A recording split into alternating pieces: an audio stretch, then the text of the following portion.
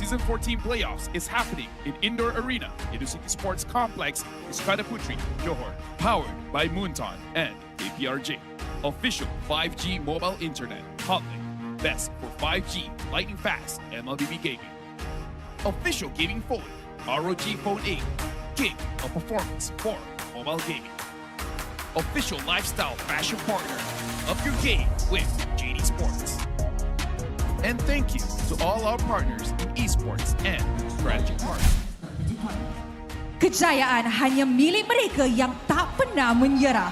Dengan api semangat yang menyala dan tekad yang tak goyah, mereka mampu mengatasi segala cabaran dan mencapai kejayaan. Selepas 45 perlawanan, 10 pasukan bertarung selama 6 minggu. Dan sekarang adalah saatnya menentukan pelawan sejati yang akan mewakili Malaysia ke M6 dan merebut gelaran juara MPL Malaysia musim ke-14. Ini bukan sekadar kejayaan yang satu pasukan, tetapi cita-cita seluruh negara yang mahu melihat trofi M6 terus kekal di tanah air, menjulang nama Malaysia di pentas dunia. Playoff kali ini adalah playoff yang sangat istimewa, sebab untuk pertama kali kita buat playoff di Johor. Alright guys, dan kita ada surprise lagi untuk mereka. Sebab kita buat playoff kali ini di Johor, kita ada jemput kawan daripada negara jiran. So, Stadium Educity, give it up for Cheryl Yao of MPL Singapore. So, Stadium Educity, give it up for Cheryl Yao. You guys here are just absolutely wild. This is Malaysia, friends. Hello, Rose. Hi, friends of Johor. Hi, MPL Malaysia. Nama saya Cheryl. Thank you so much, Cheryl. Come on over here. Come join me on the stage. Friends of Johor. Hi, Rose, what kind of crowd do you guys have here? It's just absolutely insane. Well, like what we always said, ini adalah gaya kita. This is the Malaysian way of hosting a tournament. Betul tak, guys? It's just absolutely insane. Well, like what we always Wow, said, I ini literally adalah gaya can kita. This feel is the roar Malaysian of the way crowds in my hosting a chest, and tournament. thank you Betul so tak, very guys? much for giving me this opportunity to feel the pride of Malaysia right here today for MPLMY. All right, Cheryl, before we even begin, I would just like to say that you look absolutely stunning today. You look gorgeous. Malaysia right here today for MPLMY. All right, Cheryl, Thank you so very much, Rose. But of course, we'd like to hear from the crowd as well. You look amazing, my queen. Now, thank you very much, Cheryl. It is an honor to share the stage with you here now. How do you like Malaysia? How do you like the crowd of MPL Malaysia?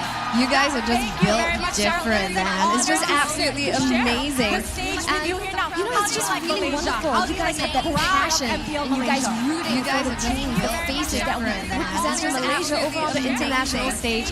So it's really, really awesome.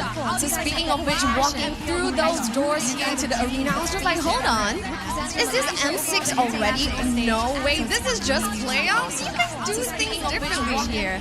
Yes, indeed. We Malaysians really do things a bit differently. And of course, untuk korang semua, korang kena datang ke Educity, tengok perlawanan dengan kita sebab bukan setakat match perlawanan menarik sahaja yang kita ada dekat sini. Sebab kita pun ada aktiviti banyak dekat luar. And of course, Foodylicious Festival mana banyak makanan ada dekat luar. So yes, I've been outside as well. And guys, the activities happening outside here at MPLMY Southern Festival is just absolutely insane. Now I'm just regretting not bringing my family over because this is truly a festival that's suitable for everyone of all ages. I can see even families are here too. Yes, betul tu, Cheryl. And of course, kalau korang tak tahu lagi kalau korang kena beli tiket ke ataupun boleh datang percuma, guys, tiket adalah percuma sahaja. Guys, come on, who doesn't love free things? Now, I'm Singaporean, so I definitely love free things, and it just sounds great. Everyone loves free things, don't they? Yes, everybody loves free things. But korang tahu tak apa lagi yang free kita ada dekat MPL Malaysia musim ini? Musim ini pasukan yang juara akan menerima MPL Malaysia Championship ring yang musim ini juara Mythical Fairy Dreamstone yang dibuat daripada Black Spinal Gem diletakkan di atas cincin sebagai tanda 10 pasukan yang bertanding, dan selain itu ada serta corak harimau di bahagian tepi cincin yang inspirasikan corak harimau MPLMY and of course the icon of MLBB. Now definitely so I've seen the rings themselves and I love the incorporation of the tiger onto the rings, and truly with this ring itself I really hope that it invigorates and unleashes that inner spirit of the Gaya Harimau of the players here today to clinch that championship that is to represent Malaysia at M6. Yes, betul tu Cheryl. Now, you know what Cheryl? It's a new venue. Takkan tu je kita ada surprise dekat korang, betul tak? Kita ada dekat venue baru, mestilah kita ada tema dengan design yang baru. So, korang dah ready ke nak tengok grafik baru? Tak dengar, korang dah ready ke nak tengok grafik baru? Design yang baru. Alright, so with that, I guess on the count of 3, let's unleash it in 1, 2, 3. Ini gaya kita. That I guess on the count of 3, let's unleash it in 1. I love it. It's so nice. And guys, korang dekat Johor, korang suka ke? I guess on the count of 3. Absolutely insane. Okay, now guys, selain daripada MPL yang baru menarik, kita pun tahu that M6 akan diadakan dekat Malaysia. Mana 13 pasukan sudah mengunci slot mereka ke M6. And yes, 2 more slots will be filled by 2 of the best Malaysian teams, which we will witness unveil by this week. And yes, pasukan manakah akan mara ke M6 untuk mewakili Malaysia? So speaking of which, M1 was held in Malaysia, and then it was passed on to Singapore, then Indonesia, and then to the Philippines. And now for the upcoming M6, it will be back to where it all started. But it will be different than it was ever before, because this time round, this is the home ground of the defending world champions. So will it be different for the M6? For me, I will never get the venue, the glorious venue that is M1, and I can't wait to see what M6 can bring. Betul tu Cheryl. Bahannya semakin terasa. Era baru telah terlihat di mana semua pasukan-pasukan juara siri lepas telah tumbang dan gagal melahirkan diri ke M6. So yes, with that being said, I'm sure everyone here in the arena must be excited for the first match that's going to come out real soon. We will have 2 matches played today where the winner will advance further into the stage in their playoff aspirations to hopefully get a chance to win that title, and the losers will unfortunately have to say goodbye to the ticket to the M6. Not unless they come as a guest today.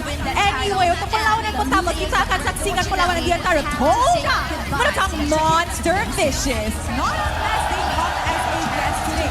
Anyway, untuk perlawanan The pertama, crowd is ready and the stage is set. And I guess with that being said, we're going to hand our time over to the casters.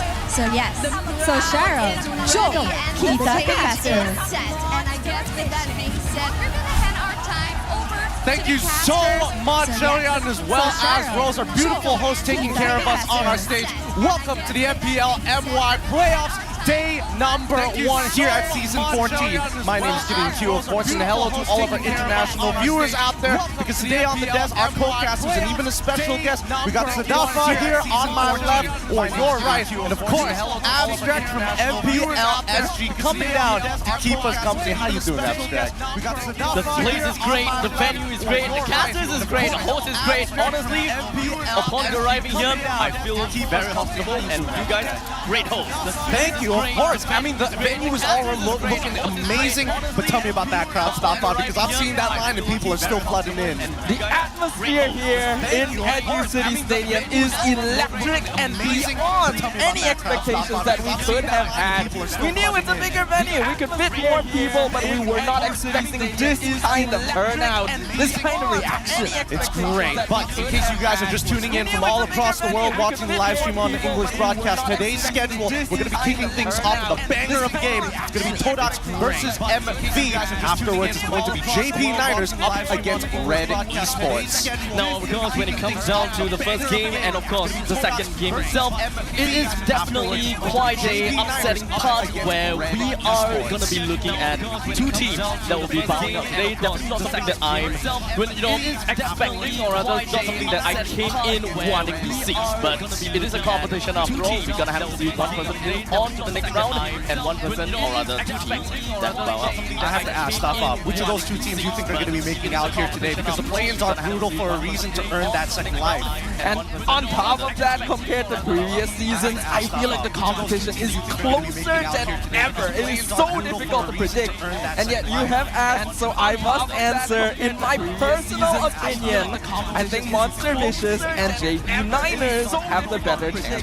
And yet you have pretty good. I mean, I have to admit, pretty good odds overall. The regular season has been extremely exciting and been building up to this very moment here today. Now, the play-ins, as mentioned before, this is brutal. Two of these teams will be leaving us today and will not get that second life in that upper brackets once we get into the playoff brackets. Even so, these teams need to show their best here today, and I think the turnout really goes to show the stakes involved. Honestly, the turnout is definitely not something that I expected. We're talking about a Thursday, right? Thursday afternoon. It is a weekday, and of course, the stadium is absolutely packed. I myself didn't think that, maybe we'll have some good amount of people, more people will be online, but I'm wrong. The people in Johor definitely proved me wrong, completely. I mean, considering that we already have US guests, I'm wondering whether maybe a good percentage of Singaporeans have come down to check this out. It's not impossible. It's our first time having the MPL outside of Selangor. Here in Johor, it is incredible to see. There's plenty of stuff, not just the games, but outside there's festivals happening, there's booths, there's stalls, there's plenty of stuff to check out. So if you guys are nearby and you're still on the fence, I think the crowd speaks for itself. And don't forget, even if you are bringing a +1, there is a festival happening literally right outside of us. Well, I mean, I can hardly see because there's still people coming in, but I heard that the line today really stretched out all the way to the entrance of Educity. Entrance? Okay, yeah, it is definitely quite a walk. Oh, yeah. And we came in by bus. It took some time to get past the entire road and all that kind of stuff. So, honestly, damn. That's a lot of people. It's way too many people. Honestly, it's starting to feel like a sauna in here. The bodies alone, the energy being given over to the stage, we can only expect the best of the best today. But let's cut straight into it, right? The business, down to it. What do you think of the odds? Our very first matchup is going to be Todak as well as MV. Two teams that I personally thought have a really good chance of actually making it top 50. Exactly. I mean, definitely looking at the both of them, I want to see them move on. Both of them. Unfortunately, we don't have the luxury of that option because play-ins are truly a obstacle that every team has to overcome here. Todak, MV, only one of them getting to move on to face SRG. And later on in the day, we will see whether it is the JP Niners or RED Esports who moves on to face Vamos. It's a best of 5. And later on in the day, oh yeah. We don't hold any punches. There is no mercy this time around. We know that we are going to be the host for M6, so we've got to get our quality up. And best of 5s is a really good way to kick things off today. Well, okay. So at least when it comes down to, elimination matches, it's not necessarily that punishing per se, because it's kind of like a single elimination at the first part per se. At least it goes all the way out, BO5, and honestly, I'm not too surprised if we are looking at all 5 games. Of course. I mean, in these best of 5 alone, these teams need to be really, really fresh. They got to come up with some new strategies and continue to evolve the meta. As you can see, players have already started to walk on up anyways. Now, let me introduce introduce you the lineup of Todak. Starting off with the pillars, Dive Senpoi, Momo, as well as Side, Ganlord, and Chiku guys to complete the roster. Todak kicked off the season in a shaky state, having to explore multiple different lineups of players to figure out what would work and what would stick. This lineup though, lineup C as we dubbed it halfway through the season, turns out to be the winner and has slowly been getting stronger and stronger with a mixture of faces old and new.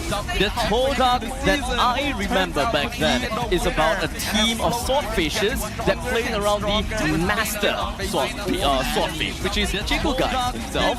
But I can see that there is definitely quite a little bit of a shake-up, and the Todak specialty of playing some special heroes doesn't seem to be that present anymore. Okay, look, I mean, the Todak Langa DNA is still part of them, but this is the next generation. The next generation of Todak, our next generation of Monster Vicious is here. From Tier 2, they fought all the way to the Tier 1 and qualified in the MPL and continue to hold the banner strong of a full local lineup. It's Martizi, Zeno, Unir, Novax Kovar, and Ruff.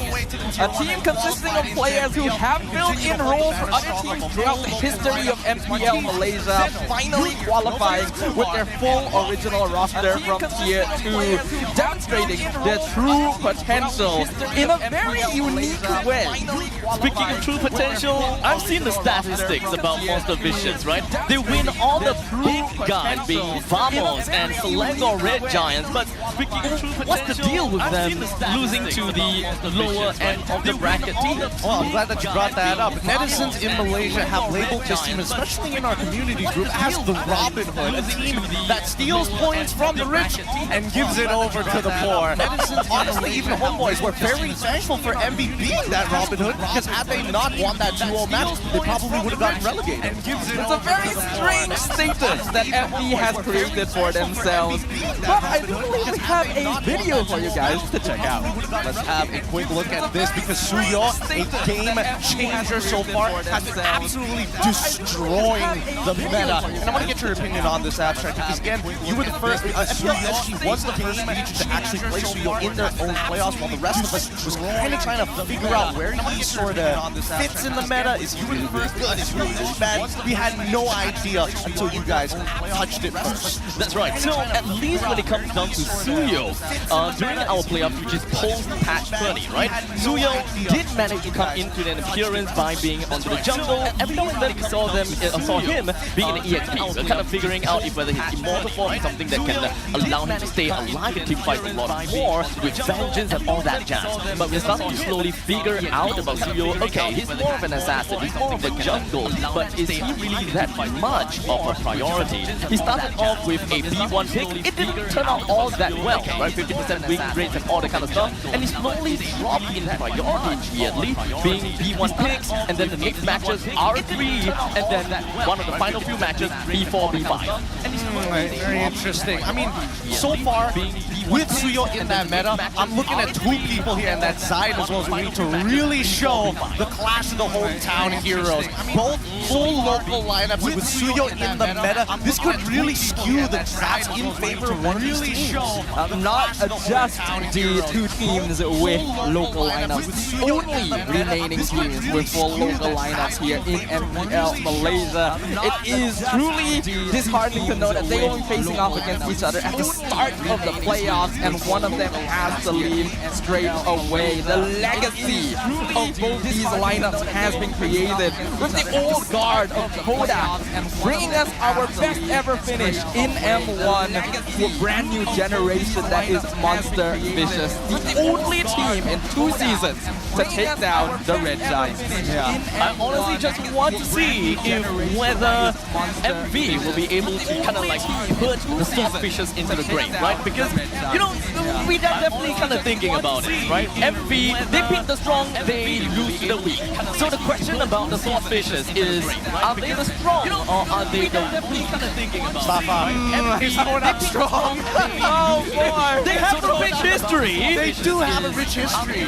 It's kind of crazy, I'm not gonna lie. But guys, join the fight now while you still can. You have a redemption code down below. And don't forget, if you're lazy time, just scan the QR code to save your time. Let's pull it back here. I mean, rich history in Todak. Are they strong? Todak has been doing more consistently after the first few weeks of the regular season where they finally solidified their lineup. We're slowly getting better and better. But there's still a team that depends a little bit on draft, a little bit on momentum, and they gotta make sure the conditions are hit for them to come out. Conditions are hit. What about you? Honestly, I'm just in for the fun, man. That's great. That's the best way to handle it. Todak as well as MPU, you never know what you're going to get. It's going to be a little bit of a coin toss. I hope it is going to impress you because it is time to bring out both the teams onto the stage here in Edu City. I hope it is going to impress you because it is time to bring out both the teams onto the stage. Introducing the head of league ops, Franklin, and the marshals that will ensure fair play and professional integrity in these matches.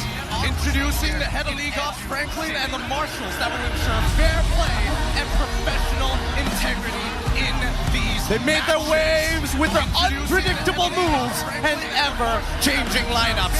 After numerous tweaks and iterations, the Kings of the Ocean finally settled on their main squad.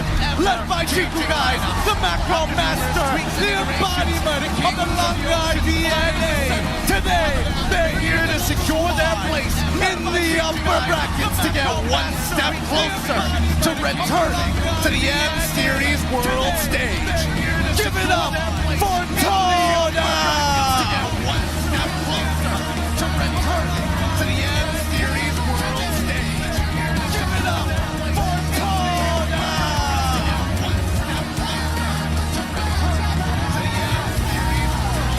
Monster Vicious. They have broke the winning streak of giants like Vamos and SRT, proving they're here to make an impact. They're overcoming fierce battles to reach the playoffs, and today they aim to rise even higher with a spot in the upper brackets. There is more than a game, it's about pride, resilience, and putting Malaysian talent on the map. As the stakes intensify, they stand united and ready to give it everything they've got. Let's hear it for the all-location sensation, the pride of Malaysia, Monster Vicious!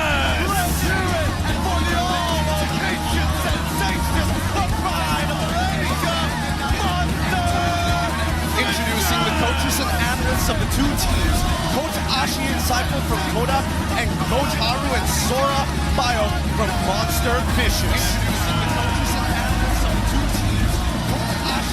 Let's keep it going with less bumps between the teams, a true sign of professionalism. This is how we roll. This is Malaysian sportsmanship. Ini Kaya Kita. Good luck to both our competitors. This is how we roll. This is Malaysian sportsmanship. A status is in contested right now for the very first match of the MPL Malaysia Season 14 playoffs as two local lineups compete for the legacy of fielding Malaysian talent on the global stage. It's a very interesting time to be alive in Malaysian MLBB history. Everybody's excited for M6, but most importantly, everybody's excited to see these local talents go above and beyond. Honestly, with these two teams coming together after a very long regular season, they have honed their skills, and now is the day. Now's the time for them to put everything to use. A very long regular season, they have honed their skills, and now is the day. Now's the time for them to put everything I to use. have message for Sipu, don't angry England. Selain di Malaysia yang pengen lawan di Sultan dan kenapa? I think SRG because before Onyx lose against SRG, like I trust my friend and my teammate can beat SRG. So I wanna reach. I think SRG because before Onyx lose. And this is just an inside outsider for Skylar himself. Fortunately for them, they weren't able to win the entirety of MPLID, but second place in the qualification for M6, he's excited to see familiar faces because I remember M1, 2, and 3. Each and every time we saw Todak as well as RRQ battle it out, it is always a heated argument, not only in the comments, but even in the land of Dawn. Long-time MPLMY fans know about the rivalry between Todak and RRQ. There's a long-standing feud between the two teams that has not quite been resolved since both have been struggling to get back onto that big stage. Speaking of which, we are going to look at Natan as our current MPL stats because after a couple of playoffs from both PH and as well as ID, there has been a huge resurgence of Natan as the insurance policy for the late games. Hold on a second. Where's MPLSG? Well, what are you talking about? It's totally there. It's like where's my MPLSG? Every region. Every region? Every major region they like to call it.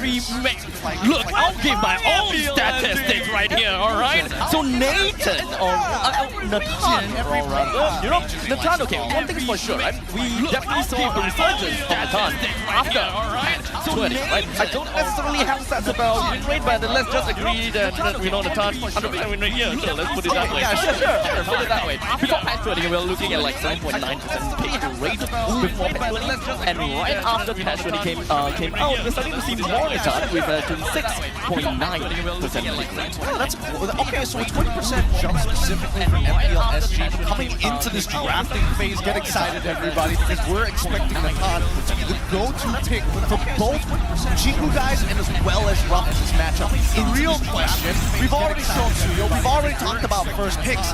Blue side or red side, which do you think is key to victory here?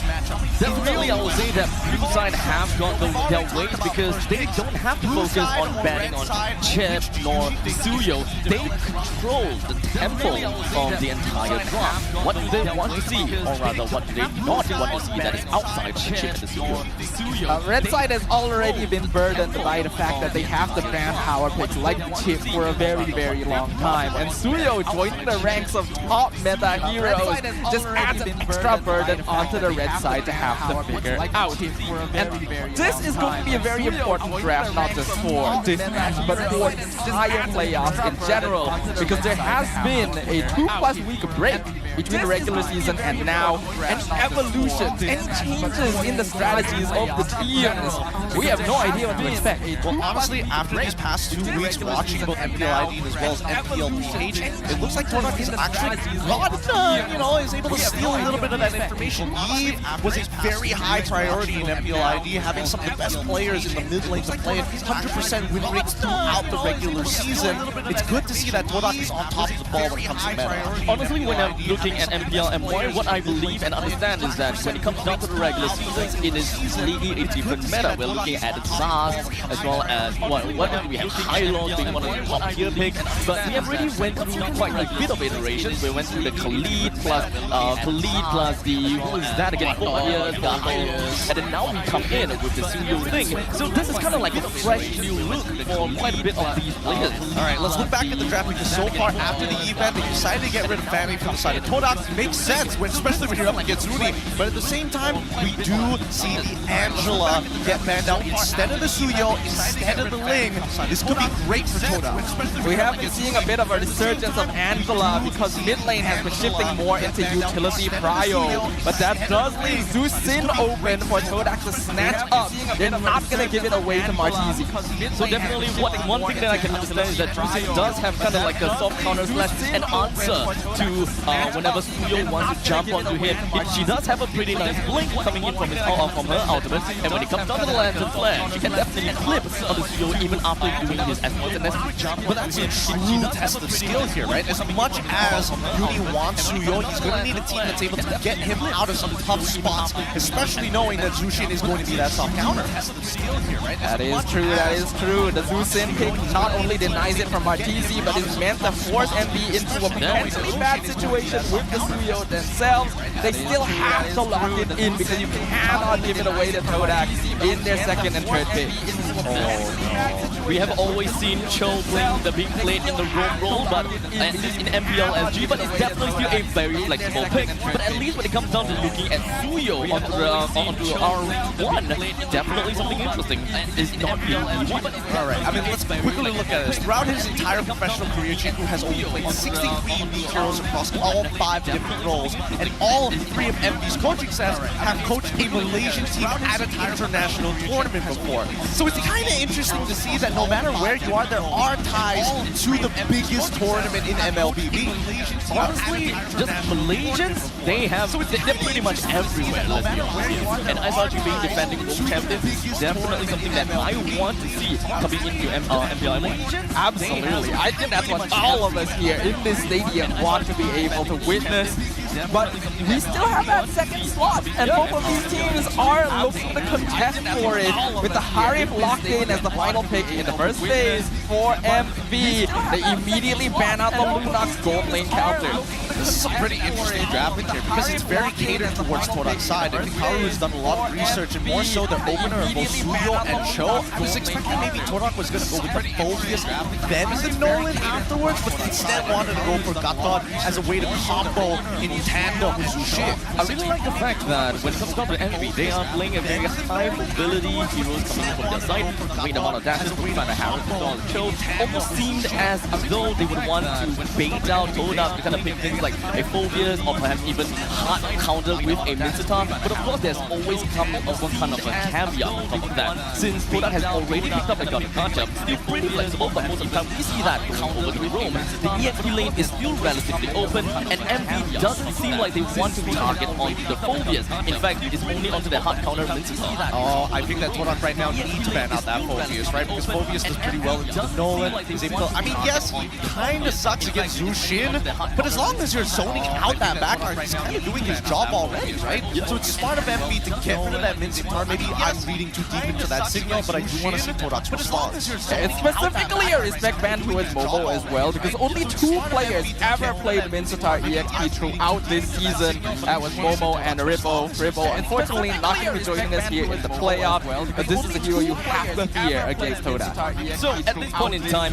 the main thing that we are looking at is the core 3 heroes from both Todak as well as MV. At least for now, we're looking at Kabakacha as well as Jusin. They pretty much want to play more of a kind of like 4-1 split push kind of thing, but of course this is still pretty early in the draft for us to really just dive right in and say, yeah, this is what they're gonna do. It is still pretty diverse and pretty open, considering we still need an EXP laner. We also need a gold laner that can actually deal with the Harris in the gold lane. Unfortunately, since Lunox has already been taken away, that main counter, that bully of your Harris is no longer there. Alright, so they're going to be locking in the mid laner first, right? They want to make sure that this Cho is still going to be that flex pick. Aurora does really well into assassins, and more importantly, so able to kind of slow down that front line for those big engages. Well, with the exception of Gatod, because he kind of gets to wherever he wants to, however he wants to. We have to note in general, both of these teams are very specialized in team fighting. That mid-game timing is very important for both Todak and Monster Vicious to get that advantage, because their late game, while solid enough, isn't exactly stellar. That's why you see a lot of respect towards heroes that can disrupt the flow of team fighting, like Eve, Akai, and Tigreal on the side of Todak. So at least for Todak, the main thing I'm looking out for is the fact that they have a goal. So when it comes down to wave clear or rather quick clears, they are definitely going to be relatively fast. Perhaps something that can actually give them a very good amount of kind of curve into the game. That would be great, but Melissa? Interesting. Okay. Alright, so Melissa, so that Cho doesn't get on top of her, but you can still technically shove points away the dragon still. It's just that the angle might be off. Interesting. Okay. I guess so, because I mean, Melissa's pretty good at these overall team fights. Generally is able to outrange that Harith before he hits level 4. So maybe there's an opportunity there, because as we mentioned before, they are team fight oriented. So the only advantage is that probably the Kuja can edge out in the lane. Yeah, I can see where you're coming from, but I feel like Melissa's still gonna have a bit of difficulty. As long as Rough plays around Muddles, it's very easy to poke Chiku out of the lane. Honestly, I've never seen a Melissa in MPLSG for this season, and honestly, I'm not exactly even sure how well Melissa is gonna fare. But moving on aside from the Melissa thing, Phobius and Khalid being E5 as well as R5, is this something that you guys expected? Well, honestly, I think that Khalid and Phobius was going to show up at some point. I was hoping specifically MP was going to pick up that Phobius, but hey, you know, it's as good as it gets. With that being said, it's time to make our way. The draft has been settled and the final lock-ins are in. Give us a breakdown of the composition stuff up before we jump right into the land of dawn. Well, this is going to be a very interesting one because MV, I feel like they're in a bit of more of a comfort zone, whereas Todak might have a bit of a tough time because their CC is a little bit more conditional. But if anything can make it happen, it is going to be them. The land of dawn opens the greet, a brand new era as we open up the MPLMY Season 14 playoffs with Astonishers versus Todak. Good luck to both of our competitors today. Remember, in this best of 5, whoever wins the series moves on into the upper bracket. Well, unfortunately, the opposing team will get eliminated with no second chances. Todak is going to be on blue side with MV on the red. Abstract, walk me through this, because so far, MPLSG was a long time ago, and the meta has evolved. Did you expect it to look like this? Honestly, when it comes down to the meta, I would definitely say that when it comes down to your EXP laners, pretty much the same. Mid laners, pretty much the same. It's mostly very similar, but not exactly on its timing as to when these heroes are being picked up. I don't expect to see a Khalid as well as a Phobius being picked on the first pick. In fact, they are always being part of the priority. But of course, with the studio coming in, even MPLSG itself, we don't really see that big of a resurgence for studio, and we don't really have a very good idea how to use him yet. I think, you know, the meta has definitely progressed since that time, right? You guys did get to technically beta test it for the rest of the regions. Yeah. Now, in terms of the lanes, I think that at this point of time, Zeno's going to have a bit of a hard time. Momo is a very stable laner generally, and it's not like we know, wait, hold on. Right, in some trouble, surrounded by 4 members of MV. Dashes out, gets frozen though, and Zeno jumps on in with the flicker to get that first blood. Sunset Boy and Lord, too late to save it. Despite great mobility coming in from a Nolan, which does have a 2-second dash, this is definitely not something that Todak could run away from. Monster Fishers, they were very, very formidable into taking that jungler out. It was a very good pinch as well, right? In the meantime, we do see that Uni is trying to find his way in on this, as Zeno rotates into the mid lane. The first turtle should fall into the hands of Monster Vicious. Because of that, I would only imagine that Zai probably wants to stick around for his purple. And Lord and Zion Senpoya here, they're gonna start dealing with Nova. He's dropping very low, actually. Revitalized comes out from Yanlord. Uni secure the turtle, raging fast, going to miss, unfortunately. As Zai goes in, Fractor takes out Uni. Marquise is able to freeze 2 other people and flicker out the safety himself. But I think Todak's already taken their casualties as Momo jumps back on in, breaks the passive on the Aurora, and continues to get the kill on Marquise. That's why Momo's a beast. This purple buff is going to get contested, but I think it's smarter for Todak to back away. Zion now is able to catch up against Uni, and honestly, really interesting calls are being made. Putting a pride of eyes on the cooldown is something that I expect, but actually following it up to get a cooldown of Martizi is not what I expected at all. But you know, when it comes down to the turtle fight, one thing I definitely think that was very interesting to see is looking at Zion and Boy actually using the Lantern Flare to pick someone up, but not cause them towards him. He actually extended the time of how long he stayed up in the air by not tossing him away, but to keep him at where he was. Yep, and that's just why, you know, Uni unfortunately was going to be the recipient of it. Stuck in the air, ends up dying, can't use his iframes to get out of these tough situations. But even when we look by the gold lane, oh, whoa, what's going on here? A lot of contention by Riverside. I was going to say that Ruff, it looks like he has a slight EXP against Chiku at this point of time. I can only imagine he has a slight gold lead. Maybe like 100 gold? I would say that is actually kind of interesting how both teams, they are very strong about wanting this. Oh, Nova with the kick. We have the Dragon on the top, but they're not able to follow up. Raging Storm is going to land on him, and now Nova will be traded for Yanlord. Zeno has to flicker out to get away from the Lantern as Uni jumps back in with the Surging Blade. Zion pops the ultimate to escape. Good stuff, good stuff. They're able to trade support for support, but they guaranteed at least Yanlord using his battle spell. Nova can still make a play once his Way of the Dragon comes back up. Flicker is still available. Xeno has to take his time with this. So far, MV has been very decisive as to who they would really want to target down and who they want to single out right before objective takes and such. So I really do like what Monster Vicious is trying to do at this point in time, but of course, they are very brawly at this point in time, and it's just kind of like, okay, I'm going to go for a trade kind of thing going on, just so that they will be able to take control of the river line and make sure that they will be able to keep a couple of bodies just around the Turtle's Pit or around the Lord's Pit to get themselves more control. And speaking of control, it looks like Todak wants to actually drag this out. They're positioning very aggressively, but they don't want to commit just yet.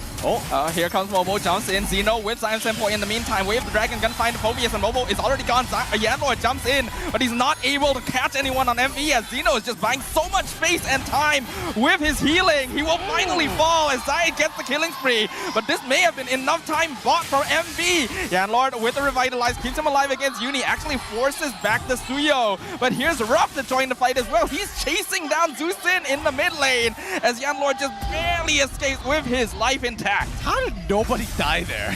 How did nobody die there? How does Monster Vicious get to walk away with casualties and still pick up the neutral objective? Wait, Xeno, did Xeno not die over there? He did. He did. It did. Okay, aside from that, I will say that Todak, they generally are, have their back against the wall time and again, and Monster Vicious is just so overwhelming when it comes down to being in the river. They knew what they wanted to do, and they just ensured that they will be able to push people away from all of these objectives, which I absolutely love.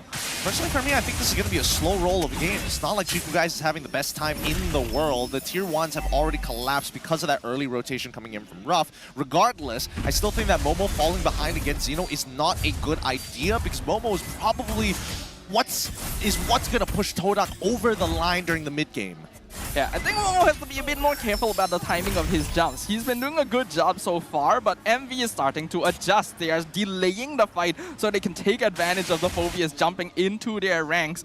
And I think Xeno buying so much time in that fight was what really made the difference. So far, the game is still kind of neck and neck, even though we're looking at about, it's just about 300 gold differences. And MV, they did manage to get themselves a good amount of turtle ticks thus far. And when it comes down to the lanes, we are definitely looking at MV's EXP lane that took one T1 down, and for the gold lane, Todak did lose one T1. So from this point on, what should we really be expecting coming in from both teams? What are the tendencies?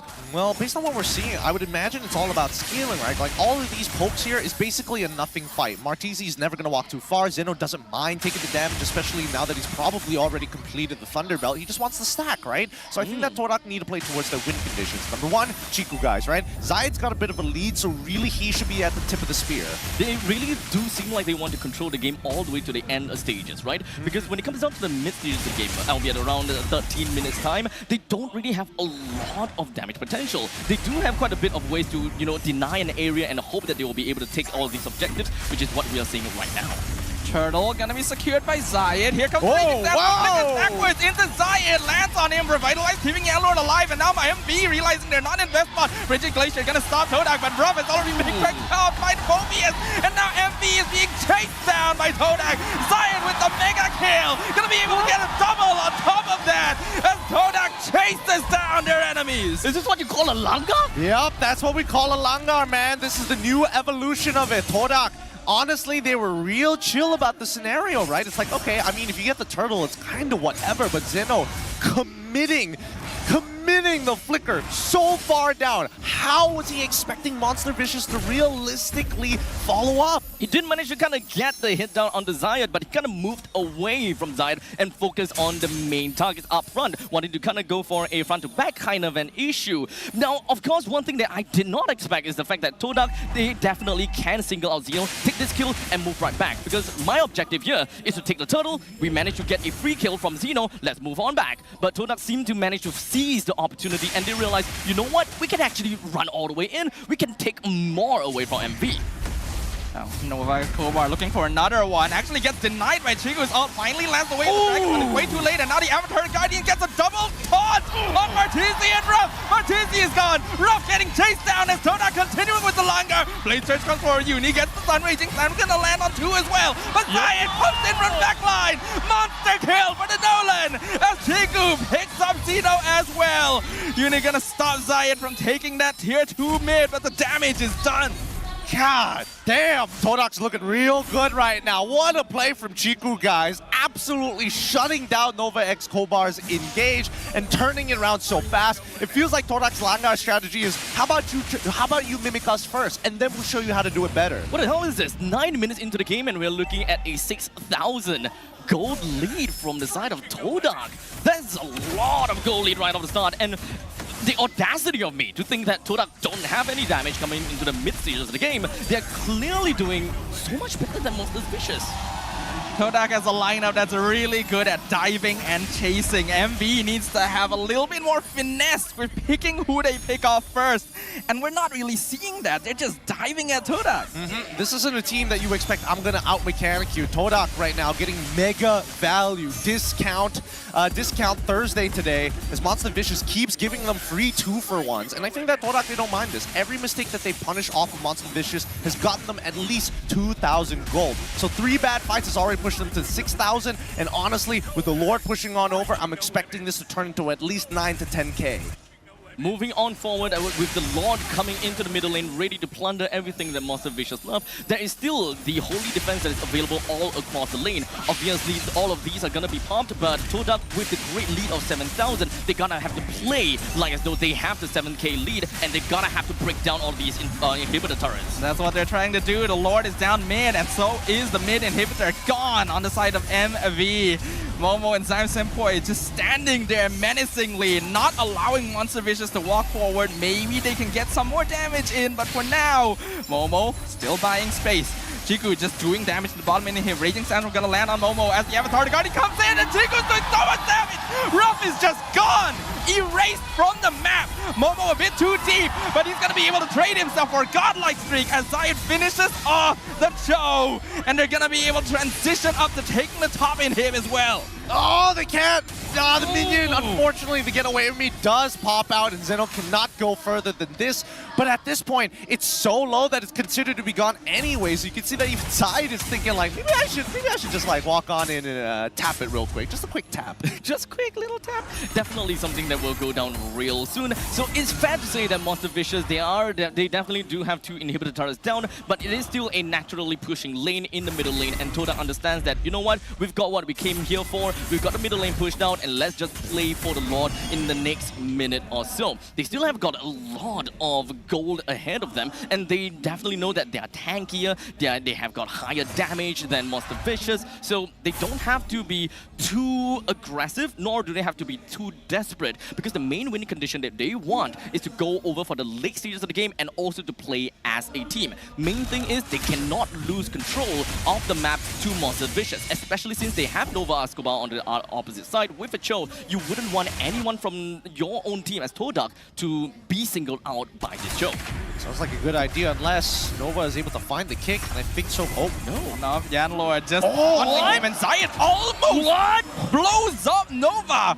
10% HP as the roamer. This Nolan is a problem. 7-1-0. He is rich, he's got items, and he really stings. I think Todak have set themselves up for victory on this next Luminous Lord, and I think that Monster Vicious, they might be caught in a checkmate scenario. Yeah, I don't see them coming back from this. Zeno in trouble. 1v2 against Yanlord, and Zyme Senpoi is just getting picked up. Way of the Dragon going to find Momo. Kicks him back, but after Guardian's gonna save him as Ruff is just gone. Taken out by Chiku. Martisi delayed by Zyme Senpoi, and Monster Vicious in full retreat. But Momo not gonna let that happen as Zion comes in. Follows up. 1 kill, 2 kills. Uni, the only one left alive. As Todak are looking to land the coup de grace on Monster Vicious. 1 minion wave, that's all they need, and the crystal will fall to the hands of the Swordfishes. Beautiful game. Great game ball coming out from Todak's side. Very cool, calm, and collected. The Todak style now looking more like a scalpel than it does a absolute giant sword. Very well executed coming from the side of Todak. They did definitely manage to take advantage of all the small little mistakes that MV kind of showed up. And Todak, they left no man behind, and they made sure that they don't slow things down. They've got the advantage. They went all the way through with it, and well, Todak Langa. I can't have put it any better. Todak is a great way to kind of describe this. And I think that the next generation now, it doesn't feel like they're running at people anymore. It feels like they are patient to a certain degree. I think it feels like they are prepared for Monster Vicious specifically. I don't know for sure if the Langar is just gone and Todak are now patient and disciplined, or they know that MV will want to run at them. These are both team fight squads. They know each other's behaviors a little better than most. And Todak was just waiting for those opportunities to come to them. I mean, speaking about team fight squad, right? When it comes down to MV, they definitely do want to seem to play around team fight, considering the fact that they have the Raging Sandstorm, they have the Frigid Glacier as well. Great ways to engage and as well as counter-engage. But when it comes down to Cho specifically, right? When we want to look at the Way of the Dragon to really single out someone, we don't really quite see that he's managed to do that, or rather be able to have someone within the composition to really make full use of that of the kick. You can't really burst anyone down fast enough to get yourself that 4v5 advantage. Well, here's the thing, right? As we look into this fight, I personally think the ones that were kind of underperforming was Zeno in this matchup. He had a lead at the very beginning. He ended up going too aggressive with his Raging Sandstorms, and I think the biggest problem is that even if Nova X Goldbar was to find a Way of the Dragon, Zeno has to zone out the rest because Yanlor comes in with the avatar of the Guardian to stop any kind of burst. Like you saw, Martisi were trying to burst out his target with the help of Uni. They both had to step away when the AOG landed.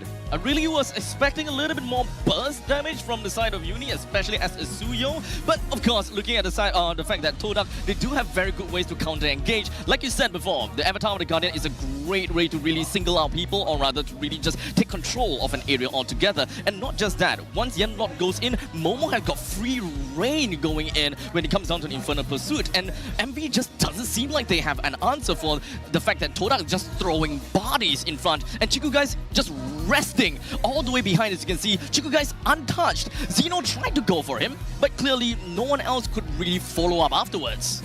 Yeah, I think it was very, very smart, the approach that Todak took through this game. And Zayed, going to be the MVP of game number 1. I'm not too sure what his final score with the Nolan was, but we'll get to see it very, very soon. The damage output from him was insane. I really thought he was going to start falling behind after that first death, that initial pinch down punish, because again, it feels like even MV did their homework expecting Zayed to be on that side of the map, and honestly, I don't even think Zayed saw it coming. I don't think that he's already coming, and I don't think that he realizes that he can actually kind of get himself back into the early stages of the game, right? Because we all expected. Jungler, you lose the first initial fight and you pretty much give away the turtle. Technically, yes, you did give away the turtle, but it doesn't seem to really phase him at all. Well, that's a great point to bring up, because again, I think that's where Todak really shone this match, right? In terms of every single one of the traits they did, you take turtle, don't worry, I take 3 of your heroes, and it looks like they always had a positive trade with each interaction with MV. Yeah, the only times that Todak was losing these skirmishes was in the first like 2 minutes of the game, where Zai gets picked off. That's his only death of the entire game. And then when Momo jumped too far forward. After that, Todak was always layering their engagement, waiting for members of MV to split themselves up, because there seemed like there was a strange desperation from Monster Vicious to try and force something to happen. Nova was consistently trying to look for Chikugais when it's already difficult to do so as a Cho versus Melissa. I mean, when it comes down to MV, right, the one thing they realize is the fact that when they do win, they win fast. And when they do lose, they lose fast as well. It could be that it was because of the desperation that they realized, yeah, you know, this is our statistics and this is how we have been playing. Maybe if we really want to win this, we gotta go all the way from the start. Yeah, I think that unfortunately for MV, they never really found their footing afterwards. And I think so honestly, it's really thanks to Todak's big tempo breakers and the way that they've traded. Because Momo, his laning phase was pretty much shafted at a certain point. He manages to come back alongside with Zayed off that very first turtle as soon as they hit level 4. And Chikugai, and this was like a 4v4. Like Chikugai was not involved in the majority of the fights that happened in the first 7 minutes. He didn't need to be. That is the big thing as well. MV had a lot of layers of Todak to break through, because Momo and Yanlord on the Phobias and Gatot are very good at jumping in your face and forcing you to deal with them. And when Xeno or Nova are trying to force an engagement themselves, they are basically allowing Todak to split up their ranks without even really trying. Yeah, I mean, when it comes down to those team fights, there's a lot of times where the fight just breaks up into two. And when it actually does break up into two, Todak actually have got the advantage of all of that, right? Sometimes we've got Xeno rushing right into the face of the enemies together with Nova Escobar, and of course they are dealing with Chiku, they are also dealing with Zymes and Boy. Time and time again, they can't seem to have enough of a damage potential to really move on from the front lines over to the back lines. I would definitely see that Xeno, he tried his best. He tried to hold on to the backlines as long as possible, but they can't clear the first wave enough to move on to the backlines. Well, I also think that like a majority of the members got outranged entirely, right? Like who can realistically outrange a Melissa plus a Zhu Xin? And I think Ruff really took, living up to his name, really got shafted. 0-4 and 0 on a Harith. You're expecting him not only to win the lane, which we saw, but in these team fights, he's basically non-existent with Momo jumping at him, Zayed one-shotting him, and Chiku guys and Zayed Senpoi making sure that your auto range is also lethal range for us. Right. There has, of course, been some time whereby Ruff seems to be very confident being in his Zaman Force. He went all the way in, and he was hoping that he will be able to take all of these trades against Chiku guys. But and of course, Chiku guys does have quite a lot of economy onto his name, so when it comes down to items, Chiku guys is definitely way above of Ruff. And not to forget, Ruff was kinda alone while he's dealing with Chiku guys. There is more support from Todak to actually come and rough in onto Ruff. Yeah, Ruff was doing okay in lane. His farm was actually pretty solid and he was confident enough to start joining team fights. But I think MV also needed him to be part of these team fights because they weren't going the way they wanted. They needed that extra bit of DPS, which is fine, right? Your marksman is winning lane, they come over, join fights, they get more farm. It's really good. But that was not what was happening. Ruff was getting caught out, and any advantage he may have built up in the lane was just surrendered immediately, allowing Todak to snowball even further. Yeah, and honestly, this isn't even like the atypical snowball we expect from Todak. We've seen Todak absolutely crush it, you know, take the momentum and really run the marathon and finishing it at world record times. But this time around, it's very much the riposte, you know? You attack me first, I parry, bam, haymaker again. They're just constantly just making sure that they have the advantage and they're making full use of this advantage. There are, of course, time and time again when it comes down to MPLSG, you play with a lead, 5k lead, and you're just kind of, you know what, we have the lead, let's play a little bit safe, let's play based on objective, let's wait for the Lord. But it's very different for Todak per se. They did only do that retreat once, but that is only after they broke through the inhibitor turret and they have got the top lane inhibitor turret to a tiny little bit. Well, let's take the Singaporean experience here.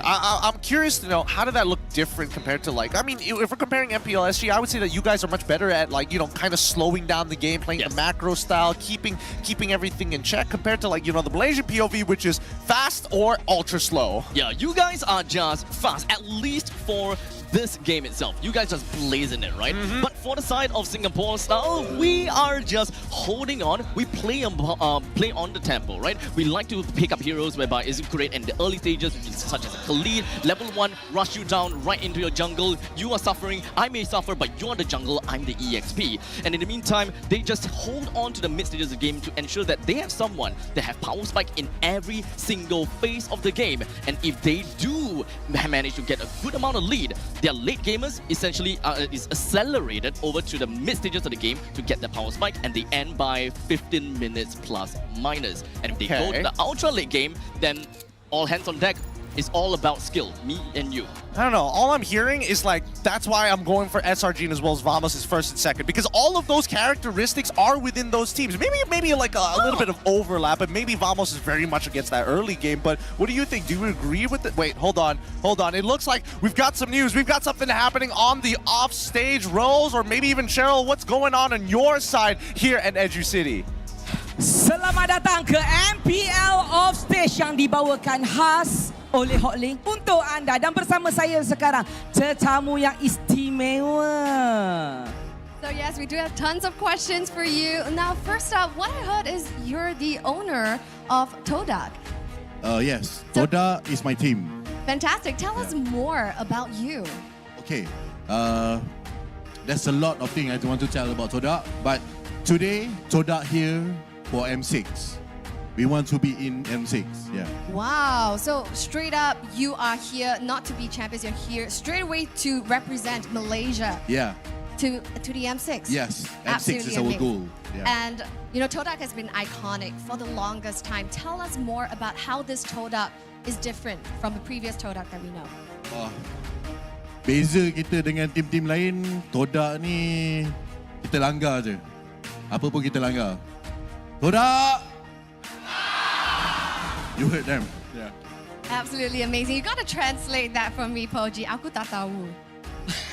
So sebenarnya dia tanya apa feeling dia lah kan. Tengok crowd ramai, semangatnya ramai kat sini. Dan Abang Lan cakap jiwa Todak macam tu lah. Tapi sekarang Abang Lan saya nak tanya sikit lah. Kita tengok dekat awal-awal dulu kan masa regular season kita tak nampak bayang langsung. Tapi sekarang dekat playoff Abang Lan datang dengan army segalanya. Todak langgar, Todak Patriot. So cuba bagi bunyi sikit lagi sekali boleh? Todak! So, feelingnya macam mana? Sebenarnya Todak memang kita ada organisasi yang besar. So ketika para jurid kami berperang di atas pentas, kami juga berperang di luar. So kita nak sediakan foundation dan persediaan yang mencukupi untuk masuk M6. That is actually our goal. Kita nak masuk M6. Kita nak jadi juara dan nombor 1 dunia. That is actually our goal. Faham. Maksudnya memang dah ada aim. Yes, our aim. Saya simpan dulu saya punya keynote ni. Sebenarnya saya ada cincin Todak bang. Saya dah ada feel. Bukan. Tapi ini Todak pasar malam. Ni tulang ikan, bukan Todak. Todak pasar malam. This is the real one. Yeah.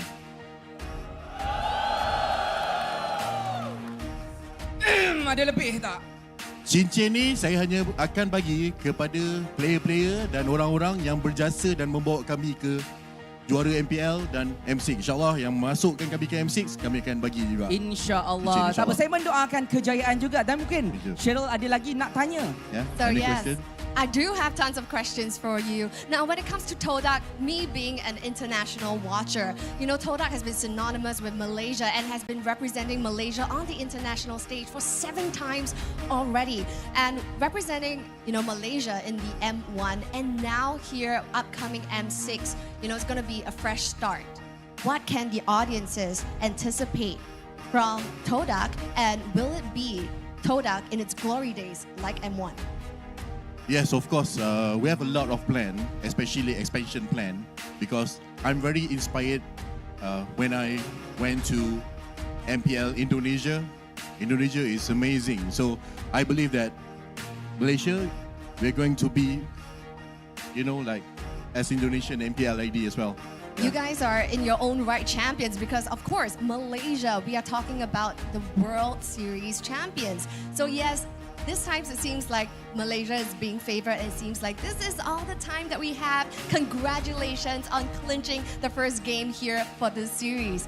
So I guess with that, jom kita ke caster. Thanks, Cheryl. I wasn't expecting Poji to be up there. Good shout-outs from Poji. I thought Rose just transformed there for a moment. Whoa, I was so confused. But good words coming out from the organization owner of Todak. He is looking to get to those glory days all over again. All I heard and the thing that I remember and understand is he wants to get Todak, you know, back onto the international stage. And on behalf of Cheryl, while she was standing there, I'm gonna say this: aku tak faham. I totally forgot about it. What about your rings?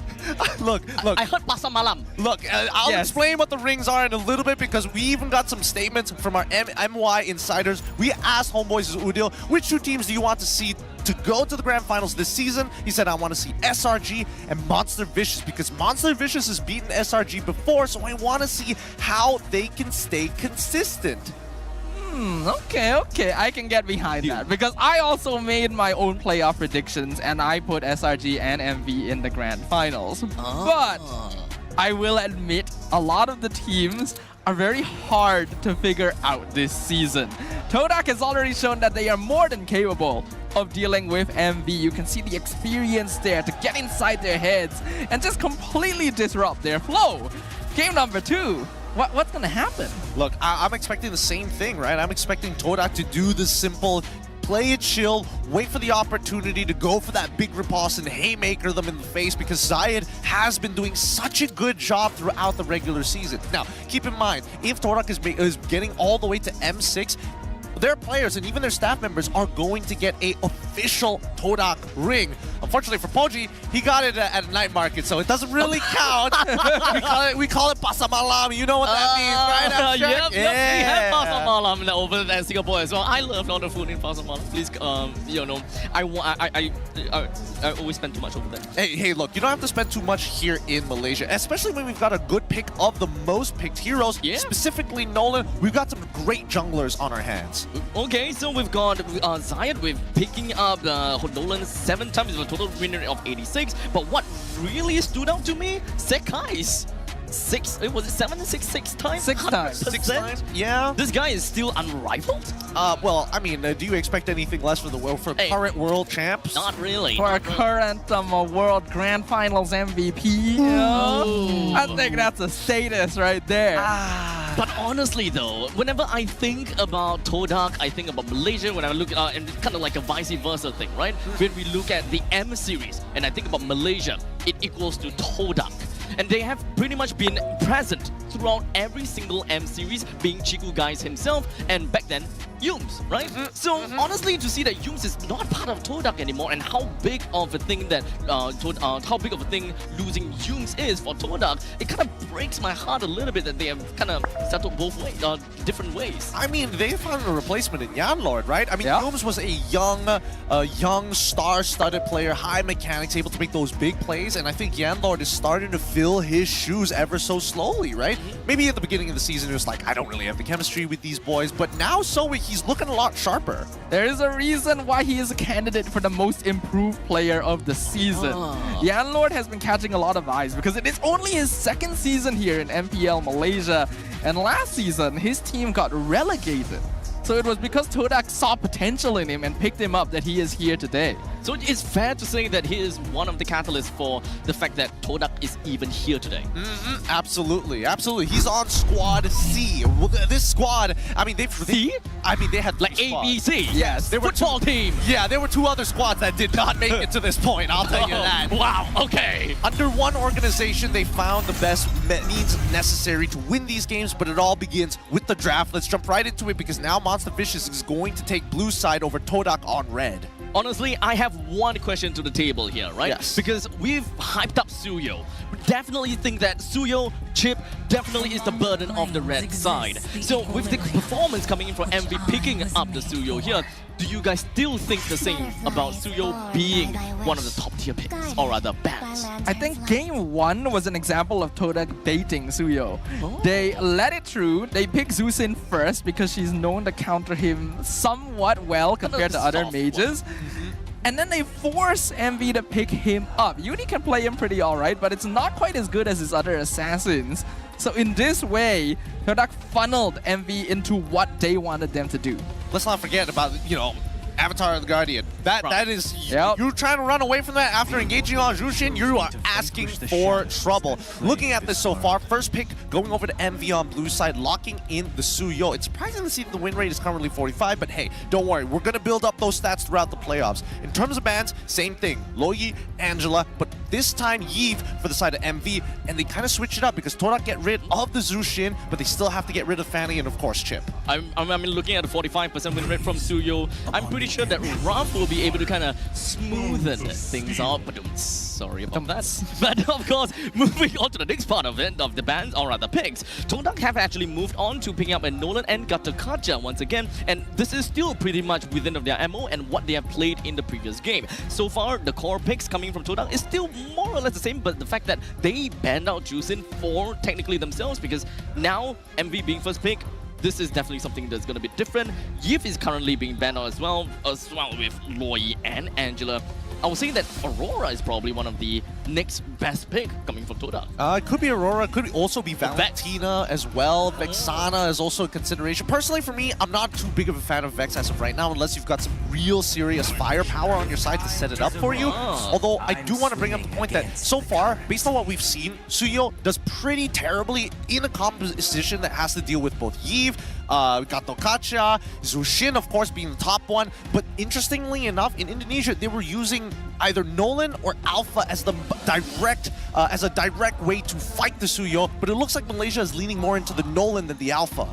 Yeah, I think it makes sense because it is still an assassin patch in the end. Alpha's pretty good, but he's a bit more niche in comparison and doesn't scale as well compared to the Nolan. But we're seeing some interesting stuff here. Maybe a bit of a return to form as the Hylos, Natan, and the Zask make an appearance. I love this. I love this a lot. MV has late game insurance. They have a way to kind of boost their momentum if they have a pickoff occur.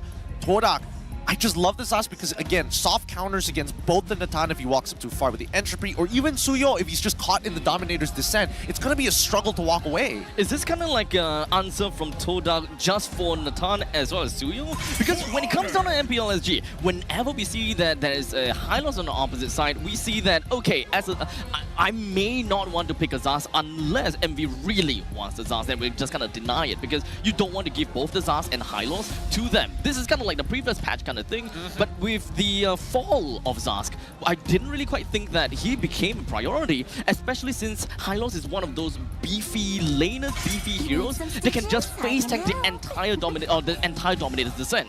I think it's better, at least in comparison to if I had Aurora and Hylos is on top of me, right? If you're not in that perfect range, then Aurora's gonna have to struggle. Zask, oh no, you're too close. Dominator's descent. Just gonna pop it right in. Exactly, pop in and out of these types of fights. And I think that's the beauty of the Zask, even though they kind of nerfed his early game, just means they need a little bit more time. Now, coming into the second phase, Todak still banning out both the Tigreal and as well as the Akai. They're not shifting too much, very Coach Kuja style.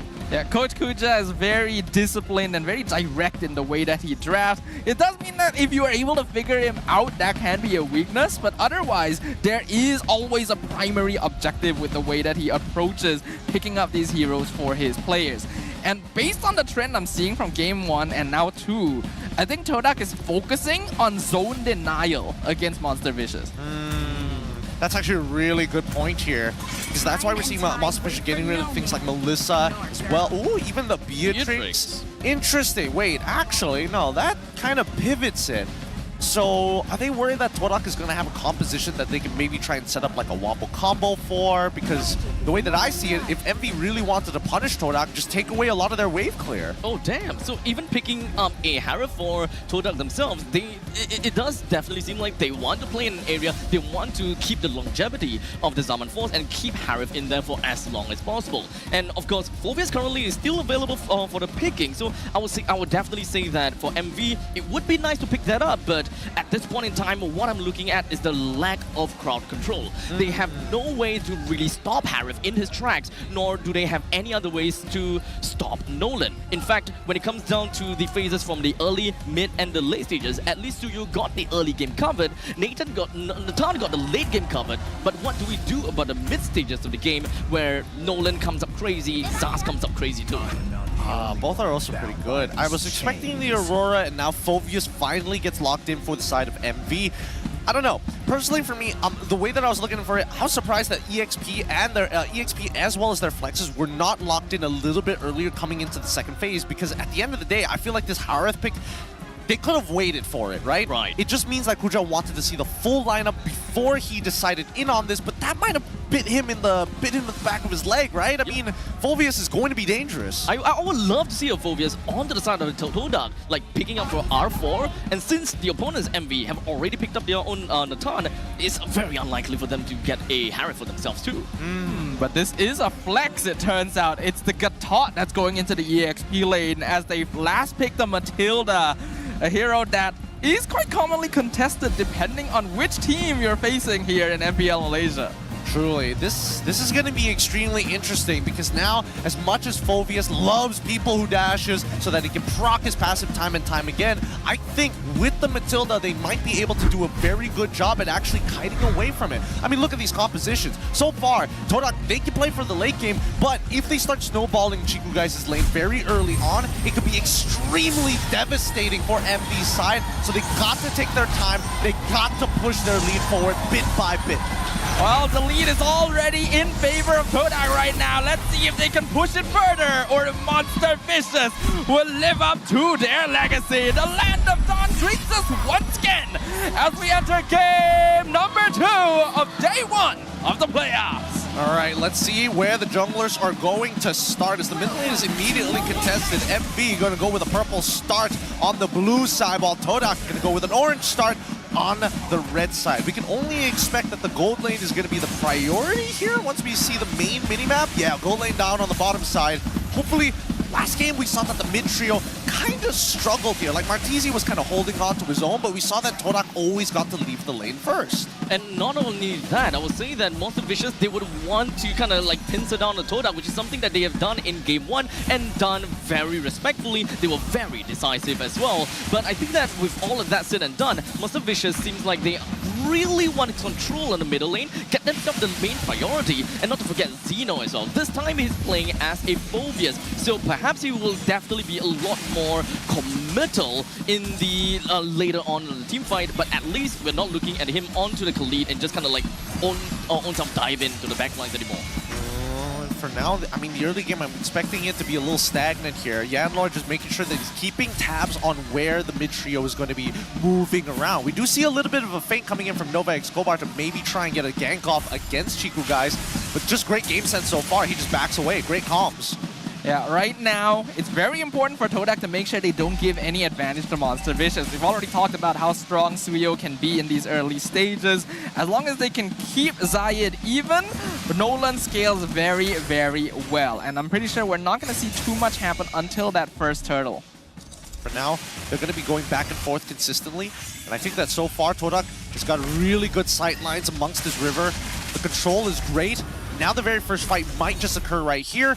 That's where things are going to get interesting, right? Purple buff already spawned, and let's just see how this plays out, because Zayed, he's waiting for a steal. Turtle at 40%, Yanlord trying to jump in, Avatar the Guardian gonna be tossed away as Uni gets the retry steal just in time. Zayed zoned out by Zeno, and now Momo left eye his lonesome. Got talking by a lot of time, but 1v4, there's not much he can do other than give first blood to Uni. That's 200 gold in the pocket of Uni so far. I mean, this is, honestly, that entire motion looked like MPLSG. I covered the names and I'm like, yeah, it was extremely clean. Everybody knew exactly what they wanted to do in that fight. Yep. Supports were looking to zone each other's junglers out. They were looking for that big stun, but again, you're up against Suyo. It's not that easy. I honestly really do like the fact that Todak, they were just kind of like chilling around, hanging around, and knowing that, okay, Momo, you're just gonna have to deal with it yourself. Wait for Yanlord to actually have his guiding wind back off cooldown, because they were just waiting for that point in time where they will be able to pluck him right out of the fight. But unfortunately, a little bit of like a 0.5 seconds, a little bit too late. Yeah, Martizi does lose out on his flicker, and honestly, Ruff, I can't tell if he's like winning the lane really, really hard. Like Chico guys is healthy for the most part of it, but it feels like, wait, hold on, they're setting up a dive. Yeah, Zaman Force already used. Yanlord being in this position actually scouts out MV before they're able to collapse on Chiku and keeps him alive though. You have to admit, a lot of homework has been done for both of these squads. Like, again, most people wouldn't be prepared for a dive that soon, and even Chiku guys using the Zaman Force to like zone out that wave, very impressive. Uni not able to find Chiku in that brush. Chiku finally shows himself. Ruff gonna use his ultimate. Chiku gets stunned. Not gonna use his Purify yet as the Zaman Force comes out yet again. He's gonna chase down Ruff, but he's inside the glorious pathway. That's not gonna work, sir. Oh, that Revitalize saved Ruff's life.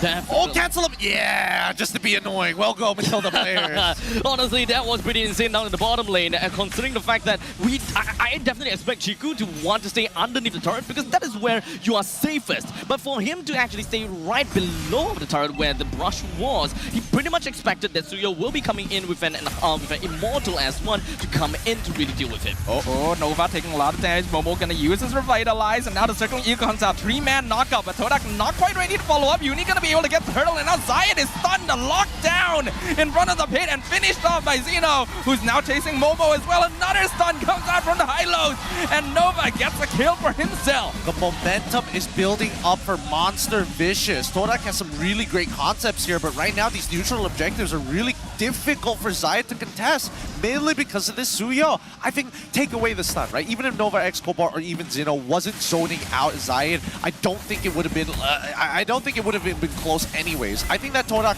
need to change their approach. They need to start moving away from these neutral objectives and really start hunkering down on the rest of the map because there's so much gold to be attained. There wouldn't be too much of a change when it comes down to them actually challenging for these objectives after all. And especially since we are talking about Zayat, right? Playing as a Nolan, you don't really have the kind of iframes that we want that we would want from a jungler. But at least when it comes down to pacing as well as tempo, that is definitely something that Nolan is very capable of. However, the difference is the fact that Zayat is currently only at level 8 and Uni is currently at level 9. You're clearly going to be slightly behind at this point in time because MV, they are singling out Momo these time and over again.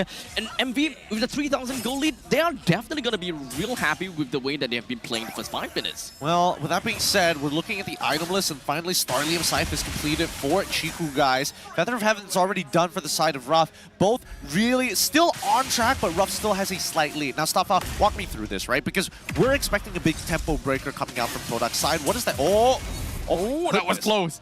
Wow, that was a lot of damage. That was just one person, and he did not want to use his ult. We're using the flicker instead. What is the tempo breaker for Todak? What does that scenario look like? Well, it would result in Monster Vicious overextending again because Todak is very good at cutting off the front line. They have a very similar draft to what we saw in Game 1, even with a few new heroes. If Monster Vicious overextends and they're able to catch Nova and Zeno separated from the rest of the team, that is a great condition for them to dish out some damage. MV, though, a lot more disciplined this game and with a lot more tools. I really expect that Todak would want to be hyper-aggressive when it comes down to team fight, and if they really want to go over to the backline to deal with Ruff, they can, since Yenlord can just very easily pluck that one person out. Be it Momo that goes in for the Avatar Guardian super deep in, or perhaps even for the side of Chiku dropping Zaman Force and just zigzag zooming straight into the face of Ruff. But I think that clearly after that engagement down in the bottom lane, even Chiku wouldn't want to repeat the same thing because Ruff is still pretty respectable with the damage that he's dealing with the Feather of Heaven. Well, for now, I mean, unfortunately, fail on the purple buff. Didn't really get the steal as much as they wanted to, but now Monster Vicious are kind of like shifting their attention to the top side of the map. It looks like they want the tier 1, but let's see how Uni plays this, right? He's got to check these bushes. He knows Zayat is there, but he doesn't know where the rest of the members of Todak are going to be. Yeah, Uni could be in a bit of trouble here as Momo is now cutting off his escape. A potential dive. Nice feint from Zayat to maybe force out resources. Ruff gets a tower, but now a full collapse. Uni, can he get out of this? No! But it was close. Here comes Zeno. Probably doesn't want to take this fight because in the meantime, we could see Chiku, guys, going 1v2, getting a kill onto Martizi. And now the rest of Todak are looking to collapse. Novak Koba already trying to zone out alongside Zeno, but this is not a fight MV wants to take. They're trying to create as much space for Ruff as possible, who's actually doing a lot of damage. Todak not able to jump on top of him, and Momo dropping down to 1%, gets pulled out, but it's not in time. Ruff will be able to finish him. This is going to be trades after trades after trades. It's a double kill. Will be picked up by Ruff, and Zeno somehow flickering out the safety himself. Monster Vicious, they are just going all the way in on the Todak, playing based on the amount of advantage that they have, and they are stopping at absolutely nothing. The way they kind of pilot themselves all the way from their own jungle and into the river line and slowly meet onto the middle lane, that is definitely something that Monster Vicious knows what they want to do by dragging things out a little bit. They split themselves up just equally, just so that Todak, even if they were to go in with big ultimates coming in from the Avatar of the Guardian, or even when Zayat wants to come in for a quick little assassination, that's not something that Todak themselves will be able to do. Admittedly, this is starting to look grim for Todak unless they're able to make something happen here and now. If not, try and divide the members. Well, Avatar Avatar Guardian catches out onto Ruff. Is it going to be enough? Circle Eagle comes in. They get the shutdown. One shot, and Martisi follows right afterwards. Chiku is going to follow up as now only 3 members of MV survive against all 5 of Todak. They want to get this mid-tier 1. Zayed contesting, steals the buff away from Uni at the exact same time as they take the middle structure. I'm sorry, I take it back. Todak, calm it down. How did Ruff get caught, of all things, by the Avatar, Guardian of the Avatar? Like, what? It's not only the fact that he got caught by the Avatar of the Guardian, but he got caught in the epicenter of the Avatar of the Guardian, eats that taunt, and for some reason takes a lot of passive shots coming from Momo. Kind of feels like he forgot that he doesn't have Purify in these sort of senses, but hey, I think that monster, it's a competitive series for a reason, and Todak right now trying to equalize that score. Oh! Ooh. Big damage, doesn't find the one shot yet. Not quite enough. Zayed is not nearly as bad as game number 1. Avatar Guardian used and whiffs completely. Wow! What are you doing, Ruff? He gets picked up. Momo will trade. It's worth it, but Zayed will follow, so it's not quite as good for Todak. Oh no, you can see Ruff, he's moving his hair out of his face. He didn't see it, it was just getting blocked. He needed a haircut before this. Should have thought about that before hitting up on this stage, because right now, the crowd, it feels right now, the Todak crowd has not lost their spirit. He had a great lead. At this point in time, he still have a lead on top of Chiku, guys. But for sure, if he didn't die the previous 2 times, it is definitely a lot more towards the advantage of Monster Vicious. So it is definitely a pity. However, they still have 2,800 gold that is on top of Todak still. So they're still technically okay, but Todak they themselves knows that they are not out of the woods. Now, I look back at the stage and I didn't realize it doesn't show. Wait, hold on. They want to get a little bit more. Force comes out. Glorious Pathway as well to maybe do some damage to the mid-tier 1, but Todak with a perfect defense here. Barely any damage taken on their tower. Just the beauty of Lord on Matilda. Already has Flask as well. Flask already done, and Shannon Talisman is already done. Things are looking good for Todak. They should be able to scale. Oh, look at that. Look at that. That is a lot of damage. Hey, hey, Matilda things. That's completely illegal, right? Coming in from the members from Todak, there are definitely some of these heroes that, well, yes, they can do pretty good damage, like Momo, for example. But where are some of these bursts ever coming from sometimes? Glorious Pathway used again to get them top tier 2. A lot of damage, actually getting dragged forward with Circling Eagle. Glacier comes out, Avatar Guardian lands right in the center, but Chiku is the first one down. Uni gonna be traded as well as Martisi as Todak continues to collapse with Novak's Kobar in the front line. Momo dropping the low HP, Xeno chasing him down, but still able to reach and thanks to the flash coming out from Yanlord. Jeez, how does only... I don't understand how it was 2 for 1 there. How does Momo not die there? Oh, how is the fact that MV lost 2? Well, Todak only lost 1. I would definitely say that MV, they did manage to have Ruff that is pretty safe throughout the entire time. He even have Entropy that is ready for him at his disposal if he wants to be also aggressive, but he's hanging behind a little bit. I would say that he's a little bit, PTSD from being plucked out of the game 2 times before. So it feels as though they just want to play things a little bit safer, but maybe a little bit too safe. I don't know. When it coming from him, or like Ruff is already 2 levels ahead of Chiku, guys, right? There should be a level of confidence, but so far, the blunders have kind of put him back in his place. Now, I was talking earlier about the stage actually has information that you guys don't see, but we can clearly see the damage difference here. 53.6% for Todak compared to 46.4. Now the Lord gonna get contested. Avatar Guardian comes out again, but this time Ruff is able to dodge it, and that means that Momo is just gone, exploded, never existed. The rest of Todak trying to chase him down, but the Glorious Pathway will allow them to continue. And now Nolan in some trouble. The Guiding Winds will get him out. Dude, these games, the angles are not normal. Todak is playing really fluidly right now, and they're making sure that these angles aren't expected by Monster Vicious. They don't know where to look sometimes. Honestly, at this point in time, it's really just the fact that both teams just want to engage, and both teams just want to get some bodies out of the game. There are always someone that is dead every minute, which is vast difference from what we are seeing in MPLSG, right? Monster Vicious and Todak, they find an opportunity, they will go for it. It's not about, getting information too much and just kind of holding it in. It's more the fact that, okay, this is an opportunity, I have 2 seconds, I'll make the call, I make the play. All right, let's see what this next play is going to be, because these inhibitors are going to get contested pretty hard. I think that Todak, no matter what, is going to lose an inhibitor, but at the same time, we're coming to the final builds of the game. I'm seeing Blood Wings being purchased by both Martesian as well as Ruff. Now it's just situational items and more economy so that they can start swapping out the items.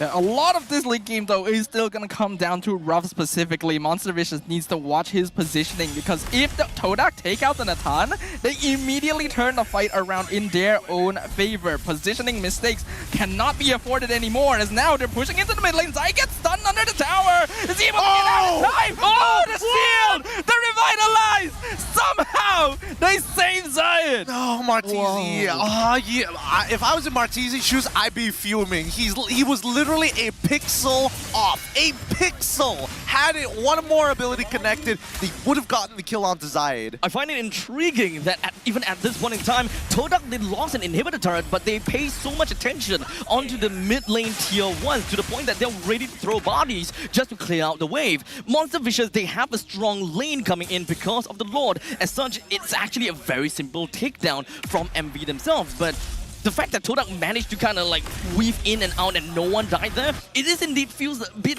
greedy on my part, wanting to defend the T1, but it is a very fortunate thing that Todak didn't lose sight from that. Yeah, I think that Todak, they're living right on the knife's edge right now. Even their trades against Monster Vicious, we haven't seen Monster Vicious actually attain a clean 5k gold lead against Todak throughout this match just yet. And even so, the blunders have been coming through, but it's just to whip them back up into shape. They're full build at this point.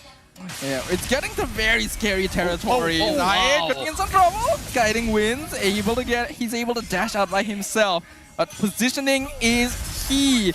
Avatar the Guardian comes out, they catch Mo. Zeno, is it gonna be enough though? Because Zeno is just continuing the chase with the Infernal Pursuit.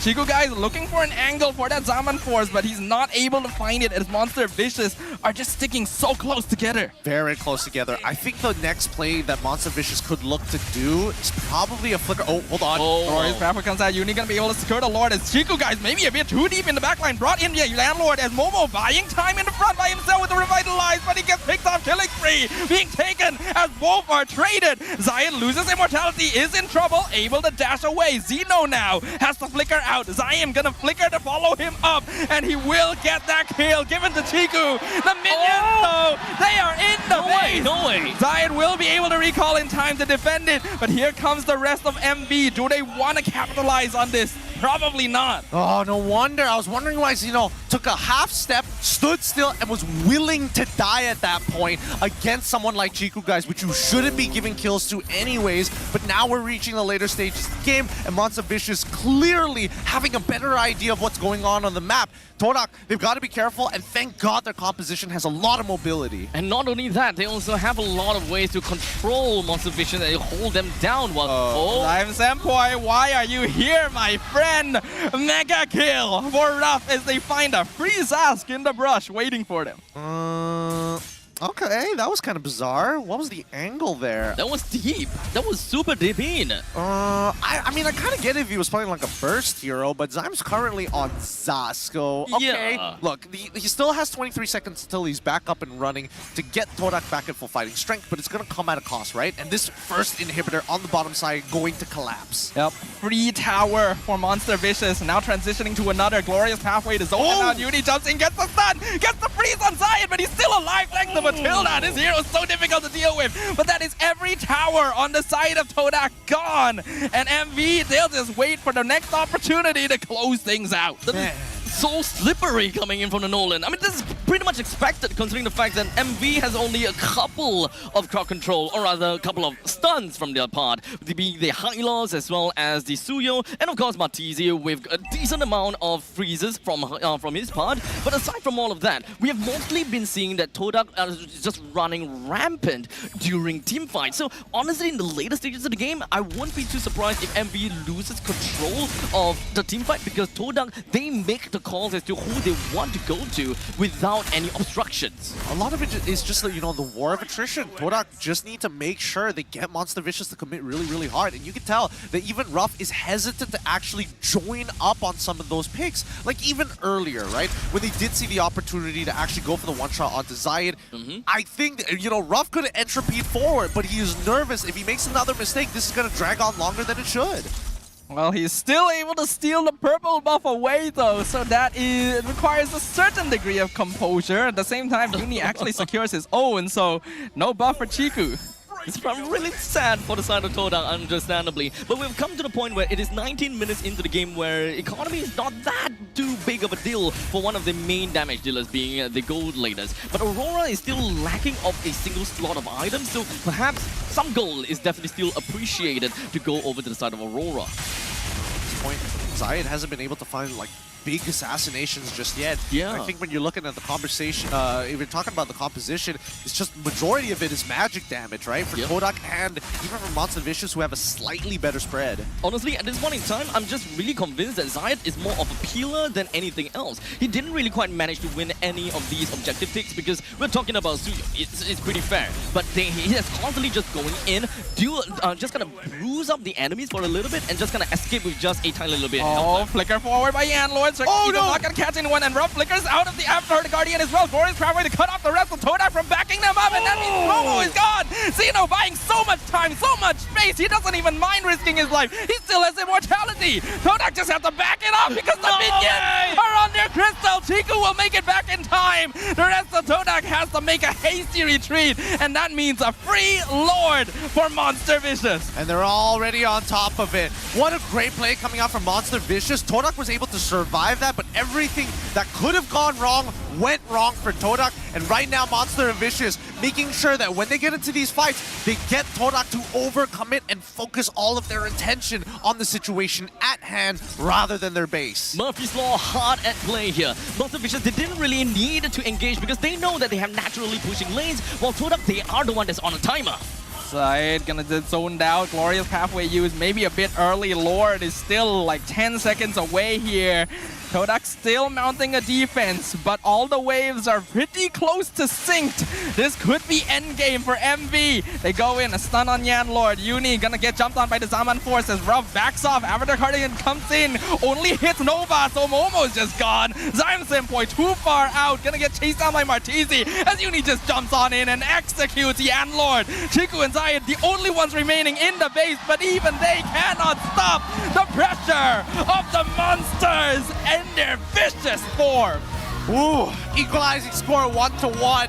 Blue side looking very, very good for either one of these teams, but I have to admit, Todak put up a much better fight here, even when they are on the back foot. Definitely showed exactly what Todak is made of, even though they were playing from behind time and time again, I suppose. And of course, every single engagement they take, they knew that it would be a gamble, and they always managed to come back in time to do an utmost best defense. Albeit it is a law that eventually ended the game for them, but they don't really have any way to get themselves out of the pickle. Well, with that being said, at least we have a bit of time to kind of think about what's happening for this next game, right? Because again, adaptations are going to be key, and so far between the battle of MV and as well as Todak, in terms of mechanics, it's looking pretty good.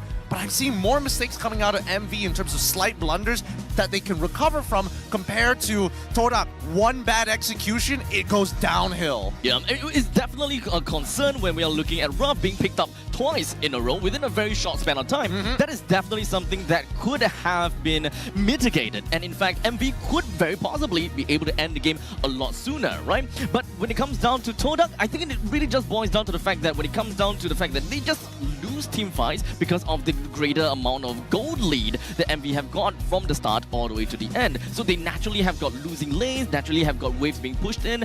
They are kind of trying to hope that they can get that one big fight and win in that big fight and then possibly just end through the middle lane. I see. What about you, Staffa? Do you agree with the statement? Because, I mean, even I can see that, like, 2,000 to 3,000, it's still manageable. Like, I would still roll the dice in a fight. Yeah, I can see exactly where both of you guys are coming from here, because we already mentioned, right, the win con for Todak later on in that game is to try and separate the members of MV and take them out one by one. But in a similar way to game one, where Todak had really bulky frontliners that MV couldn't get through, in this game, MV had really bulky frontliners that took Todak too long to get through themselves, because Hari just doesn't quite match up in burst damage to a scaled up Natan.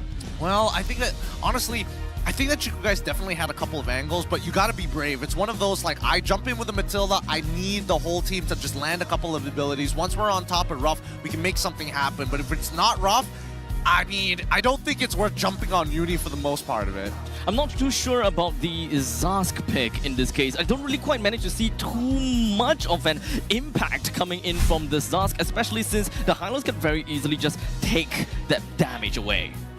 Wait, I just realized. Wait, he changed the color of his hair.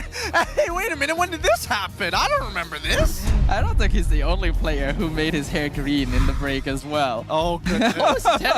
Okay, so this is his hair before. Yes. Yes. That's how I always envision him. Flawless. Look at it. Flawless. So wait, so you're telling me that he's now flawed? Well, I mean, he's 8-2-3 right now, so it's like if he was like 8-0-5, like I would have been like, yeah, fair enough. Yeah. Okay. Can we please talk about this wishing lantern here coming up for the side of Ruff?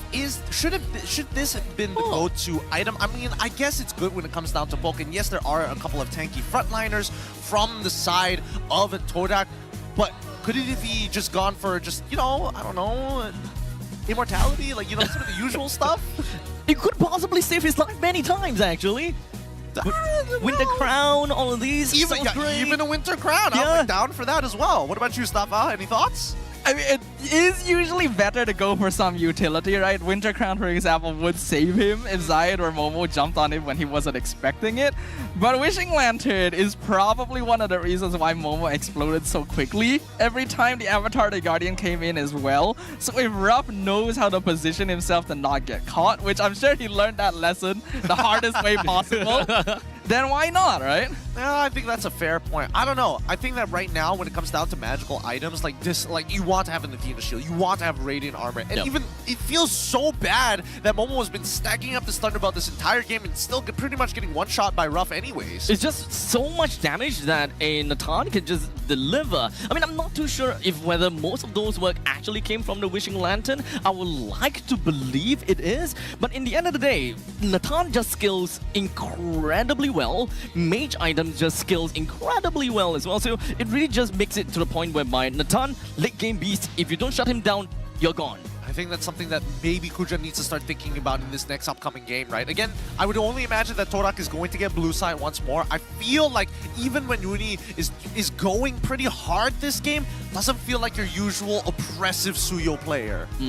Yeah, I can see what you mean there. And I think that's fine because Uni doesn't need to be in that position here, because trying to go over aggressive to start fights and force things is exactly how MV lost game number 1. This is a more structured approach, and since they have Hylos and Phobius to take the front line more easily, MV have more time to think about what they need to do. I would say that Ruff definitely did manage to be the compensating factor for Uni not being overly aggressive, nor trying to go for those flashy assassination plays. In fact, I do like what he's trying to do here. Kind of like if I have the opportunity to assassinate someone, I would, but it is not the most, it's not my biggest concern. The main thing I want to do is to single people, is just to pull the Lord and just kind of hold on to the Lord. If I can get the Lord, if I can get objectives, I will go straight for it, because this is unlike most assassin players or most assassin ways whereby they let their frontliners pull the Lord out and just kind of play around with it. Uni has always been sticking very close to the Lord, like as though he's yelling, "I want this Lord, stay away." I mean, with these neutral objective secures, it really begs the question whether Todak should have played the early game just like a little differently, right? Sacrifice a couple of these neutral objectives, maybe go to the opposite side of the map, and maybe boost up Chiku guys who was having a really rough time against Ruff. Kind of value for value, right? Yeah, right? I mean, you've got to find the trade somewhere. Like, Todak did that in game number 1. Oh, I give you the neutral objective, I take 4 of your members. That's a fair trade. I think this game demonstrates a little bit of that weakness I mentioned in regards to Kuja's coaching and drafting style, where this game too was designed to try and fulfill a similar purpose to game number 1. You want MV to run at you, then you use heroes like the Zast to cut off the backup, and then you slowly pick him off one by one. In this case though, it's a lot more difficult to do that. You have Hylos to revitalize, you have the Katat to deal with. It's a lot more difficult, especially if you don't have the lead.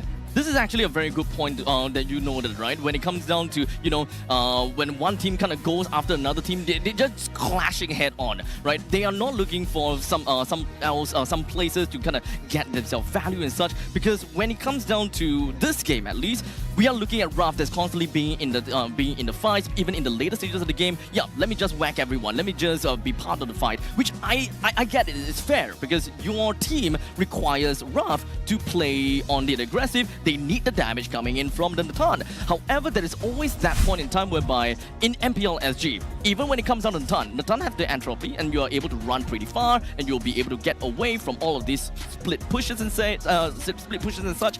Singapore, we don't deal with problems head on.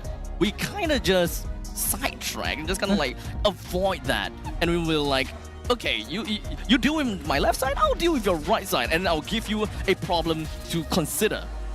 Interesting, man. Yeah, I don't know. Maybe the nation needs to go have some therapy with that. With that being said, let's see who's going to be on the up stage here. Probably Poji, could be Rose, could be Cheryl. Let's find out what they're doing right now. Alrighty, so ladies and gentlemen, welcome back to MPL Offstage, brought to you by Hotlink. Now, tell me more about, what's your name, first of all? My name is Amir, Amir? Okay, so what do you do at MV? team manager for Monster Vicious. Okay, so team manager for Monster Vicious. So I do have a question for you, Amir, and this is, why is MV so persistent on building a full Malaysian team? Kita orang memang nak fokus untuk full local lineup dulu. Kita orang ada try untuk ambil import, tapi kita orang akan prioritaskan dekat local dulu. Kalau local punya quality lebih kurang import, so kita orang akan fokus kat local dulu. Right, so Poji.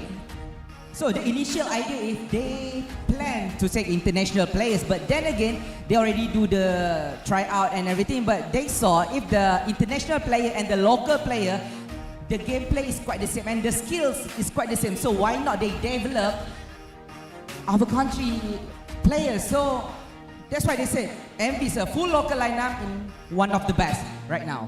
Truly so, and this is why Malaysia, you guys are already making your mark on the international stage. You guys definitely have it in you. Poji, what questions do you have?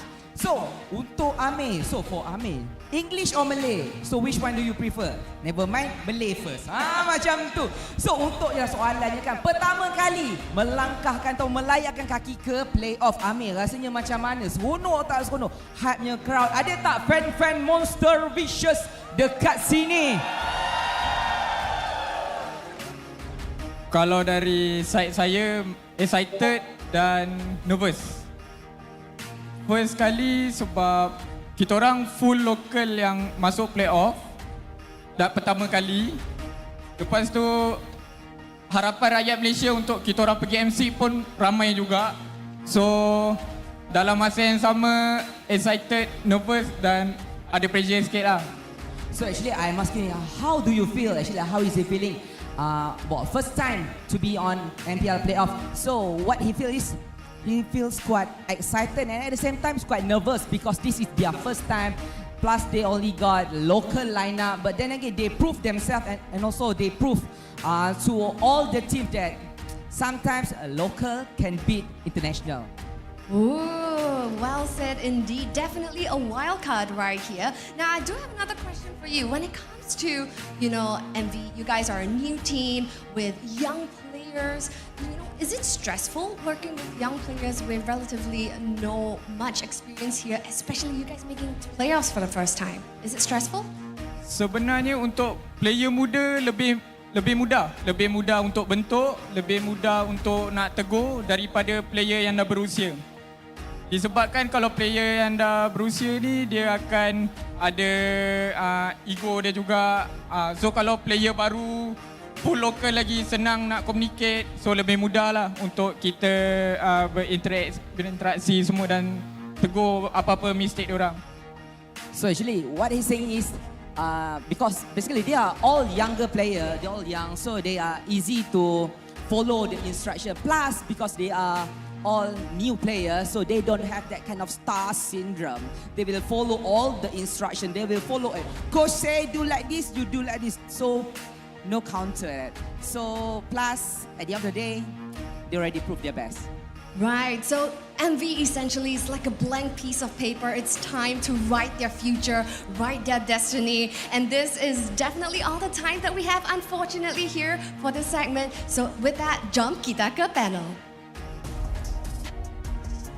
Thanks, Jalur and Poji. Some good insights there at the very least from one of our local teams. And yeah, I mean, they've tried time and time again, but they still are prioritizing local. And I think, you know, it's been a very long time. I've heard this team name ever since they were in the Tier 3s, Tier 2 scenes. So it's been a very long time that they've been investing in these players. So honestly, when it comes down to MV, I have high hopes on them. Of course, when it comes down to for my power ranking, I put SRG, Vamos, but third place, I put Monster Vicious, solely based on the fact that they are definitely a very strong team, being able to knock down some of these giants. And I think that the only caveat is that they are losing to the weaker teams. They just need to iron that out. Well, I mean, funny enough here, we asked Monster Vicious's coach, Sora Payong, I heard that you applied to Todak as well for a coaching position because Todak has multiple coaches. And he replied, actually, they offered me, but I rejected because the salary was low. I made a new offer, and they rejected me. To Todak, I have beaten them many times since Season 8, so I hope this time I can give Todak a good challenge. And he's not wrong about that. Sora Payong has been on other teams, and he has coached those teams to the point where they've beaten Todak before, so we can only expect the same results now, right? Yeah, I would say so. I mean, statistics never lie. Yeah. I mean, if we're looking at the coaching staff as well, right? Both of these teams do have interesting coaching staffs overall. When the season started and we saw that MV had Haru, Sora, Rexvin, we thought this was like the ultimate grouping of local coaches. Whereas on Todak's side, they have 4 coaches, all of which have reached a certain level of success in the past. Yes, 4.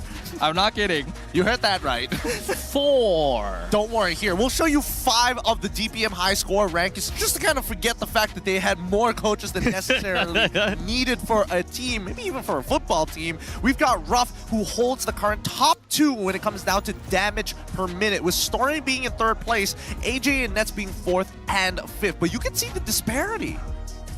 Ruff is very consistent as a goal laner. In fact, in the previous game playing as an Atan, he did manage to have quite a bit of damage as well, considering that he went over 100k throughout the entire game. I thought that was pretty interesting, but we didn't see that in this high score. So that means that those games, he was even more vicious. One of them he was actually playing Hanabi, funny enough. I mean, the Hanabi Lolita combo, right? Yeah. That is what they used to beat Todak, isn't it? That's actually a good point, yes. It is. Yeah. Funny enough, yeah. Good. Funny that you bring it up, actually. I don't think it's going to be a thing again in this particular matchup, but I do think that, you know, as much as we like to hype up Ruff, I can't get the image of him just getting hit by the Guardian right at the center like 2 times, and then he was just like, I'm never as that confident ever again. He was humbled after what Momo did to him. 100% humble to the point that he is very passive from that point on. I was thinking, maybe a little bit too passive. You could literally see him freeze frame when that circle appeared under him. It's like, yup, that's me. I bet you're wondering how I got in this position. That's hilarious. All right, let's get into it. Game number 3 is about to begin, and it all starts here in the drafting phase. So far, blue side is 100% win rate so far for both of these teams. Wait, transaction successful. This is your order confirmation ticket. Ooh, for M6? Buy a ticket No to way. M6? Right now? Hey, why not? How do you... I got... Luckily, it doesn't tell what seats he has, or better yet, Just snag it right back. Yeah, snag it right back. Or better yet, the quality of those seats, because if he got a mythic one, I would be very impressed, because those sold out within the first 5 minutes of its launch. 5 minutes. It could be a screenshot as well. Oh, that's also a good possibility. That's a good call. That's a good call. All right, let's jump into this. Todak on blue side, MV on red side. As usual, we see the Hayabusa ban coming in from Todak. I don't think Kuja is really going to change his pattern too much. We see the Fanny, as expected, MV. They're going to get rid of the chip. Real question is whether or not they're going to ban out Suyo early on and maybe focus more into Ling. I mean, they did manage to pilot the Suyo to pretty good success, considering the fact that they managed to take a lot of these objectives time and time again. So they know the priority, and they also know the value that Suyo is able to bring onto their side. So are they willing to just kind of give it away to Todak? But the question is, Todak did manage to play on the blue side. They didn't prioritize onto the Suyo, but in fact, they prioritized onto the Zhu Xin. So let's see, because Todak, the last time we saw it, they banned out Zhu Xin, but that's when they were on that red side, right? So coming into blue side, I don't think they're going to touch it. They might even just ban out the Yves like they did in game number 1, and then give the question over to MV. What you gonna do? This guy is spending a lot of diamonds right now. He's still going. He wants that recall. Hey! Are you gonna stop there? You're almost there, man. Hey, look. He's just like, don't worry, let me just recharge it. Next game, that's when I hit it. I do actually want to put a little bit more topic around Zhu Xin, right? Because Todak, they've prioritized on the Zhu Xin in the game number 1, and right now Zhu Xin is still not in the banning pool just yet. In fact, for MV, Matisse himself, they do have a lot of priority onto the Zhu Xin for Matisse himself. So if Todak don't pick up that Zhu Xin right now, I'm pretty sure the MV will stack that for themselves. Oh yeah, for sure. But Zhu Xin is, I mean, when you have Suyo still available in the pool, I would say that at least for Kucha's mindset, his priority is Zhu Xin is a good way to deal with Suyo, so therefore she is more important. Yeah. So do we pilot, or rather, do we pivot away from the Suyo? Considering that MV dealt with a Zhu Xin as a Suyo, didn't really go so well. So do they want to bring in some other junglers? Because Nolan, at least for MPLSG, we don't see them all that much. We are looking more at Hayabusa, we're looking Fanny and Ling, especially Ling. All right, now that's an interesting point here, because I feel like if MV decide to play Ling, it's going to be really hard to play into Suyo. So, actually, wow, this is a different take. MV decide, you know what, we're not going to take Suyo, we're going to go straight into the Nolan and pick up Pylos. They already felt what happened when Todak forced them into the Suyo in game 1, so they're going to risk it since Nolan can match Suyo somewhat in farming, but it is risky to give Todak all of these power picks. This is kind of back to that Hylos plus Zask kind of issue. If I pick the Hylos, then you have to pick the Zask, because you wouldn't want me to have both the Hylos and both the Zask. You pick the Zask into my Hylos, you're putting yourself at a disadvantage, but at least it's better than giving me the Zask.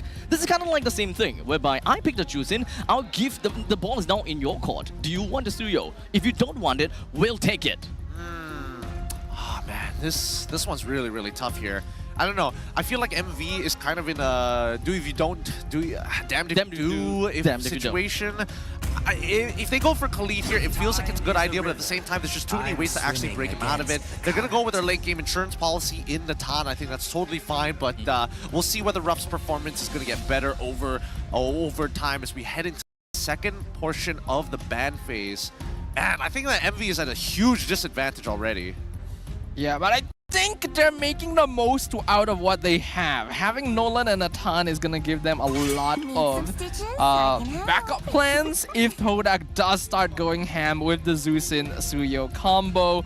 And I think if they can top up the Hylos with another frontliner, then they can actually deal with Todak somewhat well. Another frontliner. I mean, so far, at this point of time, I can imagine that Gatot is currently being held as a flex. If MV shows off whether or not Hylos is that flex pick for the support section, it's not too bad, but for EXP is where things are going to get weird. And I think that MV need to understand that, hey, if they show this too early on, it could pose a lot of trouble. Like, I'm thinking Terizla, for an example, as a good means to slow down the aggression and a solid engage tool that pairs well with Hylos. So what exactly do MV want out of their EXP laner, right? Because with the Gato on the opposite side, you kind of just want to pick up something like back at it again, right? Khalid as well as Phobius, they all perform fairly well in the lane, and of course they have, at least for the Khalid, great amount of mobility just so that you'll be able to come in with your roaming trio to kind of play that very decisive game of just jumping onto Todak, which we have seen in game number 1. I mean, if you want to hear like a wild pick that I think MV could utilize pretty well, I think Diggy is a very funny option here, mainly because you can run in and out of these fights, and as well as a guaranteed insurance policy to disengage from bad ones. Yeah, Diggy is one of those heroes. Everyone hates playing against Diggy because it just denies so much CC, but it would also take away a big bunch of MV's potential presence. They go for the Zask. I'm not the biggest fan of that. Yeah, I'm not the biggest fan of Zask as well, but I mean, MV seems to believe that at the very least they can kind of walk together and truly utilize it. And also, Zask is a really good means to an end to peel for Natan. This is the same thing again, like game number 2, whereby they don't really prioritize too much on crowd control at all. In fact, what they have, at least when it comes down to dominate and descent, we have got firepower right as where we stand. We've got Natan as well. We've got Nolan. They can just kind of slide in and deal with your backlines. At least for me, MV isn't too bothered about the fact that Todak can just run them down like that. MV just wants to have that kind of firepower, stand where I am, and stop you from wanting to get close just because we are really painful. I knew it! They have been watching the other regions, yep. They pick up Irithel. This is going to be an interesting lane matchup at the very least. Chiku, guys, he should be okay against this Natan Irithel. It is a skill matchup, generally slightly favored into Irithel. Yeah, a skilled Irithel player is going to actually be able to win lane against Natan straight up. So if Chiku guys can use that, it'll be great. Plus, the mobility of Irithel will allow him to get out of things like the Glorious Pathway and Dominator's Descent more easily. But the hero will need some time to really come online. Oh, they go into Phoveus. Man, I don't know. MV really doubling down on this dive composition. Trying to get... I mean...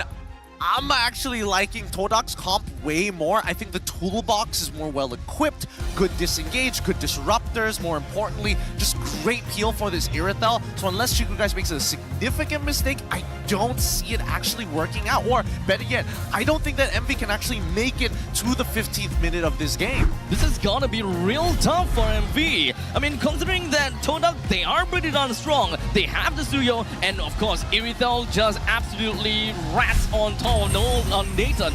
That's tough. It's tough, but I think one thing is for sure, looking at these drafts, this is going to be another match full of brawls and battles.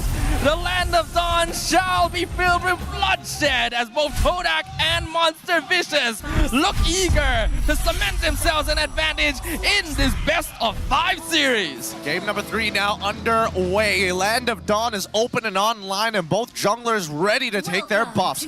Looks like Todak on the blue side. Zayed will be taking his own purple with MV on the red side, as Uni will take his own purple. So they're... Oh wait, actually, this is a bit of a change. It does mean that they're not going to end up on the same side of the map. It looks like Zayed wants to end up towards the bottom. Zayed wanting to end up at the bottom. Okay, so this is definitely what we'll want to see. Maybe pincering onto whoever that wants to kind of assist down onto the EXP lane. But one thing's for sure, I can understand that MV wants to end up in the gold lane because of the fact that Natan is very likely going to be super pressured by that Irithel. But looking at how they are standing, they're both kind of safe. Yeah, they're both kind of safe, and I think that Chiku guys was anticipating a lot of pressure from the side of Monster Vicious. He's not taking Master Assassin. He's not looking to win this lane against the Natan. He just wants the scale, and once he gets maybe his first item, look for an opportunity to turn it around on Rough. With that being said, right, again, 4 tenacities from the side of Todak. Tenacity gonna be important here as we see Zayed jump in. What? You know, actually gets cancelled from that Phobia skill too. So really well timed by the MV EXP laner. Good stuff for now. Because you can see that even with Uni, he's already transversed from top side, stole away the River Crab, all the way back down to the bottom side, looking to clash against Zayed. 2v2, gonna be 3v2 soon as Uni comes on in to make sure that Nova and Xeno can get the EXP they need to hit level 4 by that first turtle. Slowly but surely, I would say that MV, they do manage to put themselves right on the map pretty darn nicely, and of course even managing to throw Todak out of that pixel bush. MV moving on to the middle lanes, and eventually they would want to take control of the turtle, just kind of shove the waves as much as possible, but we don't really quite have Nova Escobar to just kind of clear out the middle lanes instead. This is really interesting because Monster Vicious is actually doing... Oh, hold on! You know, in trouble. He's already been picked up by Zion Senpo. He has to use his ult to get away, but Momo is just sticking on top of him. He finally will flicker out. But with Flicker and Revitalize both gone, 2 battle spells not available for MV. fight isn't even over yet, right? Now it's going to be the turtle dance between Todak as well as Monster Vicious. This whole time, Zayed was actually able to catch up against Uni. Oh, Yanlord gets the taunt onto Uni. Can he get it in time? No, Zayed with the first blood. Oh, but Uni still actually secures the turtle on top of it. But now with that final slash, knocking Monster Vicious back. Yanlord going to be traded away for Novak Kobar. And Zeno getting severed by Zayed, who's chasing down Martizi and flourishing another battle spell. And that's how you play Suyo. These long drawn out fights, more rotations of spells. Zayed just getting mega value there. Although I will say, oh wait, hold on. Whoa. So careful, Ruff. Has to use his ult. This is what we mentioned. Irritel actually a pretty good matchup against Natan. Having both the Jusin as well as the Suyo onto the side of Todak definitely shifts my attention over to Todak. They are definitely going to be real happy when it comes down to all of these team fights. You can definitely slow down this Hylos to a crazy extent. Glorious pathway onto Chiku, guys. Can he get away? He's wobbing and weaving, but it's not quite enough. Uni finishes off the goal lane. Yeah, but now there's going to be an invasion. We're going to see them go straight for this purple buff to maybe slow down the aggression coming in from Monster Vicious. Oh, Final slash onto Martizi, feeds him into Zayed, but he has dominated the sense, so he gets a flicker forward. Skill 2 knocks up 2, and Zayed is trapped under the Zaz summon. Momo cannot save him, but they will trade for a kill on Ruff in the top lane.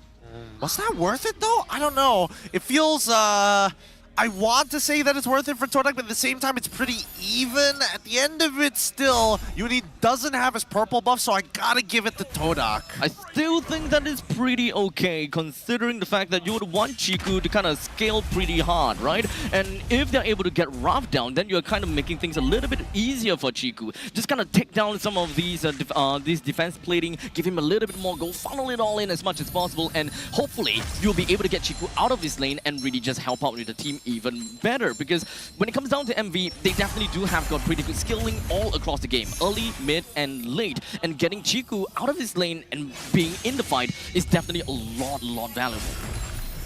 Turtle plays out here.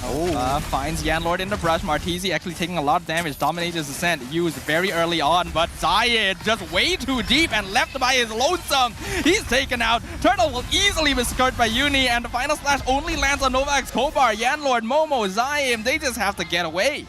The hell was that? What? They just kind of left Zayed there and he just took it. Like, what? Huh? Todak actually lost two turtles? I mean, for the first turtle, I really thought that Zayed wouldn't be able to get the turtle, but the second one being very deep in and being kind of caught out by MV, definitely not what I was expecting. Final slash into taunt on Zeno. He flickers out the safety. Monster Vicious is not able to get the top tower, and Ruff also needs to use his ult to get away from Chiku, guys. Glorious pathway just to make sure that Todak cannot follow. The hell? I don't understand. What is happening right now? I mean, the topside sequence is already really weird. Why are you trying to like proxy the wave against Momo and Chiku guys when you know Chiku guys already has the Haas Claw, so his wave clear is decent? He's got explosive crossbow as well, so like I don't see why these decisions are being made. It feels like Monster Vicious right now are on autopilot. Oh my god! It's a jungle fight! 1v1! Both will disengage because they are getting dangerously low. Oh, very dangerous, very dangerous. Oh wait, hold on. They re-engaged. What? Zayed goes back in onto Uni. He knows he doesn't have energy. There's no purple. Oh! But he chases him down and gets the kill under the tower. Oh my goodness, it's not Top over! lane, Avatar the Guardian. Ruff able to jump away from it as Zion Senpai uses his ult to chase him though. Momo will be traded, but they get Ruff in return, and that is worth it every time. But Yanlord now left alone. Killing spree from Arteezy. Zion Senpai, what road are you using to go home? Why did he kite back into Monster Vicious? There was the glyph. Just take the Cyclone Eye. What? Even so, Todak are still winning in terms of objectives. They were able to pick up a mid-tier 1, which is a very big resource here, because now that Todak is picking up a lot of steam onto Monster Vicious, this next turtle, whether they take it or not, doesn't matter. They are going to make it to the late game. You kind of honestly feel as though both teams are kind of like playing things a little bit blind, whereby they want to go for a 4-1 split push, but they are not really sure exactly where these fast-roaming junglers really are, which is why we decided, which is why we saw both Uni as well as Zayat just kind of like brawling it out, ego rushing down to the bottom lane because they want to have the priority in the bottom lane. They want to split. Glorious Pathway used already, maybe a bit too early as Yanlord is on top of Ruff and buying space away from the rest of his team. Zeno on top of Zayat. Chico guys jumps in, blows up Ruff instantly. Somehow Boy steals the turtle, and now Uni also caught out by himself. Avatar the Guardian cut off Novak's Kobar, but Yanlord, he's just waiting for the rest of his team to get by. Unfortunately, sacrifices his life for it for some reason, as things are just getting scrappier and scrappier. Chico guys, he sees Nova. Is he gonna chase him down? Yes! Shut down for the Iritel! Shut down for the Arlet! Monster Vicious are falling apart! 2,000 gold lead for Todak so far. It seems like they can do no wrong despite dropping 2 turtles. Doesn't matter. This is where we expect Todak to be at their strongest, and even a Clock of Destiny completed for Zion Simpoi. With all the T1s taken down, Todak definitely do have got a lot more avenue to just kind of move their way into Monster's Vicious territory, and hopefully we'll be able to kind of shove them away from the T2s eventually. With the Lord is currently available in under 65 seconds from now, I'm pretty sure that Todak, they would want to continue playing based on what they have done before, but they still gotta have to be real careful. Even though that they are 3,000 goal lead, MV, they still have got one of the biggest problem, and that is the scaling of Ruff, which would eventually come in pretty nicely. Yeah, and I think at this point, even looking at the eye, interesting. What is Ruff trying to go for here? He has components to give him some form of spell vamp. Oh! Ouch! Silence Endpoint almost blown up. Still has his ult though. Final Slash actually cancelled! But it'll still come out in time. Glorious Pathway gonna be used. Zeno immediately blows up. But beautiful Final Slash from Momo! Just completely corrals Monster Vicious into their own purple buff. Only 2 survivors make that 1 double kill for Chiku guys as Todak just sweeps Monster Vicious off of their feet. Holy shield gonna be blown. Don't tell me they lose an inhibitor for this. You got this, Nova. That's all you gotta do. Big Prod! Final Slash. Prod, you know what we want. Give it to us, Zipper. Give us the replay. We have to see that one more time. He gets canceled, and he waits for patiently, and then gets a 4-man Final Slash. You don't see that very often. Momo is a pillar of Todak for a reason. Monster Vicious let their guard down. They canceled the Final Slash. They thought they didn't have to worry about it anymore. And then they walked right into the trap. Deadly. So very, very deadly here. Let's look at There we go! Thank you, Zipper. Let's have a look at this one more time. Oh, this is just after it. Oh, no, it happened too fast. Blinked and you missed it. But this is what we're looking for, right? Sweep across, corral everybody, and then let Chiku guys sneak into that backline. And Ruff, he cannot afford to make another mistake. He's already 1-4-3. He's super slow on the item pickup so far. And Chiku guys, even opting to make... Oh, not again! How did he know? Because he's Momo! Uni just barely escaping. But this is leaving an impact. 7k gold lead for Todak. Lord pushing in mid. Avatar the Guardian zones out. Monster Vicious actually catches Martizi. They take the mid inhibitor. Yanlord's still alive. He gets the taunt as well. Pulls Uni into his team. Monster Vicious don't know what to do. Jeez, they can't even walk up. Unless Zeno walks up, I don't think anybody else can. Maybe, it's tough to say. Maybe the little sentry coming out from Martizi, like there's so little he can do. Chico guys just blows that up so fast. It's kind of tough, right? I mean, with Martizi, he's just gonna zone in on one person, but who exactly is he gonna go for? Momo flickers back with Final Slash. Ruff is gone. Zeno as well. Double kill for Yanlord somehow. But Monster Vicious, Uni just respawned. They've lost their top inhibitor. Novak Flora trying to run away, but Avatar the Guardian cuts him up, and Martizi gets the shutdown. They'll get a mega kill in return. Immortality popped on Momo. He is still alive. Still 4 members of Todak in the base of Monster Vicious. Martizi, can he hold? Uni jumps in, gets the kill. Zion going too far. Shut down by Martizi. But Chiku's on the crystal. He's unstoppable. Another. And they wipe out Monster Vicious and take game number 3. 2-1 so far. Todak pushing it up to match point. MB have to figure something out. That game they got absolutely rolled. They got destroyed. Convincing game all across the board from Todak. Even when it comes down to the game number 1, they knew what they wanted to do and they just went straight for it. MV, they definitely struggled throughout all 3 games. Game number 2 is the only one they managed to get 1 point for themselves. But now, well, moving into match point, MV, they've got a lot of things to iron out, man. Yeah, I don't know. It's not looking good for MV. They really didn't look great in that game. A lot of blunders, a lot of like just missed mechanics, and even so, I think that they kind of went on autopilot a couple of those moments as well. It's gonna come to the point whereby there is also a little bit of what can I say? They just zone in too deep in, especially when it comes down to the final fight where the Gutter Catcher went in for the Avatar, the Guardian. Nolan, Uni just assumed that, yes, he's used his taunt, but he didn't. He didn't at all. He was waiting for the right time, and perhaps he even had the foresight that he knew that he's going to be waiting for Uni to come in. Yeah, and you can see right behind us, the Todak audience, they are loving the moments right now. Guys, don't forget, our PCU milestone has just been hit. Previous seasons are easy to break. We're all currently catching up to the MPLMY Season 10, which we had 232K as our peak viewership. We're looking to break 631,000 overall, and maybe if we're lucky, we break into the 850s. Hey, look, 200K, that's rookie numbers for MPLMY, right? We'll be able to go all the way to 750K for sure. Right? I don't know. MPL ID was like 3.9 mil, so like, Wow, that was their PCU. So as you can tell, we want to try and catch up. If we can make it a mil, I'd be very impressed. But let's you know, step by step, step by step. Yeah, it's a process. It's a process. That's the best way to put it. But man, I think there needs to be some adjustments for MV because they just didn't feel like they were playing like themselves this time round. Yeah, I think Todak were able to adjust this time to what Monster Vicious were trying to do, and we got to see some peak performance from the players as well. I think Momo and Yanlord were really popping off this game, and Chiku got a great counter pick to deal with a lot of what Monster Vicious had, so it was an uphill battle from the beginning. Honestly, it just kind of felt as though...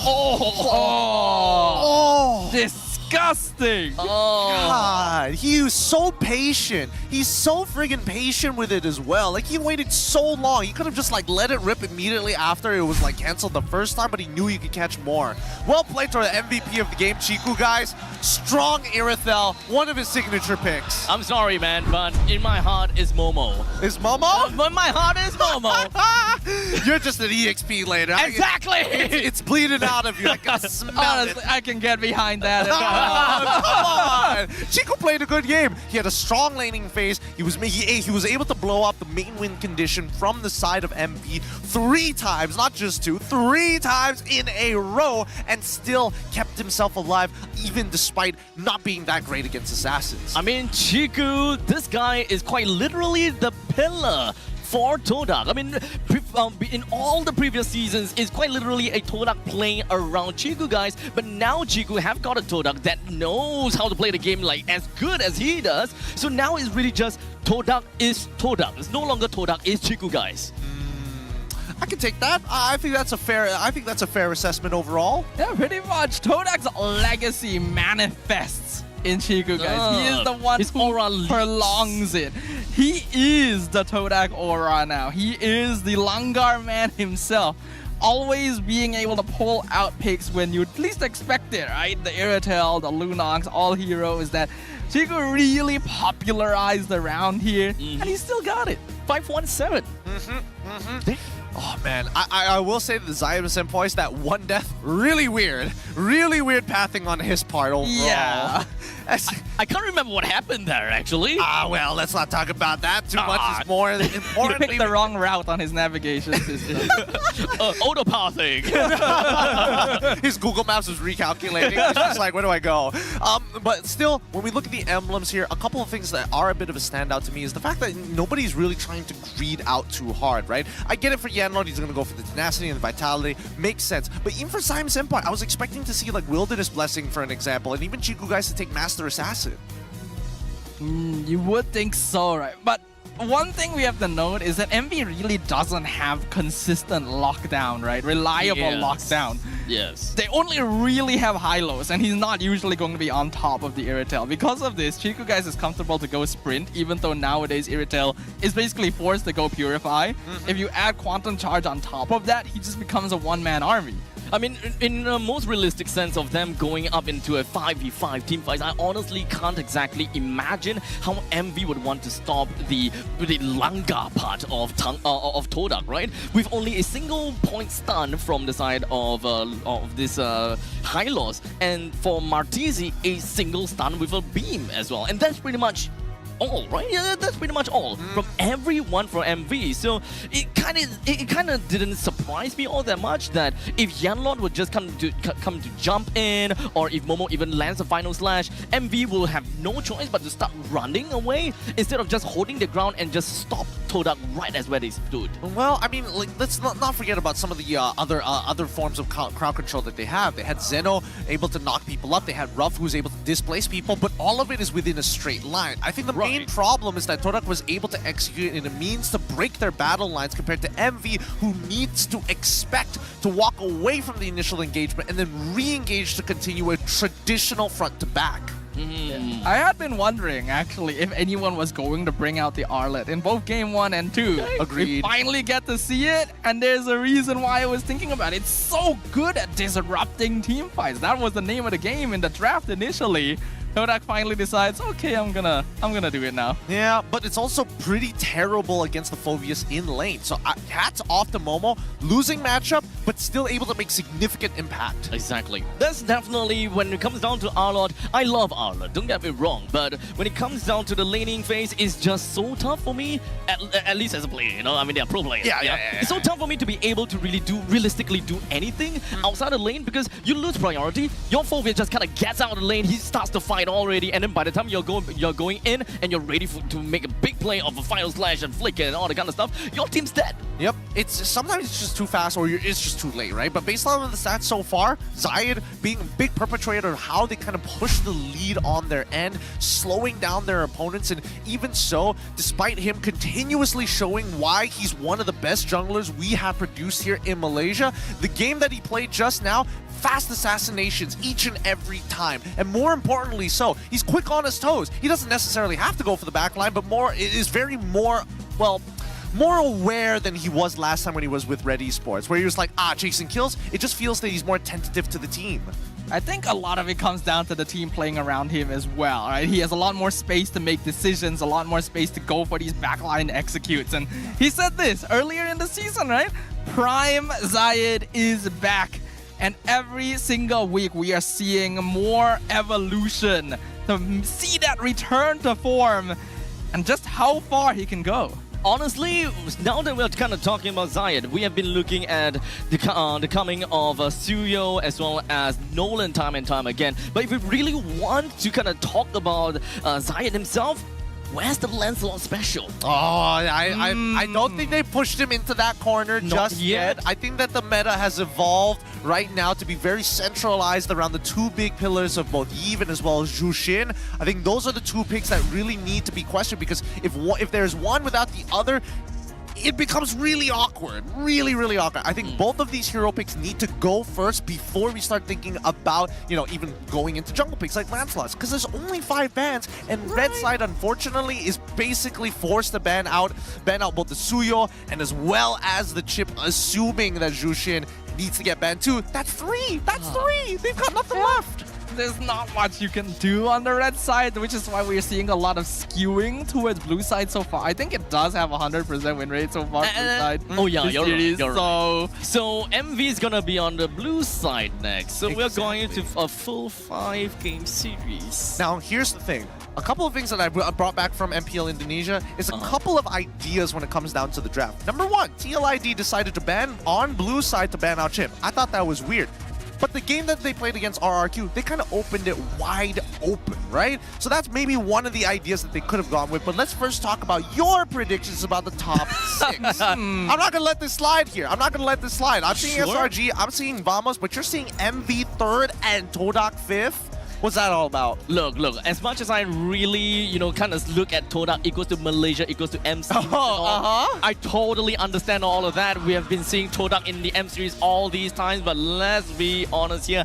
MV, I love their entire identity whereby they beat the strong and lose to the weak. I don't know. That just means that Todak. That just means that Todak is. Wait, this doesn't work well for me. No, it just means that MV is gonna suck at the Swiss stage. And if they make it to M6, it's gonna be a really uncomfortable Swiss stage for them, right? You don't know who you're gonna fight against. It just means they gotta lose twice. And then they So if MV wins, they win against strong teams. Exactly. So they start by winning. They just have to go, it's either they're 3-0 or they're 0-3. No, that actually places me correctly, right? Because I know that Todak is strong, right? MV beats the strong and lose to the weak. And if MV wins Todak is strong. And that's what the message I want to bring across. Okay. Todak is strong. Todak is strong at 5th. All right, sure. All right. I'm just going to I'm just getting confused. Hey, Robin Hood. He's trying to go for the inverts. He's trying to go for the invert it here, but we quickly also, from our MY Insider, got a little bit of a chat with Todak Chiku guys. We asked him, how do you feel about being able to play Gold Lane in playoffs again after 2 seasons? And he goes, I'm happy because it's been a while. I want to lift Todak's name again. We're confident we'll be champions. When we qualify for playoffs, we immediately started training for it. I can see the results of that training. There's good ideas from the players of Todak, and we are actually seeing them adapt a little bit in-game when MV tries to switch something up. That is always the mark of a strong team, whether or not they're flexible enough to change up what they're doing midway through the strategy. I don't think they're quite up there with some of our stronger teams yet, but we're seeing signs of it. I think the level of polish from where we've seen Todak at its peak comparatively to where it is now, it is a different time, I agree. I do think that they are a little too reliant on their pillars. I think right now we need to see some standout performances from some of their other members, especially Yanlord. He's consistent, but we need the big plays. Now, guys, don't forget, M6 is happening here in Malaysia, and the pre-sale tickets are now open. Don't miss out on some of the exclusive items and discounts that you can get from the lucky draw and prizes worth up to 80 diamonds. The pre-sale tickets are available from October the 31st to November the 5th, so get it now at www.ticket2u.com.my. I mean, okay, so we talked about Yanlord, right? And so far, Yanlord, game number 1, he went for, he played as a Gato Gacha, and when it comes down to game number 2, he is Gato Gacha. Oh no, he's Matilda, sorry. And then game number 3, I think he's Gato Gacha again, right? Yes. So far he's been playing heroes like Gato Gacha and Matilda. Definitely when it comes down to quote-unquote big plays, they're all actually mini little macro movements that he will be able to assist with the team. Because I don't expect, as a Gato Gacha, you want to make super big plays and I initiate kind of thing. It's kind of like counter-engage, let me save you. It's a lot more of a savior of the team in this moment in time. But we haven't really quite, as you said, seen too much of all of that. I do really want to see Yanlord to actually pick up on a role, or rather pick up on a roamer that actually allows him to initiate for a team, as a matter of fact. I would like to see him play Cho, to be honest.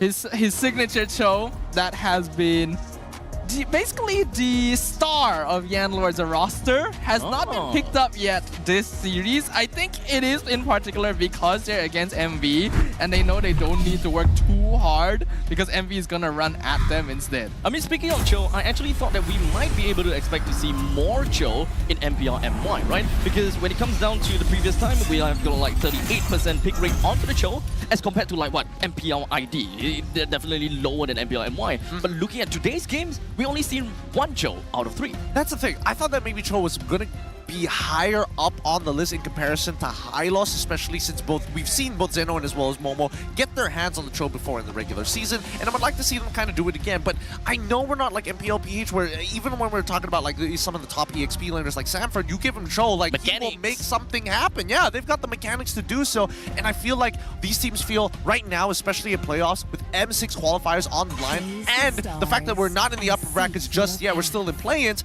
let's not risk it just yet. Okay, so now with that all said and done, we jump into game number 4 of the drafting with MV onto the blue side and of course Todak onto the red side. It has been a common thing whereby we said before, blue side equals to win. But of course, maybe, just maybe, Todak might be able to kind of break that blessing of the blue side. I mean, I want to see what Kuja's ideas are going to be, because right now, Harun as well as Kuja both have a similar drafting style where they want to keep their players comfortable, but most importantly, they also don't want to tweak their draft too hard. We haven't seen a complete 360 of it just yet. Same drafting pattern since game number 1 all the way up here to game number 4. Yeah, absolutely. We've seen some variation in the way that the teams are approaching the Suyo pick in game number 3, and we tried to challenge it by going for the Nolan so that they wouldn't have to deal with Suyo versus Zusin. Unfortunately, it didn't quite work out because he's still a very difficult hero to handle. Now that they're on blue side, will we get to see the first pick Suyo again? I don't know about this one. I feel like MV really need to think about this. The Zosk initially was dealing a lot. Like, Martisi is doing a good amount of damage with this Zosk, but unfortunately, it's not benefiting the entire team because he can only target one person at a time. Fair. I do really want to see more of a team-wide kind of hero that really helps them out. Right? Jusin is out, Suyo is in. It's gotta be Suyo at this point. It's gotta be, right? They managed to make it work once on blue side, especially. And Jusin's out too. I mean, It has to be. It has to be. I can't see any other reason why they would want to leak out the Suyo here. All right, now this is where it gets big for Todak, right? I want to see what their opener is going to be for this red side against Suyo, because now previously they had access to Jushid. They usually have access to Gatot. I'm imagining that they do want to go for the Gatot once more to try and punish Suyo if he goes a little too far. But what are they going to pair it with? It looks like it's going to be Vexana. Oh, okay. Having the on-demand Terrify is going to be very useful, especially if you can time it correctly to stop Suyo from advancing on you. But it's a difficult timing to hit, especially in the chaos of battle. Man. Right now, I think that a lot of people, especially, I kind of wish, as much as Gatot's Avatar of the Guardian has like a really big radius, when there's a lot of particles and a lot of elements on the map, you can't see stuff. You kind of can't see it, which is, I know that Ruff definitely died to it one time because of that, but their response, Tigreal, Aurora. It was the variation. Tigreal has been being banned by Todak in the second phase every single game. So this time, Nova's like, enough is enough. I want to play Tigreal. Give it to me in the first phase. What's the answer to this then for the side of Todak? Or perhaps they just want to figure out their main core team first? I mean, Natan is currently still available, and I think that they did manage to kind of prioritize Natan in one of the few games. In fact, for I think MV, they themselves also loved Natan. And at this point, I think it's still relatively safe to kind of go for it. Should petals fall? Looks like it's going to be the lot instead. Talk about CC, talk about damage. Let's talk about iframes, because this is one of the few picks that I'm excited to see coming in from Zayat, and I want to see him play it into Suyo specifically, because this is very much a skill matchup. If you dodge that Soul Sever, all of a sudden Suyo just drops down in terms of number value. Fair. That's definitely one of the main things that you'll want to see in terms of bruising or executing, right? And Lancelot, the master of iframes, and in fact, the iframe is quite a bit amount as well. Exactly. So here's the thing. I think that, especially if I'm in Yuri's head, right? If I'm playing Suyo up against this Lancelot, I gotta make sure that I'm able to time my abilities, right? And most importantly, get into the immortal form when he tries to go for a Thorn Rose or even a Puncture, because it has damage reduction. Considering that Lancelot, he does need the farm, but has pretty high base damage once he is at max stacks. That's maybe something that Yuri could look to punish. One thing as a Lancelot, right? I'm just kind of thinking, if as a Suyo, if you go for the Immortal S1 and you want to land the stun onto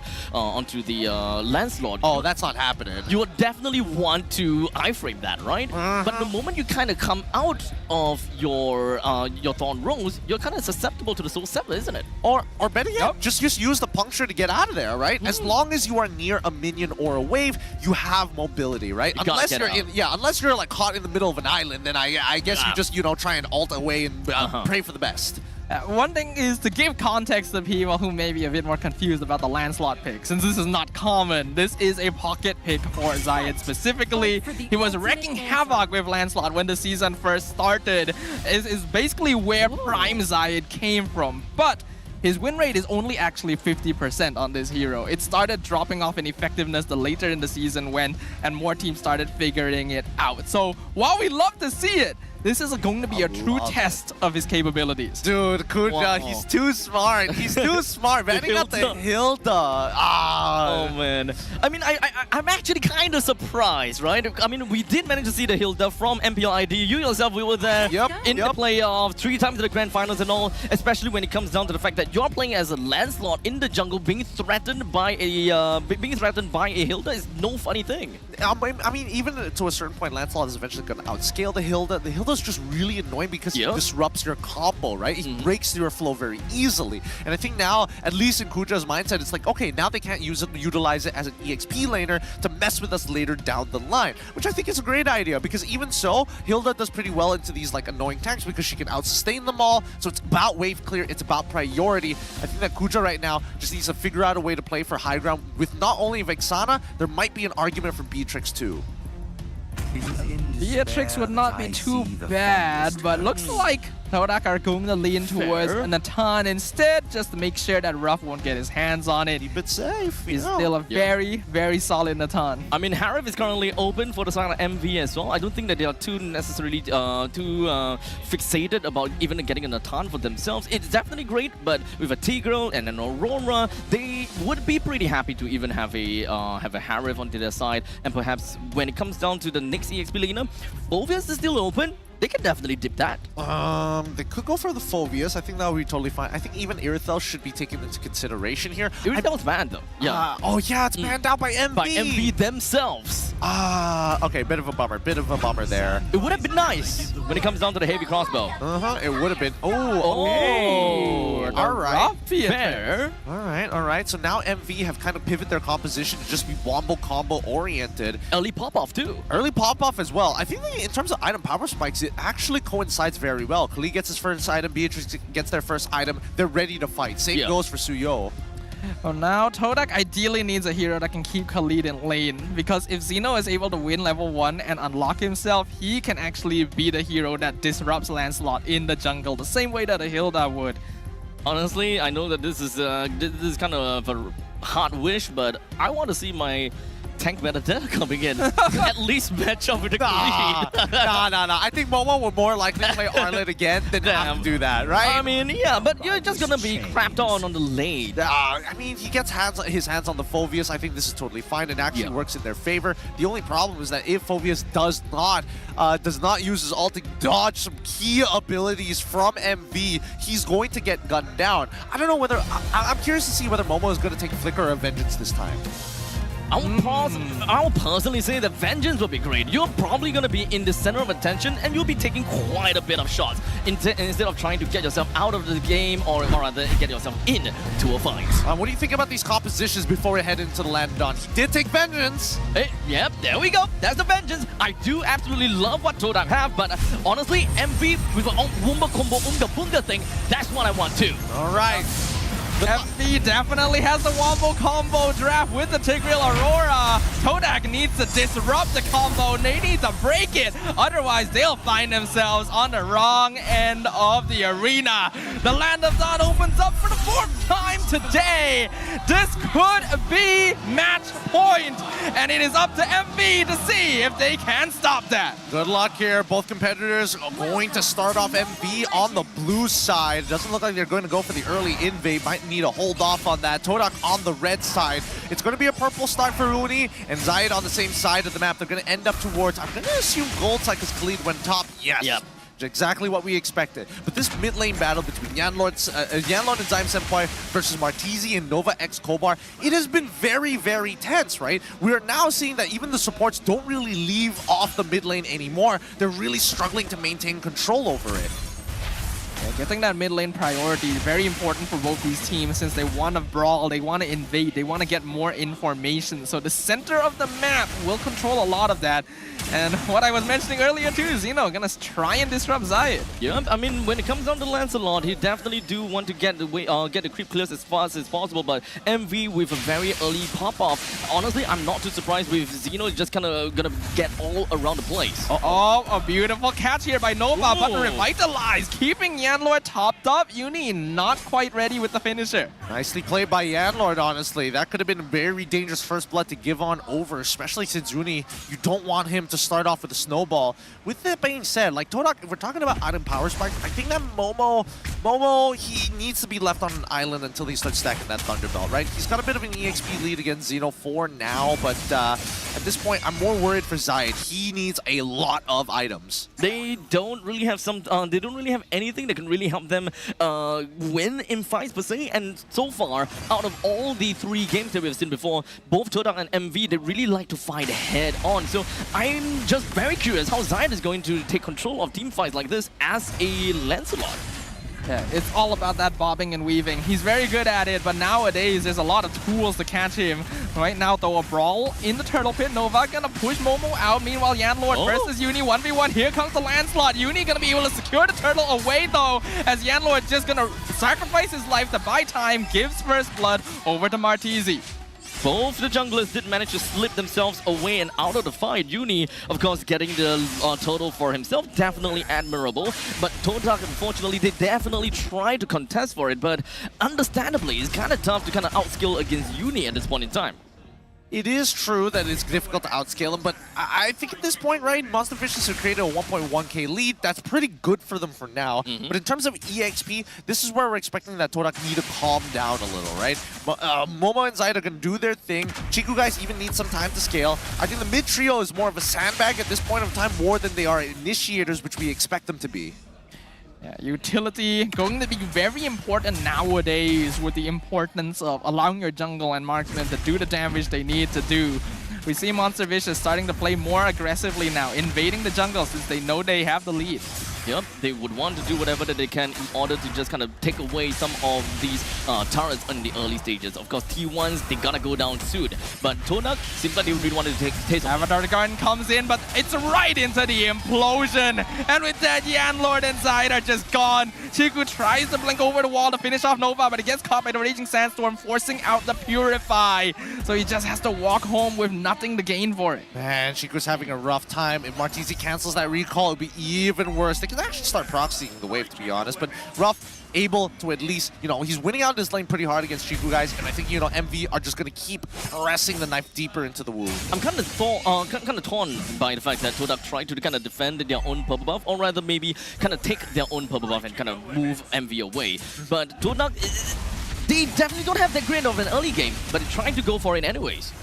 Yeah, they don't have a great early game, but still, I respect it though. Unless we see Monster Vicious develop truly a 5k goal lead, then I think Todak has something to be worried about. But right now, I think that even for Zayed, Nova Escobar has been making sure that he's got his eyes on Zayed and really man-to-man defense here.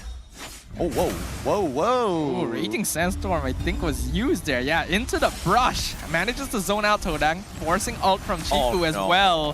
Nova and Xeno just zoning him off of the gold lane. Yeah, Lord's in the back line, not able to taunt Ruff. Nice timing with the dash, but at least able to get out without allowing MV to catch them. Oh, good thing, because as soon as Yanlord walks out of that bush, Monster Vicious call off the dive. You don't want to be standing on top of the AOG, especially for the sake of Chiku guys at this point of time. Like, he's only got Feather of Heaven, and now, oh, whoa, okay, Uni able to tank a good amount of that damage here, but is it? No, they wouldn't, right? They wouldn't.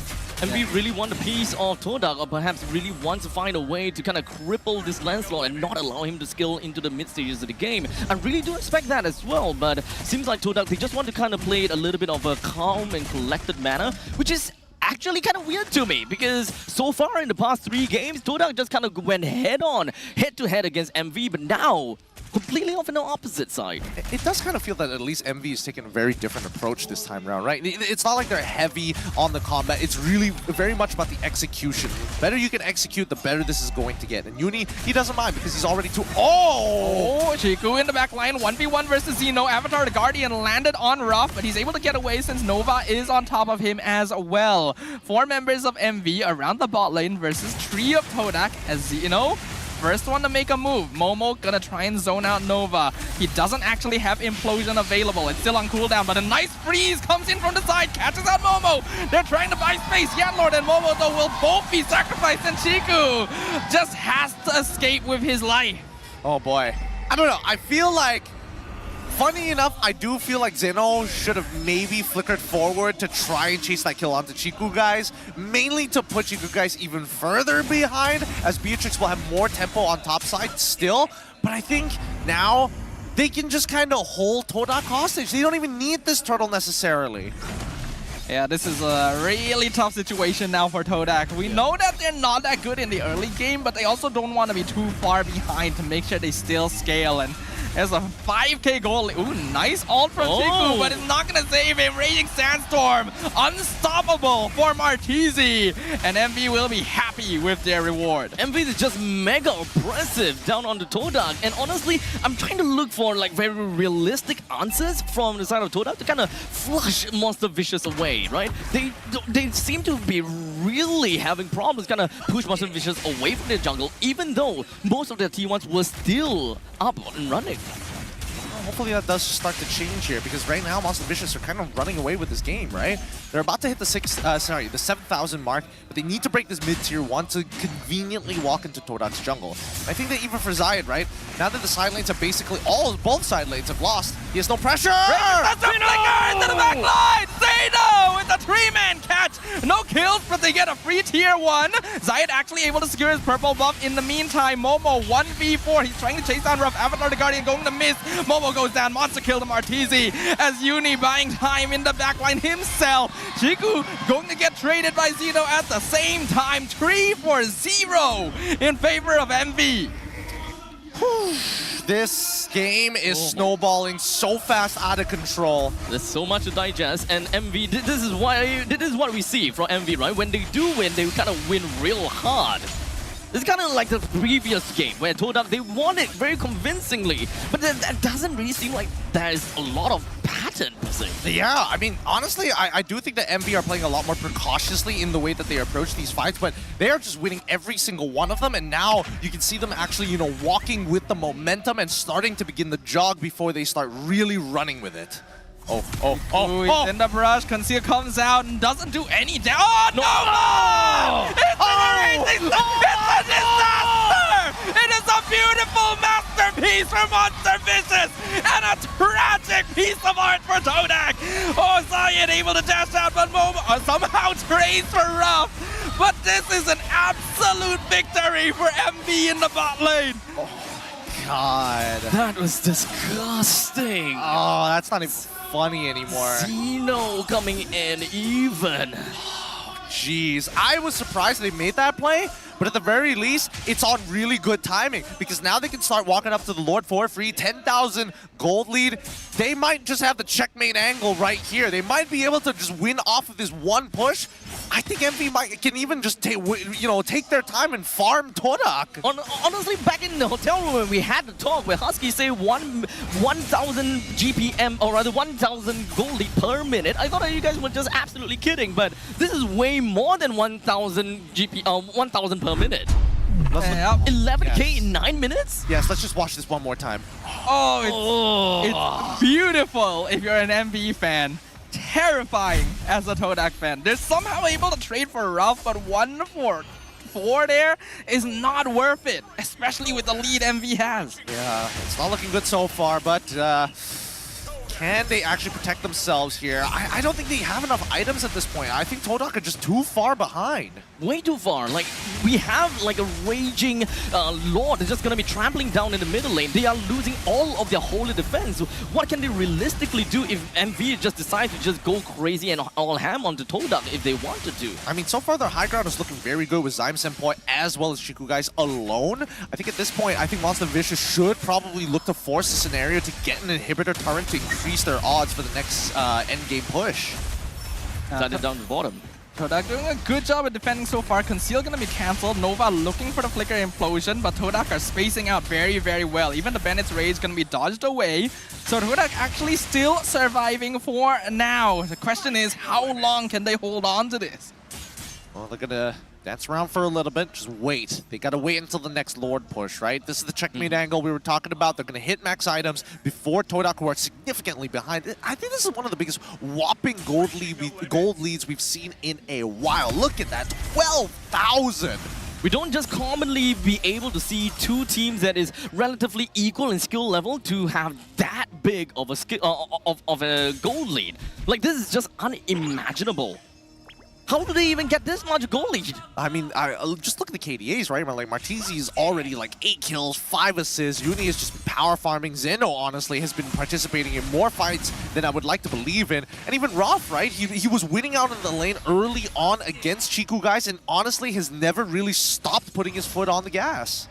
Monster Vicious are just winning out in every point of the map, and Todak unfortunately doesn't have the right draft to deal with it. We questioned his Lancelot, we were happy to see it, but there is a reason this hero just stopped appearing even in Zayed's hands halfway through the season. And now with Suyo joining the roster, it's too difficult. I don't think he'd be able to 1v5, not just yet, but even side lane pressure, right? He can't really walk out. He doesn't have that sort of mobility like Hayabusa or Roger or even Ling has when it comes down to just like split pushing. He's good at clearing waves, but running away from people, he really needs a couple of things in his environment to really allow him to be slippery. But let's not forget about timing as well, right? Yeah. If MV decides to kind of tackle down onto him at the right time where there won't be any creeps marching in, that is pretty much a defenseless Lancelot. And now as the game continues to progress, they're just going to make quick mincemeat out of this Luminous Lord. And now, here's the end game push. 13,000 worth of gold lead. 14 kills to 1, 13 minutes in. We are witnessing a disemboweling of Todak.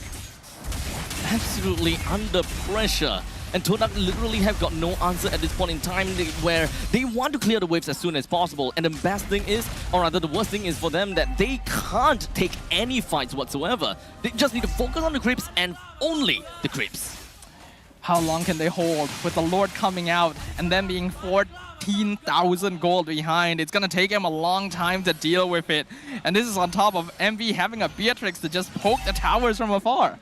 Yeah, but you can see Ruff just slowly chipping away at it. I think at this point, it's just a waiting game. Nah, he's fine. Okay. He still has Flicker. He still has plenty of options, and I don't think Momo wants to take him on just yet. Conceal play from Nova. He's in the base. Todak sees him. It will get broken. Zayed trying to clear the wave, but he's so squishy. He doesn't get caught, but he's not able to stop MV. A Flicker implosion only catches one. Into the Vengeance, Raging Sandstorm jumps into the backline, doesn't catch anyone, but it's more than enough because MV is just so farmed at this point. Double kill for Ruff. Zayed trying to pull the Lord away, actually successfully does so, but he goes back on the crystal anyway. Martizi with the legendary. And ladies and gentlemen, our first series of the playoffs will go to a game 5. Woo! 2-2. How do you like them apples this time, huh? Hey, I told you, I'm here for the fun ride. I'm here for the fun, okay? 100% win rate on the blue side. If it's all telegraphic, Todak's going blue next. Oh boy. I mean, 100% on the blue side. Hopefully somebody needs to figure out red side right now. Because if the story continues to go in this manner, we know for a fact that Todak will eventually take that game. So hopefully it's going to be enough. Hopefully Coach Arun as well as Sora Bayang have something in their back sleeve for red side.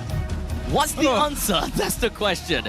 We've got both of these two teams, right? MV and Todak, they're trying their absolute best on the red side. Every single one of these games were actually quite a decisive victory, except for game number 2, where Todak actually held it all the way to 19 minutes. So if anything, Todak's the only one that have an idea of red side, but unfortunately for MV, they are red next.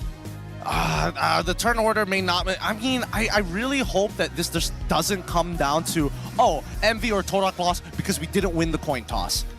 Yeah, I would not appreciate that as well. I think Todak definitely lost the draft though in total. MV switched things up, got the Suyo, got Tigreal as well. We're really seeing why this hero was being banned out every single game before. So good at catching the opponents. And the Lancelot, it was an ego pick. It was a test. It was a trial of Prime Zayed. But when the enemy team can do this... Yeah, at this point in time, you kind of lose all your morale as Todak. I'm pretty sure you just, okay, GG, go next, 14, 15k goal lead. Yeah. what can we realistically be able to do? Yeah, I don't know. This game is one of those, like, I wish a game like this happened at the very beginning of the series, because then Todak could be like, oh yeah, they're really far ahead. We can just like move on from this. But give it up for our MVP of the game going over to Martizi. He probably feels real good about that one. RTZ has been relegated to a bit of a punching bag actually this series. Not really able to do the same things he was doing throughout the regular season. But here is the return to form he's been waiting for. 9-0-7 on the Aurora. MV Martizi, he's shown exactly what, how and what he wants to do as that pillar in the middle lane. Definitely when it comes down to Martizi, I haven't managed to see him playing the juice in today's series just yet, but I definitely am not disappointed about the current performance thus far. Oh, I think that the performance can get even better, but so far, I mean, hopefully we can just blow through these stats, because I need to see what this final game is going to look like, right? That's what nobody has figured out red side just yet. I want to jump in right now. Yeah, I just want to jump in right now, man. The suspense. It is suspenseful, but we will have to go through at least the post-game stats. I mean, I feel like it's just going to be inflated. It's literally just going to be like, you know, punching in the high scores. Like, are we going to see a GPM high score this game, I wonder, considering just how much gold MV was accumulating? Yeah, that seems pretty fair. That could pretty much happen. I mean, all across the board, as you look from the side of MV, it is actually a very huge surprise from me that Nova Escobar didn't even die a single time as a Tigreal. That's a big ask. And in fact, the only one that died is actually Rob there. Yeah, and oh man, it's just this was a culling. It was not. I mean, even Zayed, right? Really greedy with his current build, opting to kind of like just slow down on what he actually needs. What he likes to do, he likes to get the Fury Hammer first, complete the War Axe, and then start building components. But instead, he had to rush quick items like the Malefic Roar just to kind of keep up the pace with people like Nova X Kobar to deal some relevant damage because of his passive, and then look for the Endless Battle, which is when you would have expected Zayed to really start to deal some real damage against the squishies in the backline. With this entire back and forth kind of series, I just gonna have to say that both of these two teams, they did extremely well, and of course they have very good answers as to how they would want to kind of win games very convincingly. Now, of course, when it comes down to this game, Todak, I felt as though they were just completely oppressed. No answer whatsoever from the start to the end. Even though at the start, we're only looking at like, what, 2,000 gold lead? They tried to contest for their purple buff. They tried to kind of push MV away, but to no avail at all. Oh, goodness. Looking at the total damage dealt as well. Yeah, I mean, it's no surprises. No surprises that they couldn't do nothing at all. Literally everybody all across the board, except for Nova X Kobar, doubling, tripling the damage numbers being pumped out of Todak. It was a perfect storm for MV. We know that they are a team fight squad. We know that they lean towards early to mid-game fighting. This is a draft that perfectly accentuates those strengths. And Todak went for a draft that wants to get items, needing to farm up on the Lancelot and the Natan. So just providing an easy time window, a huge one too, for MV to do whatever they wanted. So coming into this game with the fact that you guys mentioned that MV, they want to play for team fight whatsoever, right? Wouldn't that mean that if it's not broken, don't fix it? Go for the next game with roughly the similar win condition and the same ideas? I mean, Todak did ban out Tigreal like a good amount of times in the previous matches Second as well. phases, right? Yeah, second phases. So that's why this probably, you know, kind of sweep them off their feet a little bit. I don't think they're going to make the same mistake again, but it just goes to show that the draft right now is probably top priority at this point. It's less about, oh, I make a blunder and I can't execute. It's more so I just don't have the tools. Right. So just go out and ban out the Tigreal in the first on the first phase? Oh, it feels so bad. Really? It feels so bad to do it. Because Todak has been dedicating a good amount of bans towards Uni's assassins, right? So that they're not able to match Suyo with like Fanny or Hayabusa. I don't know. This one, I don't have a direct answer. Usually I would have an answer for it, but I think this time around, I'm just going to have to let the teams kind of prove it to themselves that they can do this. This is definitely the highest GPM we've had so far in the playoffs, though. 5? It's only day one, but it's pretty high up there. It's pretty high up there. I mean, I was thinking that maybe they were like touching at least 1,000, like 1,000, 1,005 maybe, getting close to that. But I think the extra couple of minutes did drag it out a little bit longer for his numbers in terms of stats. Even so, I will say that at least from Todak's side, they could just probably like brush that game off. I think out of all of the games they played against MV, that was the one where it's just like, all right, move on, move on for that one. We had all 3 losing lanes. It was not going to happen even if we tried. I think not only them, I think we can kind of move on from this game as well, right? Because everything is like overinflated. Maybe we'll just kind of GG go next. Take a look at what we can expect from the next game as well. Yeah, I do think that the next game is going to be interesting, but again, I feel like this is a canon event that blue side is eventually going to dominate everybody. So what do we change? Well, let's think about this for a moment, right? Well, we're gonna sit on it. We're gonna quickly jump over to stuff because I want to talk to you about your top 6 predictions so far. Because as much as MV looking, wow, 2nd place. Yep. You talked about my MV, talk about his MV now. Yeah, I got a bone to pick. Well, what's going on here? What's going on? 2nd compared to like Vamos of all Vamos? Even Todak. 4th? I think the MV ranking had a bit of faith behind it. Oh! And I was expecting them to fix the issues that were causing the Robin Hood thing going on. Yeah. But I actually consider 2nd to 5th very, very close in power. Second to 5th? That's a... I know. I don't usually say that. Oh, that's usually This is the only season I've ever considered that. Guys, this is a competition in MPLMY. I mean, true, but I think for the longest time, our competition here at MPLMY specifically has been revolving around 2 teams. But hey, we're going to go deeper into that a little bit later. For now, we're going to head on over to the stage for, a bit of a chat with both Cheryl and as well as Poji. What's going on? Selamat kembali ke MPL Offstage yang dibahas oleh Hotlink and Lafel. I'm sorry to disappoint you, tapi kali ini it's Rose and not Cheryl. Tapi fret not, I'm pretty sure you'll see her later. Alright, so sekarang ni kita bersama dengan satu wakil daripada side Todak. So maybe you can introduce yourself kepada audience kita. Nama saya Sri, saya talent Todak.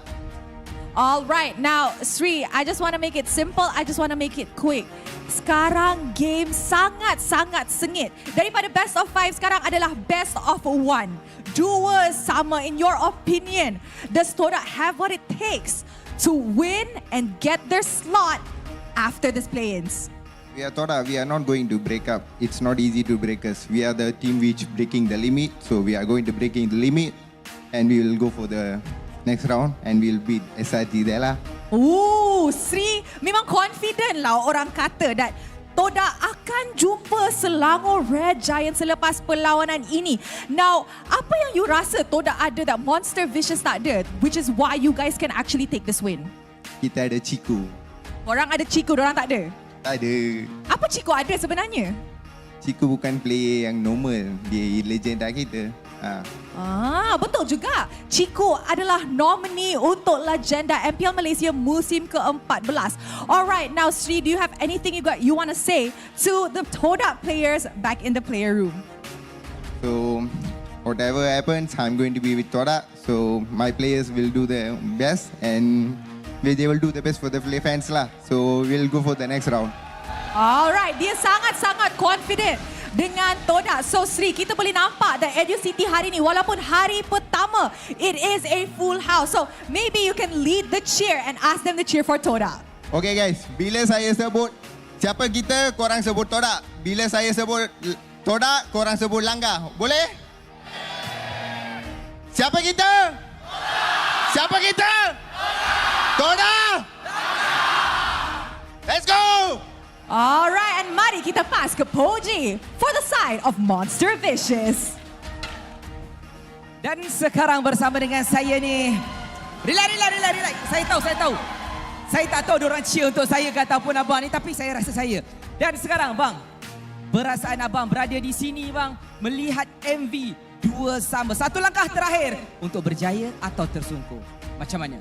Saya yakin, sangat yakin dengan player Monster Vicious kita. Full local power. Membawa nama Monster Vicious, semangat raksasanya. Macam mana tu bang? Vibe tu boleh kasih bantai ke Todak sebab tadi dengar Sri cakap Todak takkan kalah. So untuk abang, boleh tak nak balas sikit kat diorang? Takkan? Macam tu. Kalau Todak langgar, MV sodok. MV sodok. Yeah. Bunyi agak lain tapi asal jadi. Kalau kata diorang ada cheer, MV nak cheer juga tak?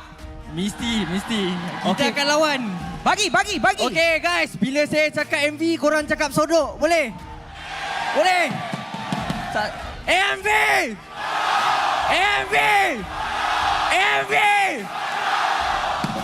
Itu saja. MV Sodok yang penting. Semoga kedua-duanya boleh mencapai apa yang dihajati. Dan sekarang kita mengharapkan kedua-dua pasukan boleh mencuba yang terbaiklah. So, let's go untuk kita tengok siapa yang bakal berjaya. The turnout is insane here at Edu City, and this is just the play-ins of the playoffs, day number 1. I thought the Todak fan, especially with the Legion and everybody around, was going to be leaning to their side, but even MV, quite the turnout for the full local lineups. Well, as we mentioned already, these are the only 2 full local lineups left in the tournament.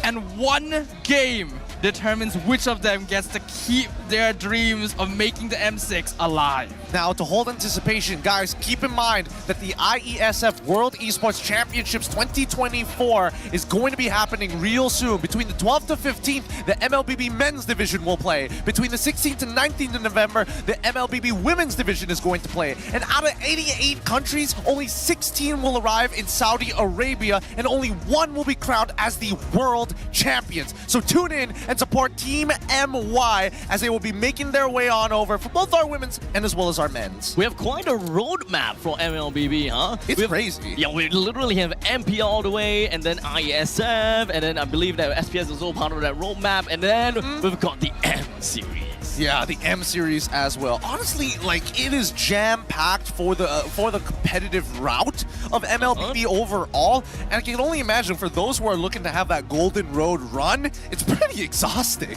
It definitely is, but that is the nature of competition. You gotta keep your spirits up. You gotta make sure you are always up to date and you are always the team to beat, because teams are just getting better and better all across the world. We've only a little bit of time left before we jump into game number 5. This will determine the fates of both Monster Vicious and Todak. Good luck to both of these teams. The drafting phase is going to be by far the most important part. The narrative so far, blue side has been 100% win rate in this match so far. So unless Coach Haru and Sora Payong have a plan, let's see how this is going to play out. Todak banning out. Oh, wow. Look at They this. did do it. This is the way, guys. My question answered immediately. Yeah, they're like, hell no, we ain't dealing with that nonsense again. This does mean Hayabusa is open, though. Yes. That is true. That is true. I think that Hayabusa is still pretty punishable in so many different ways. I think it is a lot more manageable compared to Suyo or even the Ling.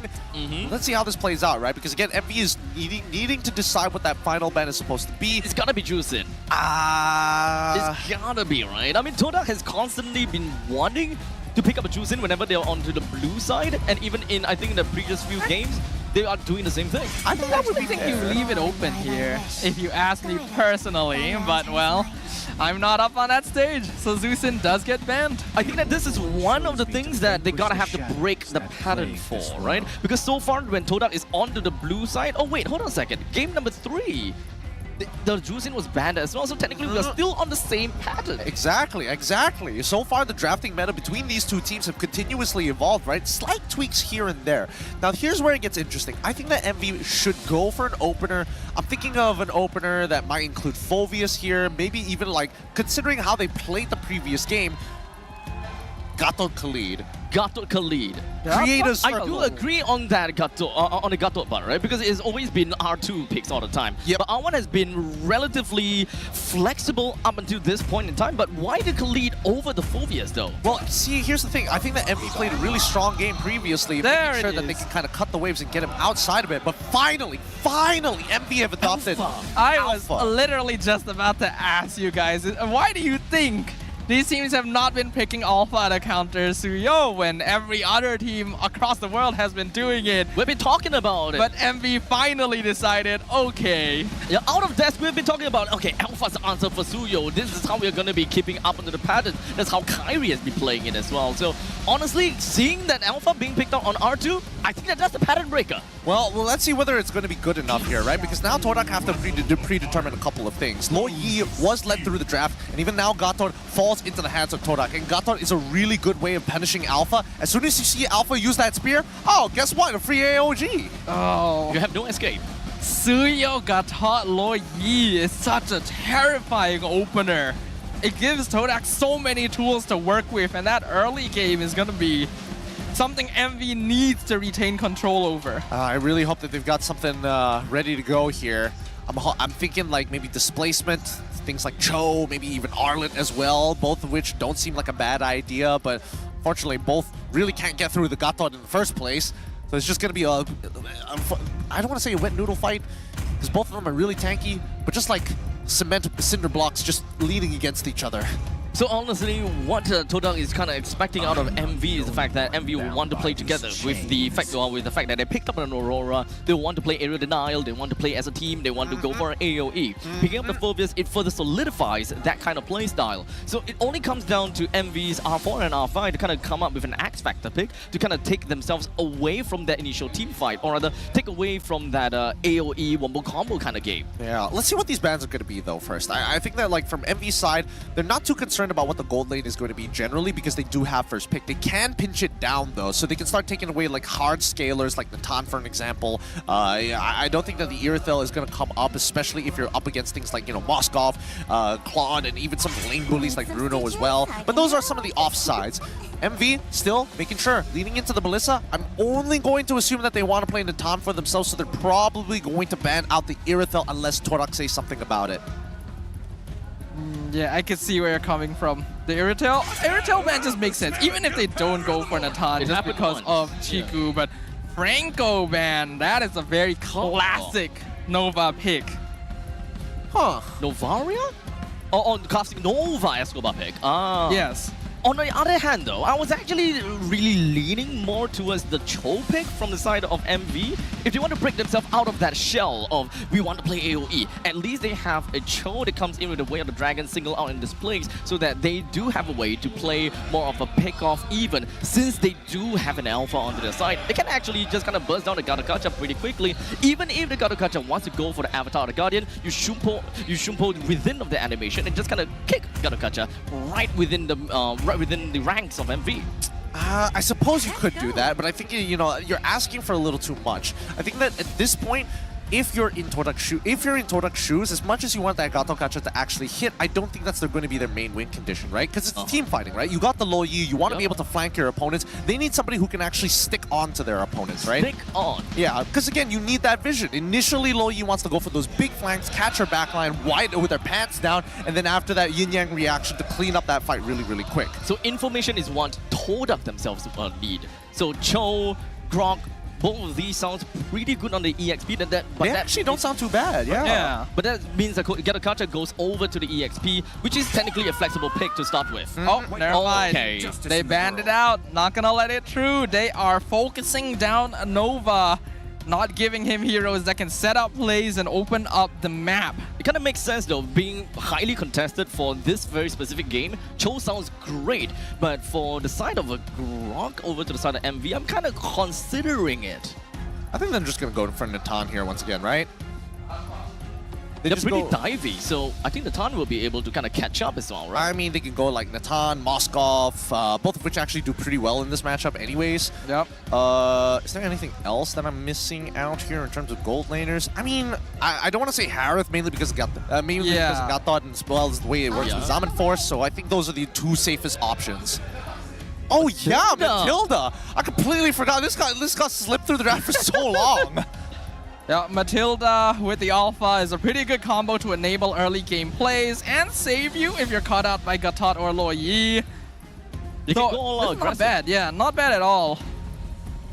It just leaves out with the final X Factor pick for MV, but at least that is not a blind pick.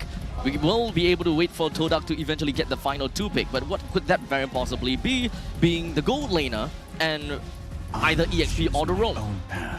Well, it looks like they've locked in the Arla to kind of slow down the hard engages from the side of MV. Still, though, doesn't give us much of an idea of who's going where. Ooh, Bruno! So Chiku guys wants to win the lane. Like MV knew for a fact that as long as Ruff wins the lane hard against Chiku guys, there's a very real possibility that Todak doesn't make it out of play-ins.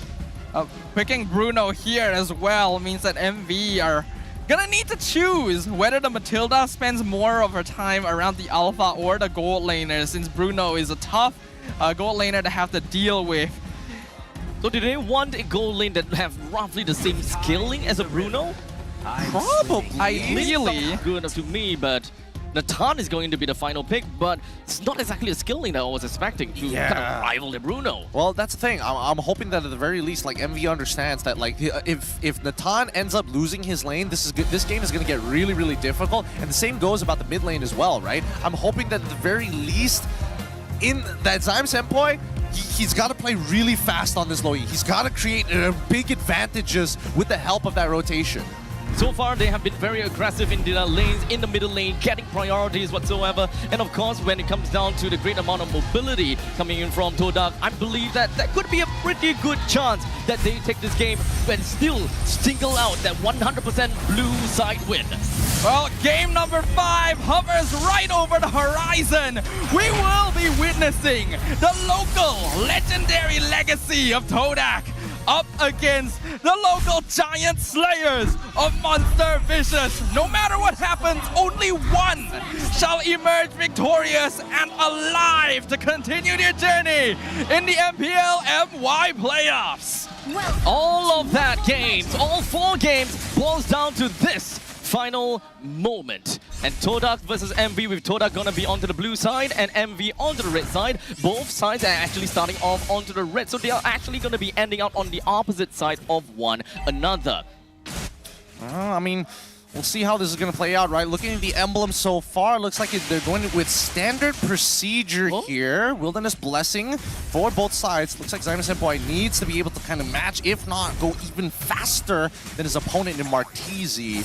This is a different pathing from the jungler or Uni. Wait, hold on. Chico guys opted to go for common emblem this time around. Huh. Didn't want to go for assassin emblem. It looks like he just wants to have a stable laning phase.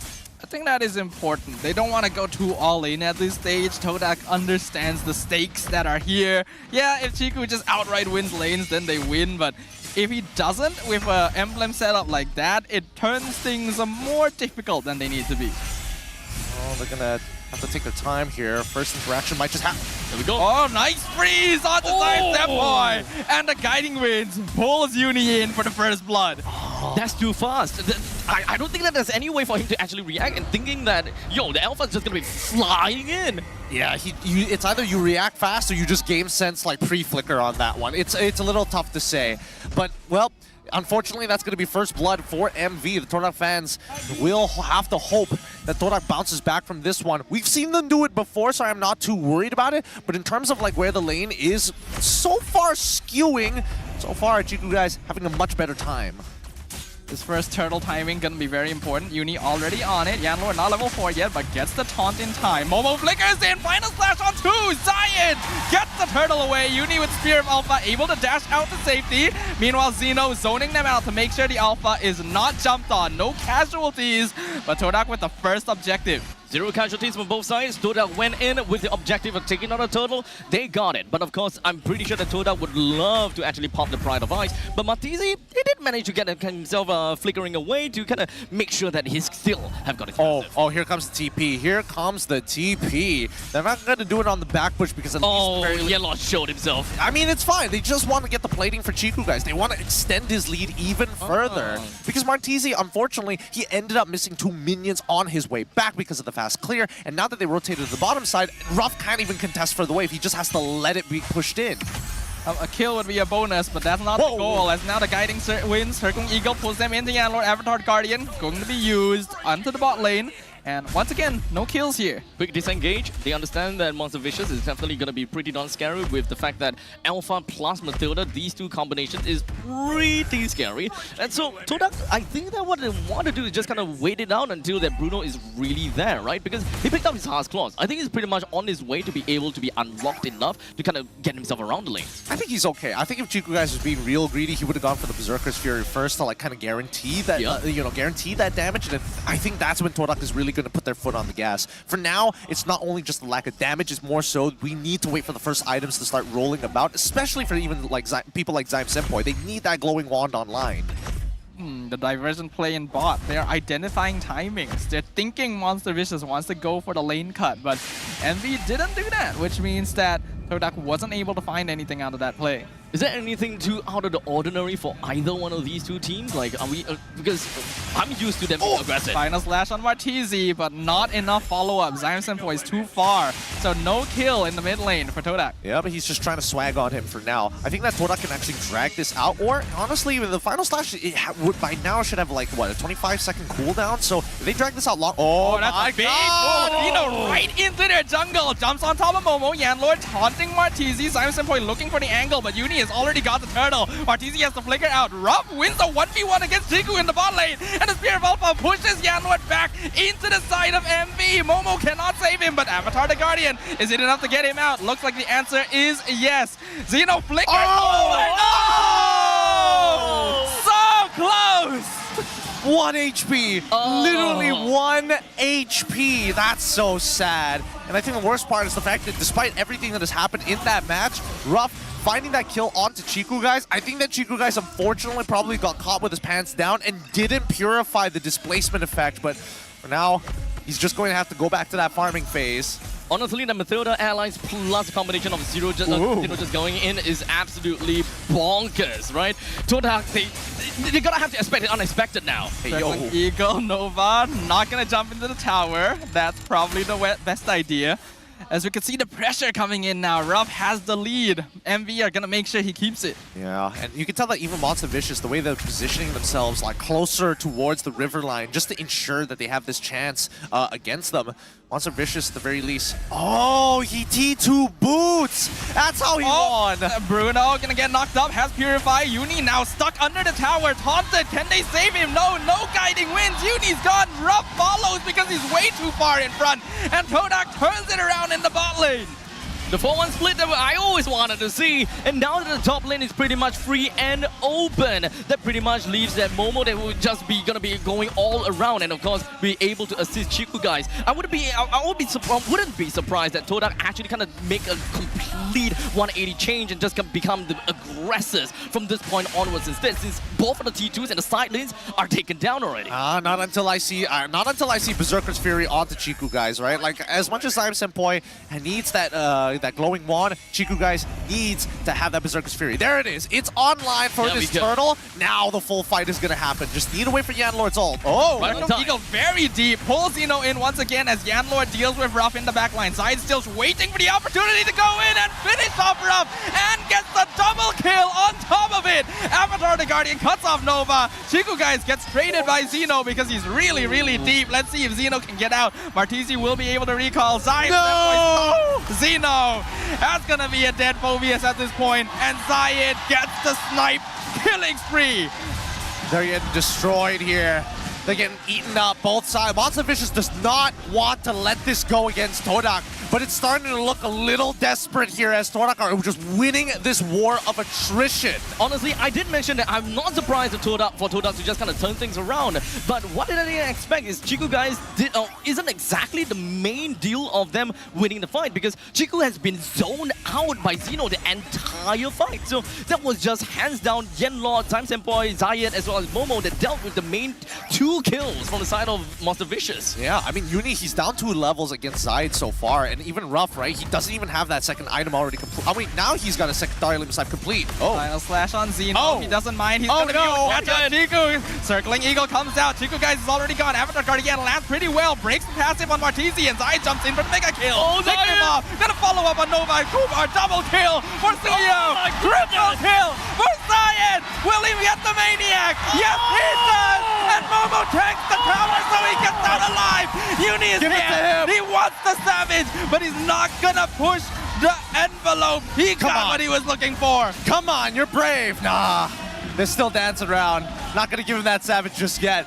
But my God, Todak, they are in full control, and Zayed, he's not going down without a fight. 4K goal lead, 9-5 the kill score, 8 minutes into this game. Zayed.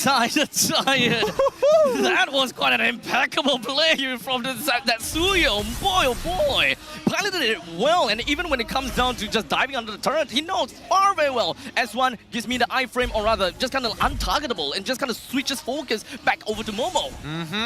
Just making sure that you can dance around your opponents is already great enough, and I think that MV, at this point of time, it's just a matter of scaling, right? Xeno is actually doing so much work, but there's so much healing going on that is dragging out this fight. It really doesn't help that Momo just slows him down with his mini stuns. And Lord not able to taunt anyone. Diversion comes in on the mid brush. MV going to spot it out and start playing a bit more defensively to try and reset this Lord. This next fight going to be a pivotal one because MV already 4K behind compared to Todak. They're gonna scout things out. Circling Eagle on top of Zion Simpoy. Pulls in Xeno once again on top of Loyi, but he's being caught out by Zayed. Stopped. Uni versus Yan Lorde. Oh, beautiful fight! A slash flicker backline! Catches Ruff and Martisi, but now Todak is too separated! They're getting disemboweled one by one! You guys finally finishes off Xeno in the backline, but they've already lost too much. Purify gonna be used. Zayed! Zayed stops them. Double kill for Jiku, but he gets shut down, and now Uni catching up. Double kill for both junglers. Team wipe on Todak. The turnaround has happened again. Oh my God. Ambitious. The sustain coming out from Monster Vicious. Nova X Kobar is online, and Uni was able to power through the damage. What is his item build? Don't tell me he's got a Brute Force breastplate in there. This guy, he was below of Zayed, and now he's just kind of getting himself right back into the game again. Todak had a good amount of gold lead, but MV, they're reclaiming everything that they have lost. And in fact, they're probably wanting to get every single one of these T1s as much as possible. Dear Lord. And even Xeno, really great eye of opportunity, putting Zyme... Final flash onto Novak's Kobar, circling Eagle. He actually manages to dash out, and Yan Lord is the one trapped instead. Ruff gets another kill. They gotta keep pushing the advantage here. The T1s are going to fall, and Todak must split apart if they want to have influence over this map. Zayed on bot side, he's gonna give on over his orange buff, but they gotta defend on top side too. He does have a Brute Force breastplate. He actually does. Damn it, Queen's no wonder. Wings, Brute Force breastplate, as well as a War Axe. This man is a survivor. He is a survivor, and at the same time, there's only one person with anti-heal, but it worked out well, right? It worked out really, really well for Uni. Oh, I can't believe this game is going like this. Game 5, first match of the playoffs, and it is anyone's game right now. Only a 1K goal lead for MV. They've turned things around, but can they keep it up? In fact, the 1K goal lead, is quite a bit of that goal lead is actually credited over to the Mathilda at this point in time as compared to the God of Gotcha.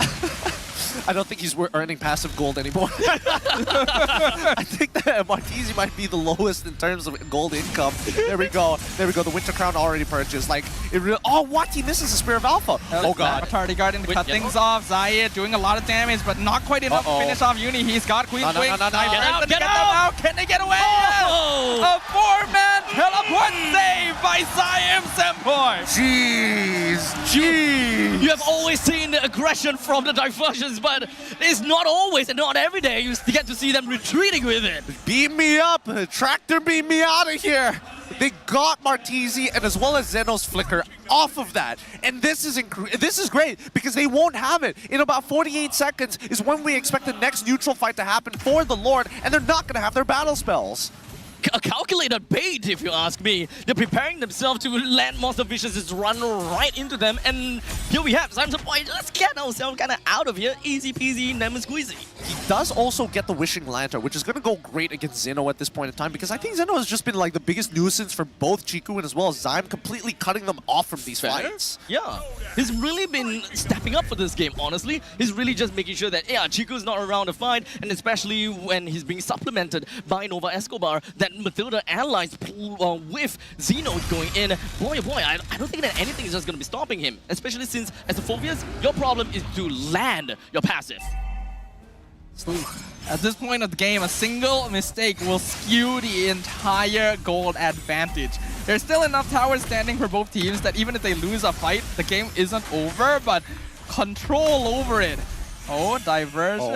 Zayed in the back line. He's gonna look for Ruff. Lord dropping low. He jumps on Martini. The quick final splash. Is it gonna be enough? The freeze comes out. Yeah, Lord gonna be the first one picked up, but Ruff has already been traded away. Meanwhile, Chiku versus Gino in the back line. Somebody get rid of him! Zayed is going crazy! Triple kill for the Suyo! Uni somehow surviving the burn, but the damage is done. This is what we were talking about. Todak with a definitive win, going for the inhibitor now. Oh my goodness, it's too late. They lose an inhibitor off of this play, and now Chiku guys can do what he wants with that Lord. Zeno has to chase him down, has to win this fight, and he wasted it. Loses his flicker again. This is a Lord secure for Todak. What a play. Oh man.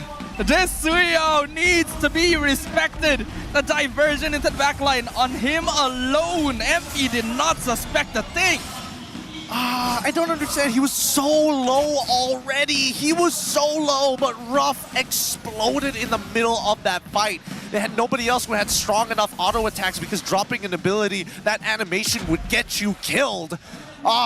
This is very stressful. Both sides 15-13, the closest game we've seen so far in the series. Yeah, and could literally go any way at this point in time. In fact, this auto replay would really be able to tell us quite a bit of what pretty much went on, with Ruff being the first person to be taken down since Yanlord initiated on him and found that opportunity. From that point on, it's just pretty much Zayed understands that, okay, they've created an avenue for me and just gonna be sliding right in and out. It's getting real scary now. Because now they're going to be pushing with the Luminous Lord. This could be the final push of this game to secure Todak a spot in that upper bracket. Are we about to witness the end game right here? Lord is pushing in bottom. Mid inhibitor is already gone. Todak still full HP at full strength. Meanwhile, we see Uni jumping in. We see Ruff able to go back and regen. The Lord has been cleared up. There's no minions. They're trying to click the crystal, but they're not able to do it. There's no minions. Todak is getting wiped out by Monster Vicious in their face. Double kill for Ruff. Chiku guys gets the shutdown. Wind of nature from Ruff. It allows him to stay alive. Only two survivors on both teams, but Monster Vicious holds. God damn, Ruff played that pixel perfect. Pixel perfect. Nothing less than perfect would have been enough to survive that, and they sacrificed 3 of their members, trade equally against a Todak who had the lead and the Lord. A beautiful defense coming in from Monster Vicious's side. Definitely Todak wanted to end it once and for all. It is a gamble, but regardless, that gamble is not exactly entirely unfruitful, considering the fact that they have a middle lane and the bottom lane inhibitor. It's either you try it now or you try it later, especially since the Lord is going to be popping down in the bottom side. You do have a naturally pushing lane in the bottom and the mid. Technically, you're gonna have to find a way to eventually clear the top lane in order to play the macro game. Oh, so far, even the audience, the Todak fans, starting the chant to give them that energy that they need. And now, you just don't want to walk out of your base. There's too much global presence here for the side of Todak, and there's no need to actually walk outside anymore. One thing's for sure, both teams are truly playing with their lives on the line right now. They know victory and defeat here will cost them a chance at M6. They're not willing to let go of even a single instance. MV, they're on the back foot, but a defense like that has allowed them to even up the gold once again. 17 minutes in, completely neck and neck, and this game would go entirely down the wire. The only difference is Todak does have inhibitor turrets taken down, and with naturally pushing lanes, Monster Vicious, they are the one that will be on a timer, and they can't necessarily stay around the Lord Pit for too long of a period. Well, this could be the moment right here. Backdoor is possible here, but the mid lane going to get shoved in pretty fast. They have to answer. They got to do something about this. Like, Monster Vicious unfortunately can't just drag out this fight. They're going to have to give this Lord. Unless Uni does something. Momo jumps in, Zayed jumps in, Uni so low, Xeno as well, but here comes the rest of MV, a beautiful Frigid Glacier, and Zayed is gonna kill him for up. Chiku guys trades for Uni, both jumpers got Chiku guys, gets the Lord, and now Todak just needs to escape. They have to run. Martisi misses, they find Chico, guys, when he dashes over the wall, Wind of Nature on Ruff keeps him alive. Here comes Momo once again, stunning them, saving Chico. He sacrifices himself to keep his goal later alive. Oh, the margins are so thin here. People are willing to sacrifice themselves for the sake of the game. This is really down to the wire. Even Monster Vicious, really great fight overall, but Todak, in terms of the macro decision making, it's just better.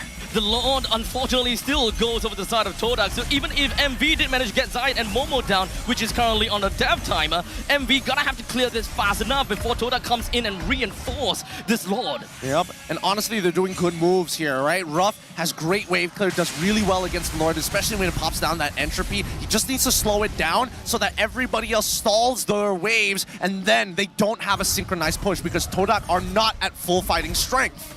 It looked risky to go that far to clear the Lord, but Monster Vicious knew what resources Todak had at their disposal, and the earlier they get rid of it, the less they have to worry about it getting close to the crystal. We are 19 minutes in, the kill score is 19-18. It is still anyone's game. Unfortunately, even with that quote-unquote win in terms of numbers in the bottom lane, or rather in the Lord's Pit, it doesn't really quite get Monster Vicious out of the woods just yet.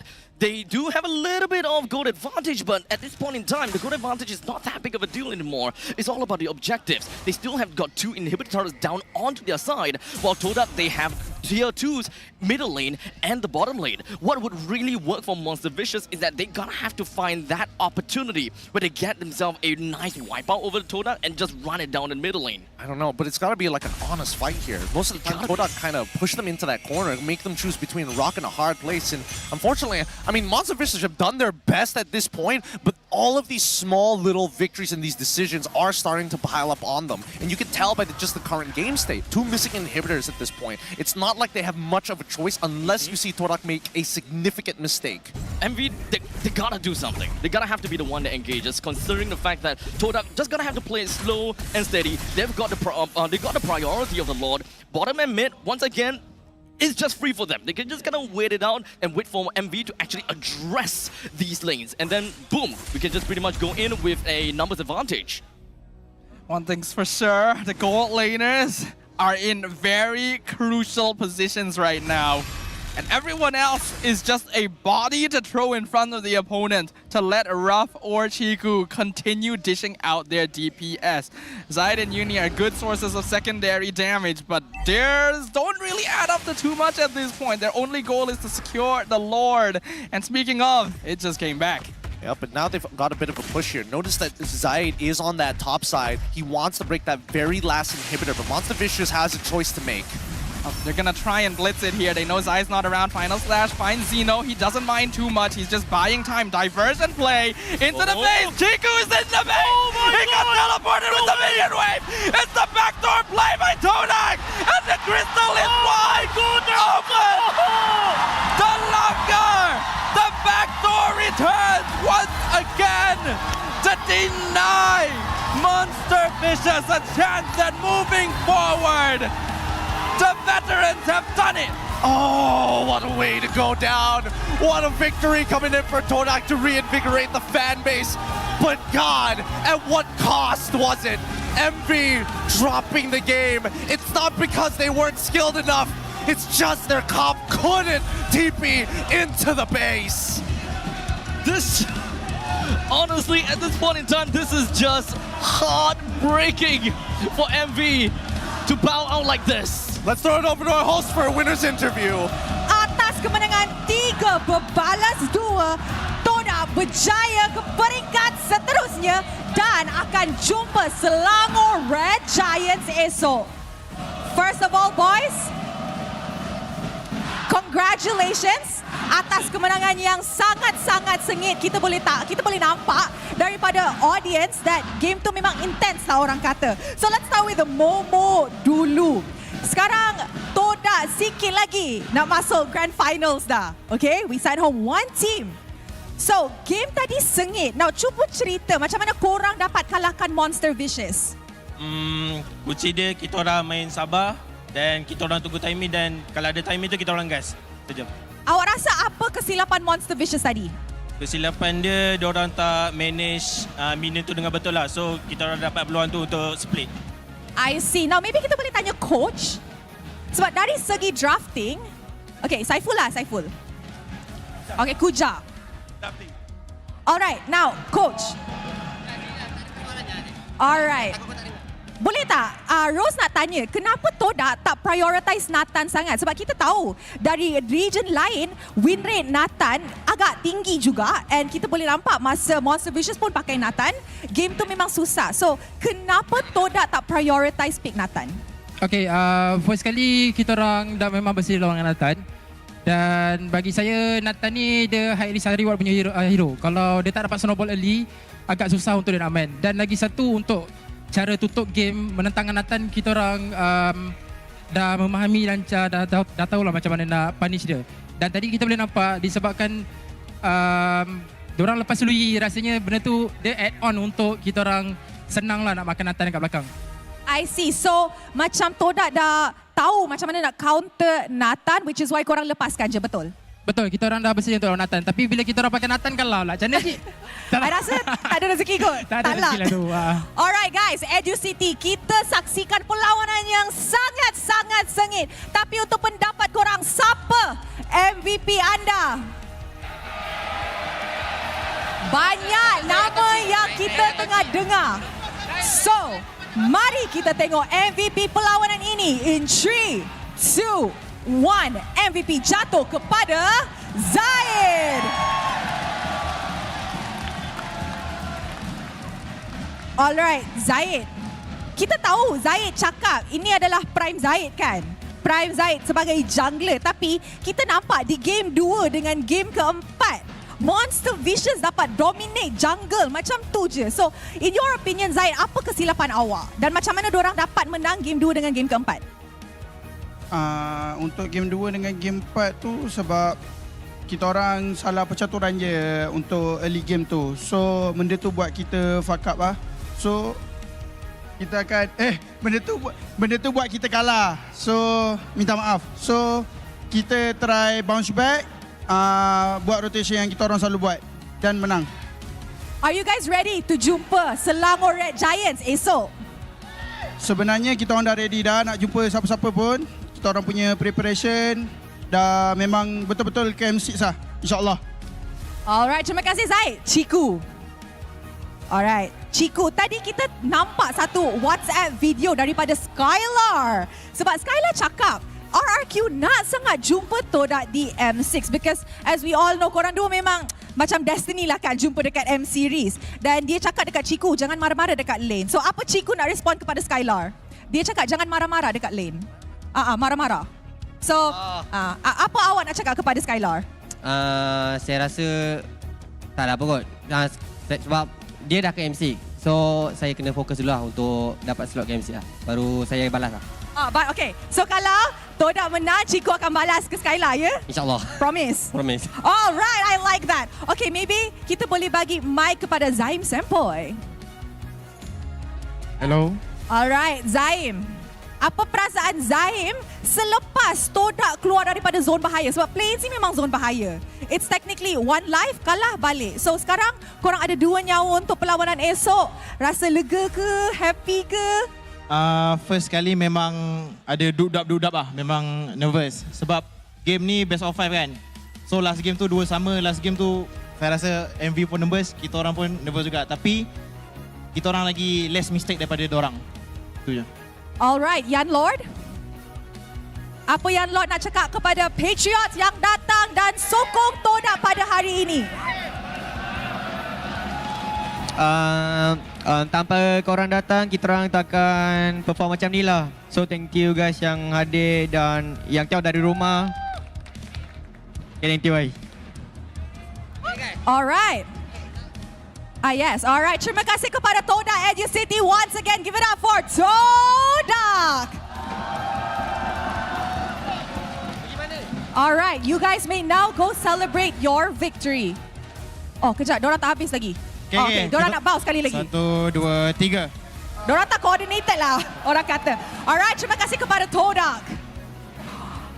Perlawanan pertama untuk playoffs kali ini sangat seru dan sangat sengit. Tapi selepas ni, kita ada satu lagi perlawanan yang menarik. Sebelum tu, mari kita dengar mic check daripada side Todak.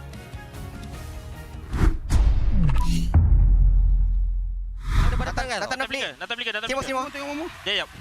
Tak boleh. Balik base guys. Base. Banyak base tau. Minum. Baik. Balik lu. Aman. Singa. Base tau, okey. Hantai, aman. Gerang lot ni. Tak ada flicker tau Natanya. Ketua ada guys. Mati Gatot, nice. Mati. Ada jauh guys. Maju. Menang. Boleh. Go, maju. Kejar je. Kejar je. Kejar.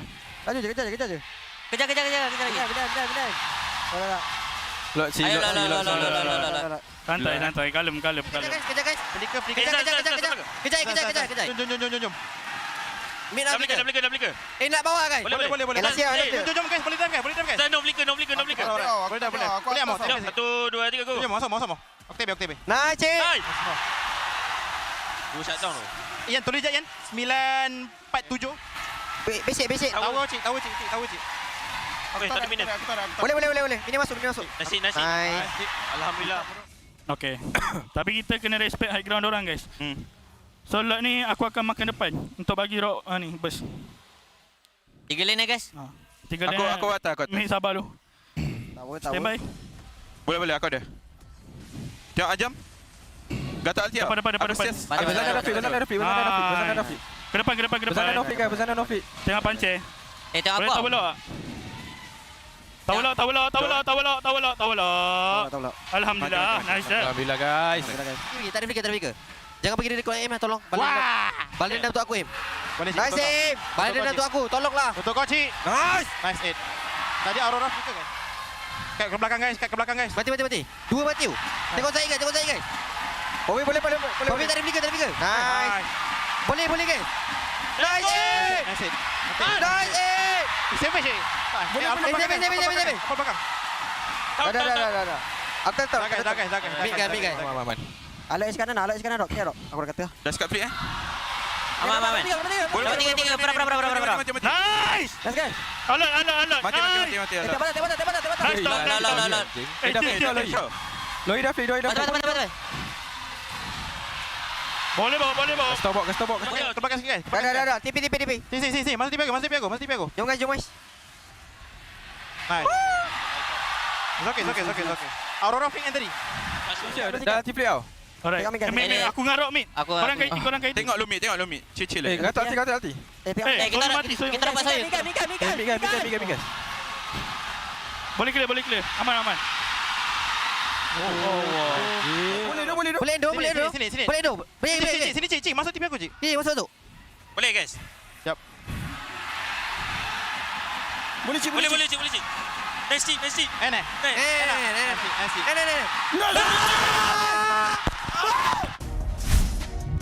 Man, playoffs is just different here at MPLMY. After a regular season of some of the most, games that are kind of on the spectrum, we finally get to see teams at their full potential. And man, does it hurt. It hurts so much. My heart goes out to MV, guys. The way for them to bow out of MPLMY like that is not because of the fact that they were unprepared or the fact that they didn't play well or anything. It just so happened that a random curveball just popped right in and just like, yeah, look, I can't do anything here. It did personally feel like Todak was more prepared going into this series. We could see better ideas coming from them, and while they did definitely make mistakes to drop some games themselves, they felt like the more consistent team throughout all 5 games. And my heart does go out to MV. They put up such a strong fight this entire season.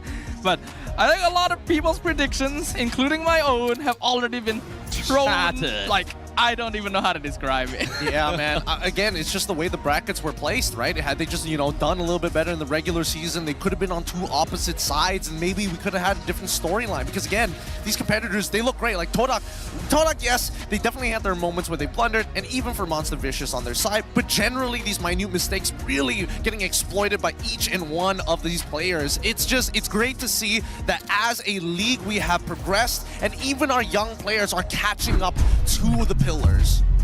But well, if we're talking about pillars, Zayed very quickly growing into one for the side of Todak. His Suyo gameplay is just on another level. Absolutely impeccable. I mean, 26-7-11 for the entirety of the match. I gotta have to say, looking at him on Suyo, boy oh boy, that is just a masterclass of it. From this point onwards, I think that it makes very good sense that Suyo, priority. Yep, Suyo is definitely priority. And I mean, we were talking about pillars. Zayed is literally the size of a pillar. That man is like, he's like 6 foot, what, 6'2" or something? He is really tall, and he plays, and he makes any kind of phone look tiny in his hand. What's that in metric? What's that? What do you mean? What's that in CM? 100 and, oh wait, so it's 6'2", so that's like 6'2". I know it's like 500 191? He's around 190, yeah. Yeah, like roughly around there. Oh man. It's not funny. Man is built like Suya. He is in immortal form specifically. Okay, yes. But looking at the post-game stats, it's like, what can you really say about this? 19-18, one of the closest series that we've had so far. I mean, it was just like blue side, blue side, blue side, blue side. And we continue with blue side, but this really gives you hope for red. At one point in time, we definitely had that belief that MV is going to take it, right? I mean, they didn't manage to have a pretty good fight against Todak. Yes, they did lose the Lord, but it definitely sets them back to square one. They're just going to have to repeat that over and over again, and hopefully we'll be able to find that one good team fight where they just wipe out the entirety of Todak. Yeah, they had so many good ideas here, and even the fights that they were winning, a lot of it, I feel like, Zeno, he really wanted to win this game. He did everything in his power to slow down Todak's backline, and unfortunately, it's just one of the scenarios of like, we're missing 2 inhibitors, and you guys still have your inhibitors. I think that there's a very nice progression for Zeno, actually, all the way from game 1 to game 5. He's slowly starting to progress, and I can definitely see that the amount of impact that he managed to pour in from 1 to 5. Yeah.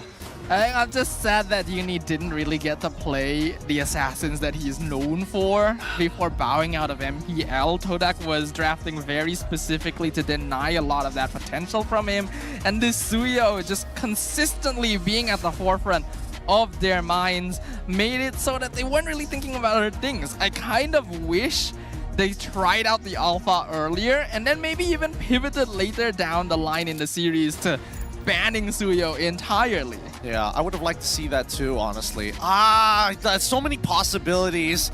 But I mean, at the end of the day, it's still a 3-2 victory for Todak, and we congratulate them as they move on into the playoffs. It just hurts to see another team have to bow out this early. Looking at the total damage dealt, I mean, even Rough out-damaging Chiku guys throughout throughout the games and even the series sometimes. But really, Zyme Senpai, the head, the lead, the brains, the fights that they are winning, Zyme Senpai is with the teams. The fights that Todak are losing is when we see Zyme Senpai getting zoned out.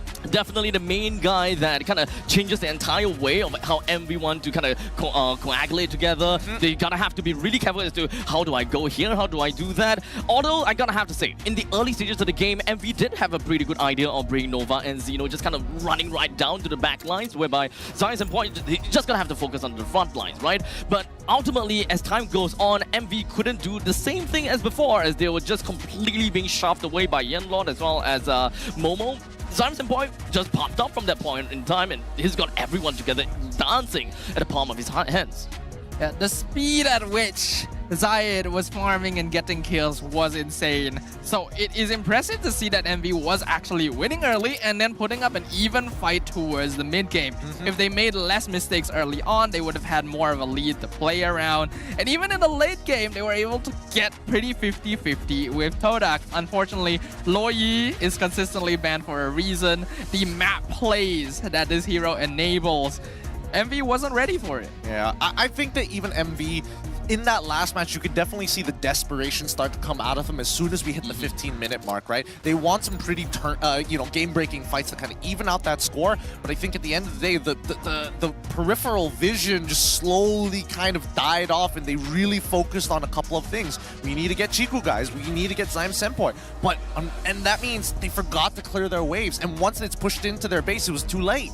Honestly, they had a very good idea as to what they want to do, and I believe that there could be a point in time where their middle lane was kind of a small little gamble coming from them, but what was completely sidelined to them is the fact that there is a diversion available, and the fact that the diversion is used for a backdoor. I wouldn't be surprised if they prepared the diversion for a backstab, not a backdoor. I mean, it was a good idea, but I think, it's just too much distance. The level 3 diversion, it covers half of the map. It's just, there's no way to keep up with that. I don't know. These great decisions being made by both of our players, it just makes these post-game stats really sting. The carry coming in from Ruff. The best wingman coming in from NovaX Kobar. Oh, goodness. MV was pulling out comfort picks in that last game. I really, really wish we saw the Alpha earlier, because you saw how it was able to put up a fight against Suyo, especially comboed with the Matilda.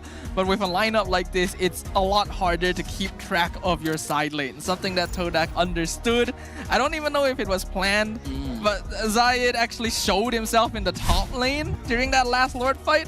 They saw, oh, Todak's only 4 members. They go in for the fight, and then Zyme Senpai sends Chiku into their base. It was perfectly orchestrated. It really was. I mean, just look at this goal graph, right? Todak eventually developing like quite a lead, but never broke into the key points. 5,000, 10,000 wasn't even remotely close. The most we got was 3.9, and then that one big fight that turned it all around in a lore take for MV to hold their ground. Eventually, MV did take the lead back, but by then it was too late. The graph really looked as though that MV is the one that won, right? I mean, that's generally how the graph would have looked. But I guess even for Todak, they know that no matter what it is, it didn't really quite make that big of a difference about how much gold that they are losing at that point in time. Everyone's pretty much high and mighty with the amount of items that they have got already. I mean, just look at how many times that they had to recycle their immortalities at this point, right? Even Zyme Senpai himself. Yeah, I mean, Zayed was really going in it. Uni as well, having to switch out the Winter Crown time and time again. It's just whatever you can get your hands on, man. We're even seeing the switching out of roam spells at the end to try and min-max things. That's just how close it got. But here we have the updated brackets, and it is so sad to see MV drop out on day 1 of the playoffs. It really is. But that just means that Todak moves on, and it's not like the competition is getting any easier. They now will have to face off against SRG in the upper bracket semifinals, and the best part about it is that they have a second life. Even if they win, ideally they would like to win, but even if they lose, they still have a chance. I mean, they faced a tough game today, and yet they have to face a tough opponent tomorrow. Definitely hearts out over to Todak. I wish them absolutely all the best, right? Today, we see the bow of, we see MV bow out, but unfortunately, that's not all. Yep, it's not over. We still have one more. Somehow, Get me out of this. I don't want to see another team get bow out. There's a second series. Yeah. It feels like we've been through so much already. It's an emotional roller coaster here. We still have another game, so make sure that you stick around for the JP Niners versus Red. But don't forget that United 4-11-11 Mega Double 11 sale with 20 billion promo diamonds will be up for grabs. And all you gotta do is complete the task from November 9th to all the way up till November 12th to claim the promo diamonds and earn navigation compass tokens for the Navigators event. The promo diamonds can be used from November 11th to November 16th and also be used to redeem the exclusive Double 11 Nolan skin, the Navigator. 20 billion, huh? Wow. Hey, we have a lot of players. Look, I thought it was just 20 billion.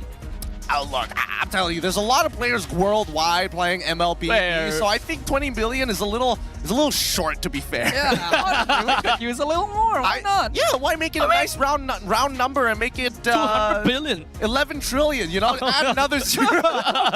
Okay, maybe that's going too far. But generally, hopefully that you guys are going to be sticking around. Don't forget about the event, and more so, stick around for this upcoming series because, man, our next match, JP Niners up against RED Esports. If I mean, if Todak and MV look like that, can you imagine what this next one's gonna look like? I do not want to imagine. All I know is, from the start of the day, I say I'm here for a fun time.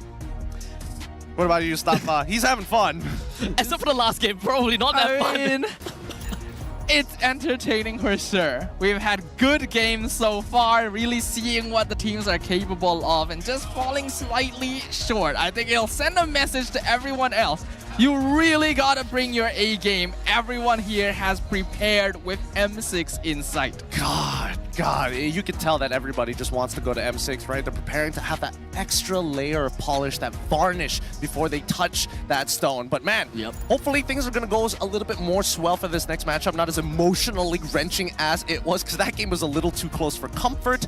Maybe, I don't know, I do feel like, maybe these teams are going to evolve. Like RED Esports specifically, I mean, we saw JP continuously get better and better and better, but RED, I'm a little concerned for them. I mean, they have got the most unique playstyles out of the entire MPL teams out there, right? They are the one team that still sticks onto Ube, and they're the one team that kind of like hyper-focuses onto Owl, right? So it's all kind of up to Owl. I see. Well, there's more to talk about for the upcoming matchup. Hopefully you guys are going to stick around, but first we're going to go on a break, and when we come back, it's going to be more MLBB action.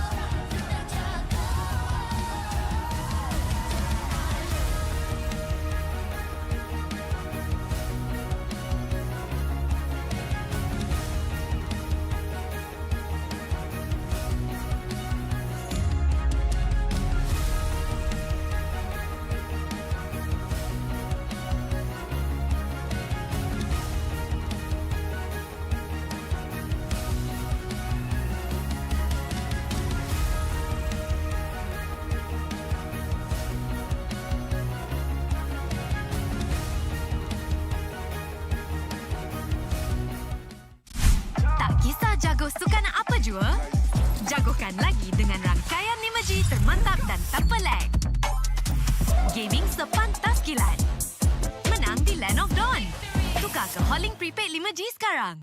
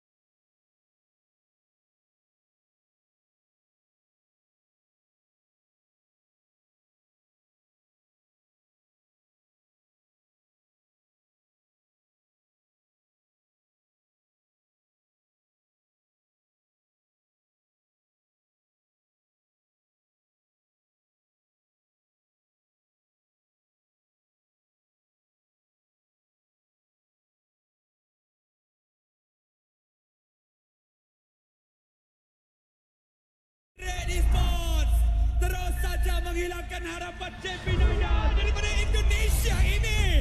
Pria daripada Indonesia ini yang harus kita utamakan. Line up JP Niners ni kuat sebab kami ada line up penuh dengan champion lah. Iaitu saya, champion season 7, antagonis champion season 12 dan Sakiti champion season 13. Champion full house. Pada mulanya saya fikir orang macam orang kan daripada blacklist, daripada CPM World. Saya ingatkan mereka macam pandang rendah bila datang Malaysia, tapi orang banyak ajar kita orang ah. Player-player lokal ni macam mana nak main cara dorang, Ube strat semua tu. Ube yang apa yang kita orang masukkan tu dia sama je macam dulu. Cuma dulu tu jungle tank. Sekarang ni kita tukar sikit pada assassin untuk lebih damage lah. Ube strat tu jadi makin kuat lah. Ancam. Do you miss me? Kalau pasal borak kan, kau bagi je Fox Jacung jadi coach. Borak ni lah, strat tu lah. Aku pakai, kau menang lawan aku baru borak. Aku dah cakap, aku dah strat lah ni nak buat Max jadi Kyrie. Aku dah strat lah ni nak buat Tolias jadi Super Marco. Borak, semua orang boleh deh. JP Niners dia bukan tim atas macam SRG, MV. Kat playoff ni kita boleh menang lah 3-0. Siapa? Kim. Oh tak kenal, sorry. Dia je seorang yang menang kita, lepas tu jerit-jerit macam menang final. Bapak berianya kan. Kau playoff, memang kita tak bagi muka. Kau pakailah strat-strat UB apa benda lah tu. Pakai. Orang kita goyang ke? Tak. Pakai. It will be a different result because they show all of their cards, but we still have so many tricks up in our sleeves. If we fight them against playoffs, it will be a same result, 3-0. Kalau yang saya respect, saya Sensui dengan Owl lah. Dia Sensui one man army lah. Owl dia ada carry lah sikit lah. Sensui dengan Owl dia sama-sama carry lah. Yang lain tiga tu bagi saya dark system. Adalah hero pool sikit, gameplay barai. Kau memang playoff pulang hari pertama je. You're just shot sendiri.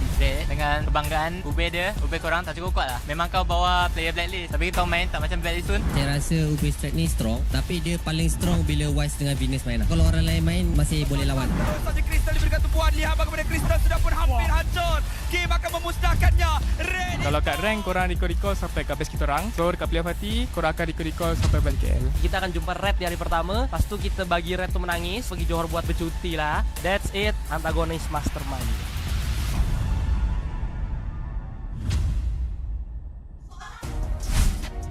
Welcome back, everybody, to the MPLMY Season 14 Playoffs, day number 1. We have only one more slot to fit in to our bracket, and it's between the JP Niners up against RED Esports. My name is Getting Cute today, and here on the desk, if you don't know, it's going to be Staffa and as well as Abstract. And after a grueling best-of-5 between Todak as well as our boys MV, congratulations to Todak, but that has set a very high bar for the next teams to top.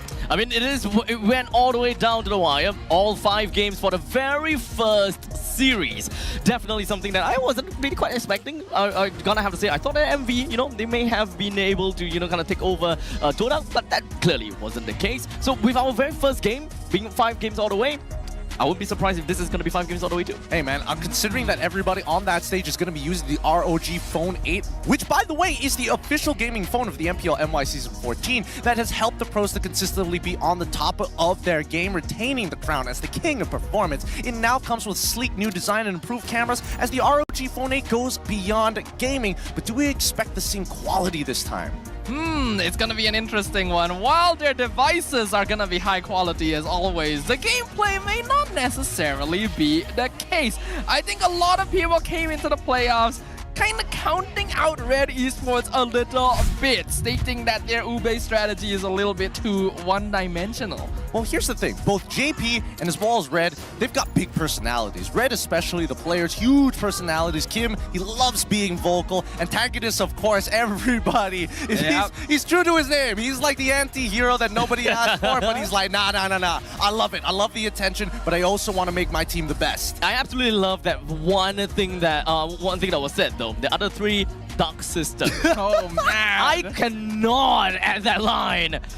This is what you guys have as the players. They are so vocal. Singaporeans just like, yeah, they're good, and I respect them a lot. So GGWP to whoever wins. That's like Singaporean. That's Singaporean. We are too respectful. They are. I would say that your players are very, very meek. They don't want to deal with that kind of attention. But here in Malaysia, we love it big. We love it bold. That's why we're the most entertaining region. And we got some entertainment. As you guys can see from the updated brackets, Todak will be moving on to face off against SRG at the start of tomorrow. But for today, we are still going to witness the best of 5 series between the Niners and RED Esports to see who Team Vamos' opponent will be. Oh, this is going to be a scary one. Now, previously, before we even got to this point, I was talking about maybe Red, they need a little bit of something, right? The last time they faced against JP were at their weakest, being able to demolish them in a 2-0 series. I think that Red this time probably is looking more like the underdogs at the very last week of the regular season. I mean, I'm not too sure if whether Red is actually going to be sticking to their MO. I mean, everyone has been branding them for the ube. But I think that they might actually come off with a little bit of a surprise by not exactly moving with their MO and just be telling you, look, JP Niners, we can play the way that you play. I don't know. I feel like they might just double down on the ube and be like, oh yeah, this is how we do it. Yeah, this is how we do it. But instead, we're actually going to incorporate like the classics, like Estes for an example. Ooh. My issue with that is I think Niners is one of the teams that can really handle ube quite well. They're probably one of the better late game scaling teams we have in MPL Malaysia. So if you play safe early and just farm, they'll be happy to match you. Absolutely, and let's not forget, even though Red likes to play as a team, Rossi as a player is somebody that they probably have to keep their eyes out for. His Tigreal is really, really good. His Gothard is really, really good. And the big combination is the fact that both of these heroes incorporate large AoE ults, right? And that's the big issue. If you want to ube, there's got to be a lot of mobility. I'm thinking the Matildas here as our players come up for their ping test, brought to you by the Hotlink Prepaid 5G, the unmatched 5G network with no lag for MLBB gaming. I mean, since we are on the topic of ube, and then we are talking about Matilda as well. Whenever I look at ube, whenever I think about ube, of course, Wise as well as Oh My Venus comes into mind. And whenever I look at ube, okay, Estes is the way, Rafaela is the way. But to be honest, is there any other things? Because you mentioned about the Matilda. What really classify as an ube that really works as an ube? Like team fighting. Farm is for an example. But this is why, even Safa has mentioned that the JP Niners are pretty good at handling it. With ZachQT, Ye3, Max, Rossi, as well as Loliels, they know how to team fight, but at the same time, in terms of priority and macro decision making, I think JP Niners have grown so much. I like the way that the Niners move around the map. I like the focus that they give to specific players since they can identify win conditions. Max takes a lot upon himself. And a lot of people mentioned that he was basically carrying the lineup at the start of the season, but everyone else has really come on into their own. We're seeing way more discipline. In comparison to RED Esports with Kim, Iris, and Sui, Grayson, as well as Owl, a lot of the driving force goes in towards Owl's side of the map. And you can definitely tell that RED Esports have protocols set up for every scenario, and sometimes that makes them look really, really passive. At this point in time, I mean, looking at all of the stats over here, I just want to know, right? Since we have always been hyping up Sensui as well as Owl, how exactly do they fare against JP Niners in this case? Well, I would only imagine that, you know, the big difference makers are going to be Rossi and as well as Grace. Both of them highlighted heroes being Gatot Kacha here. Not to mention that even in the EXP matchup, Iris, he gives up a lot to make sure that his team is going to come up on top in neutral objectives. I want to see that change. He needs to be able to play like Smooth or even Momo by saying, I don't mind sacrificing, but I know exactly what I need to make sure I can carry this game with enough resources. But that does result in a variation of how ube is meant to be played, because a lot of the time the EXP lane is meant to be that utility role, setting things up, sacrificing yourself if necessary. So if RED Esports wants to shift in that direction, it means changing up their gameplay. And it's gonna create the question, are they really 100% sticking to ube even if maybe they're not playing like supports, right? Because they mentioned that they still have secrets they haven't shown. Because honestly, this really boils down to the quest for sweet, sweet revenge. In the group stage, as JP Niners dropped 0-2 against RED Esports, but this time on playoffs with such high stakes, they just need to win this best of 5 to secure their revenge, or Red is going to continue to laugh at it and be like, it wasn't even close in the first place. 3 O's are the predictions. I honestly really thought that JP Niners, they are one of the teams that we gotta have to look out for. And with the fact that RED Esports, I will say that their gameplays are rather telegraphing, whereby you understand what exactly they're trying to do, while JP Niners, you know, sometimes they may be kind of have some curveball every now and then. So to see that, the fact that in the group stage, 0-2 in favor for RED Esports is actually kind of a surprise to me. funny you bring that up, actually. I wanted to talk about RED Esports in terms of chemistry in comparison to JP Niners, because as we see JP Niners progressively get better, you can definitely tell that there are off-tempo plays that not even all players expect, but when the call is made and the fight is already beginning, it feels like JP Niners are much better at handling that mess compared to RED Esports. I think so, because the Niners have gotten better playing together as a team, but they have built off of a foundation of each player being quite strong individually, while RED Esports is building off of the foundation of Ube with Owl and Sensui, so maybe not quite as individually gifted in terms of micro. Now, I'm going to hold your opinion about our current topic, because Abstract, I need to explain to you what burrito means. And no, it is not a taco, okay, that you dip in great, delicious beef sauce, but... Sweet revenge, I mean... No, we're not going there. Burrito is an idea, how do I explain this? Is somebody who is overly confident, likes to make a lot of noise in a sense, you know, a little cocky, a little noisy as they do it. And you saw the video just now, and you saw the opinions of both. So who do you think, JP or RED is more burrito? I mean, it kind of goes both ways, right? I mean, JP Niners, when it comes down to, you know, leaderboard, they're on top. But in RED, they did beat JP Niners, so it kind of like, they're both fair for them. So in terms of who is more Beria, I'll call it RED. You're going for RED? Oh, okay. What about you, Stafa? 100% Niners. 100% Niners? I don't feel like there's any competition. Look, I think it's a little unfair, because Antagonist is in a position where he can take that heat compared to like Kim, who's just he's been doing this all his entire career. He loves making that noise. Guys, don't forget, join the fight, claim that QR code, or just type in the code in-game to get some in-game rewards. Now, after being... I'll tell you, in terms of Beria, right, you saw like the clips right there. Oh, yeah. That's the only thing that Abstract is working off of. That's why he thinks it's RED, right? But I'll tell you, they had to specifically find those clips and ask RED those questions. Whereas Niners, they were just having a regular conversation. That's also true. And not to mention that the RED Esports, their import players, actually kind of, you know, is pretty chill about it overall. Compared to Antagonist. I mean, to be fair, yeah, he did sound like very mellow and all. And just like, this is just normal way of life. Maybe just a little bit. But with that being said, it is time to get the show on the road. Let's bring out both our competitors looking for a spot here at the playoffs. Introducing Head of League Ops, Franklin, and the Marshals that will ensure fair play and professional integrity in the matches.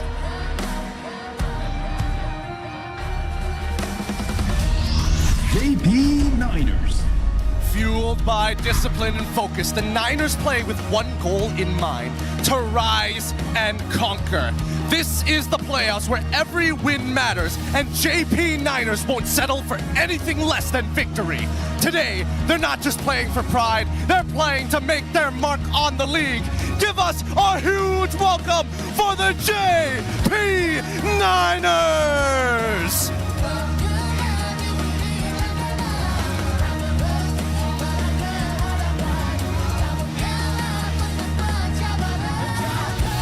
RED Esports. Known for their calculated, precise approach, RED Esports is here to bring order to the chaos of the playoffs. They're conquering this season with discipline, and now, with the stakes higher than ever, they're here to show what RED stands for. Can they uphold their reputation and claim their place at the upper brackets? Focused, relentless, and ready to give their all. This is RED Esports!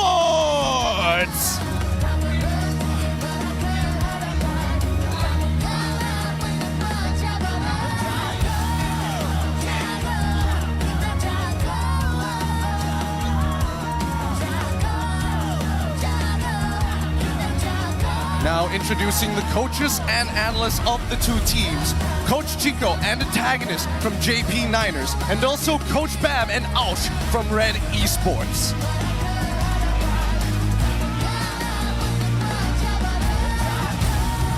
Let's keep it going with fist bumps between the teams. A true sign of professionalism. This is how we roll. This is the Malaysian sportsmanship. Ini gaya kita. Good luck to both of our competitors.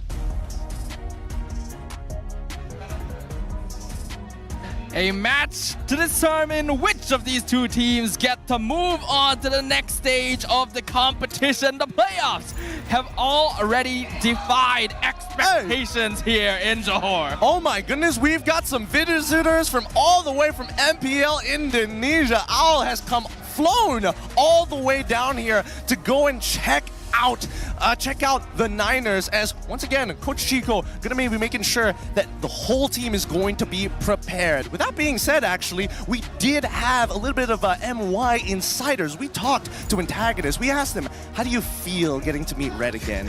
And he said, dreams do come true. We're going to beat them because they're noisy. Our playoff target is surely second place. I know my opponent's level. SRG still way too strong, but as for Red, they won't go far. Both are red giants, but this Red is going home early. God, he's got away with words.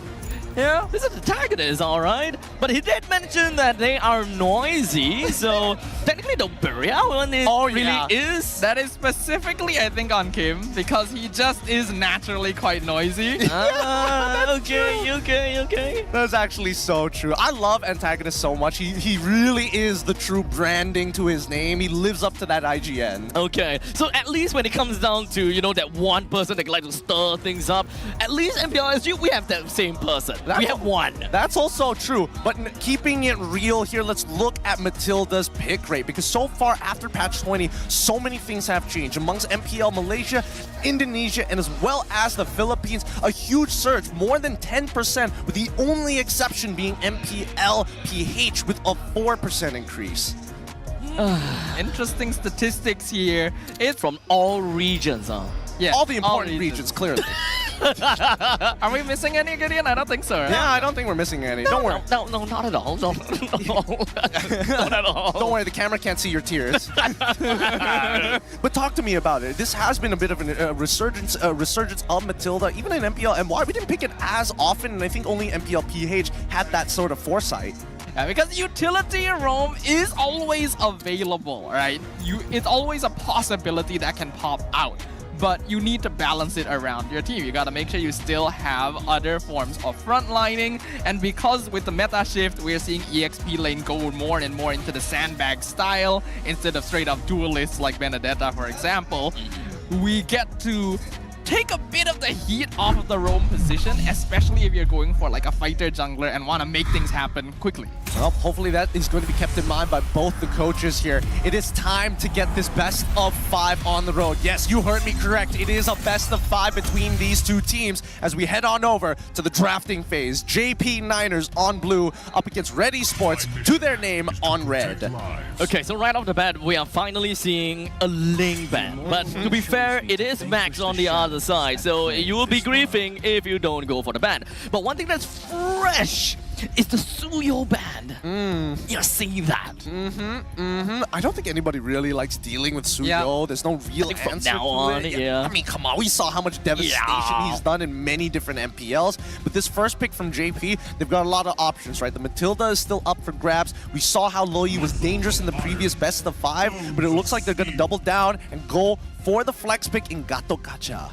Gatot is going to be a highly contested pick in this matchup in particular. It is one of the few support roamers that Grace is very comfortable on, and Rasi does a pretty good job as well. But that means Hayabusa and Eve will be locked in by RED Esports. Well, that's kind of interesting because I know Kim is a nasty Eve player. Did Chico make a hard read on it? Because Gato can, like, I mean, you drop that RWM, AOG is coming pretty quickly after. I mean, I'm pretty sure that even when that does happen, it doesn't really quite... I mean, you can definitely expect a couple of blows right in your face as a Yi. But I think that he should be able to still kind of keep to the RWM, and hopefully someone will come to the Yi's rescue despite all that. Besides that, Sensui has been really leaning away from Assassins this entire season, so locking in Hayabusa this early for him is a surprise. It's kind of interesting, right? But then, let's see, the response happens to be Khalidin as well as Irithel. Super early on, right? Like, I expect you to play Natan, you play anything else, I don't know, because we have a lot of strong AoE, so even if we don't have Avatar of the Guardian, at least you have Raging Sandstorm. Actually, what I'm looking at here is that both Red and JP are tied with the number of heroes used, 34. Wow, sounds amazing. And then the second phase, which is the second lowest among all the teams. And here I'm thinking, That's very long? Okay. That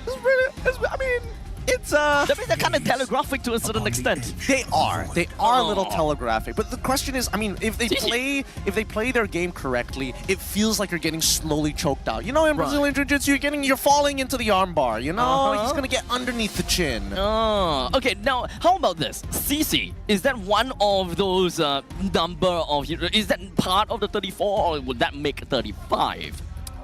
I can't remember if they've ever picked it before, yes, but they it have. is not common. Yes, it is not common, but Iris definitely has picked up CC before. He played it into Rizla before this. He also played it into the Gatot prior to it, which is why they got why they were having so much success in the early stages of the MPL. But now we go into that second phase, right? We're seeing the Nolan already banned out, followed up by the Valentina. Rather interesting. They also get rid of Harith from the side of JP. We're waiting for that follow-up.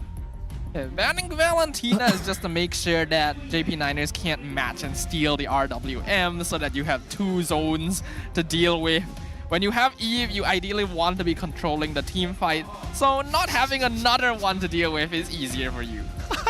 Dude, the audience here at JP, they're pretty funny. I gotta give it to them. Yeah, one of the signs was like, hey, we got the twins from Indonesia, 3-1, 3-1 on both sides. That's the prediction. And we have people who came down to MPL knowing that they gotta study for finals exams. Wait, that is what it was written on their phone? Yeah, he's just like, I told my teacher I'll be back to study for my exams.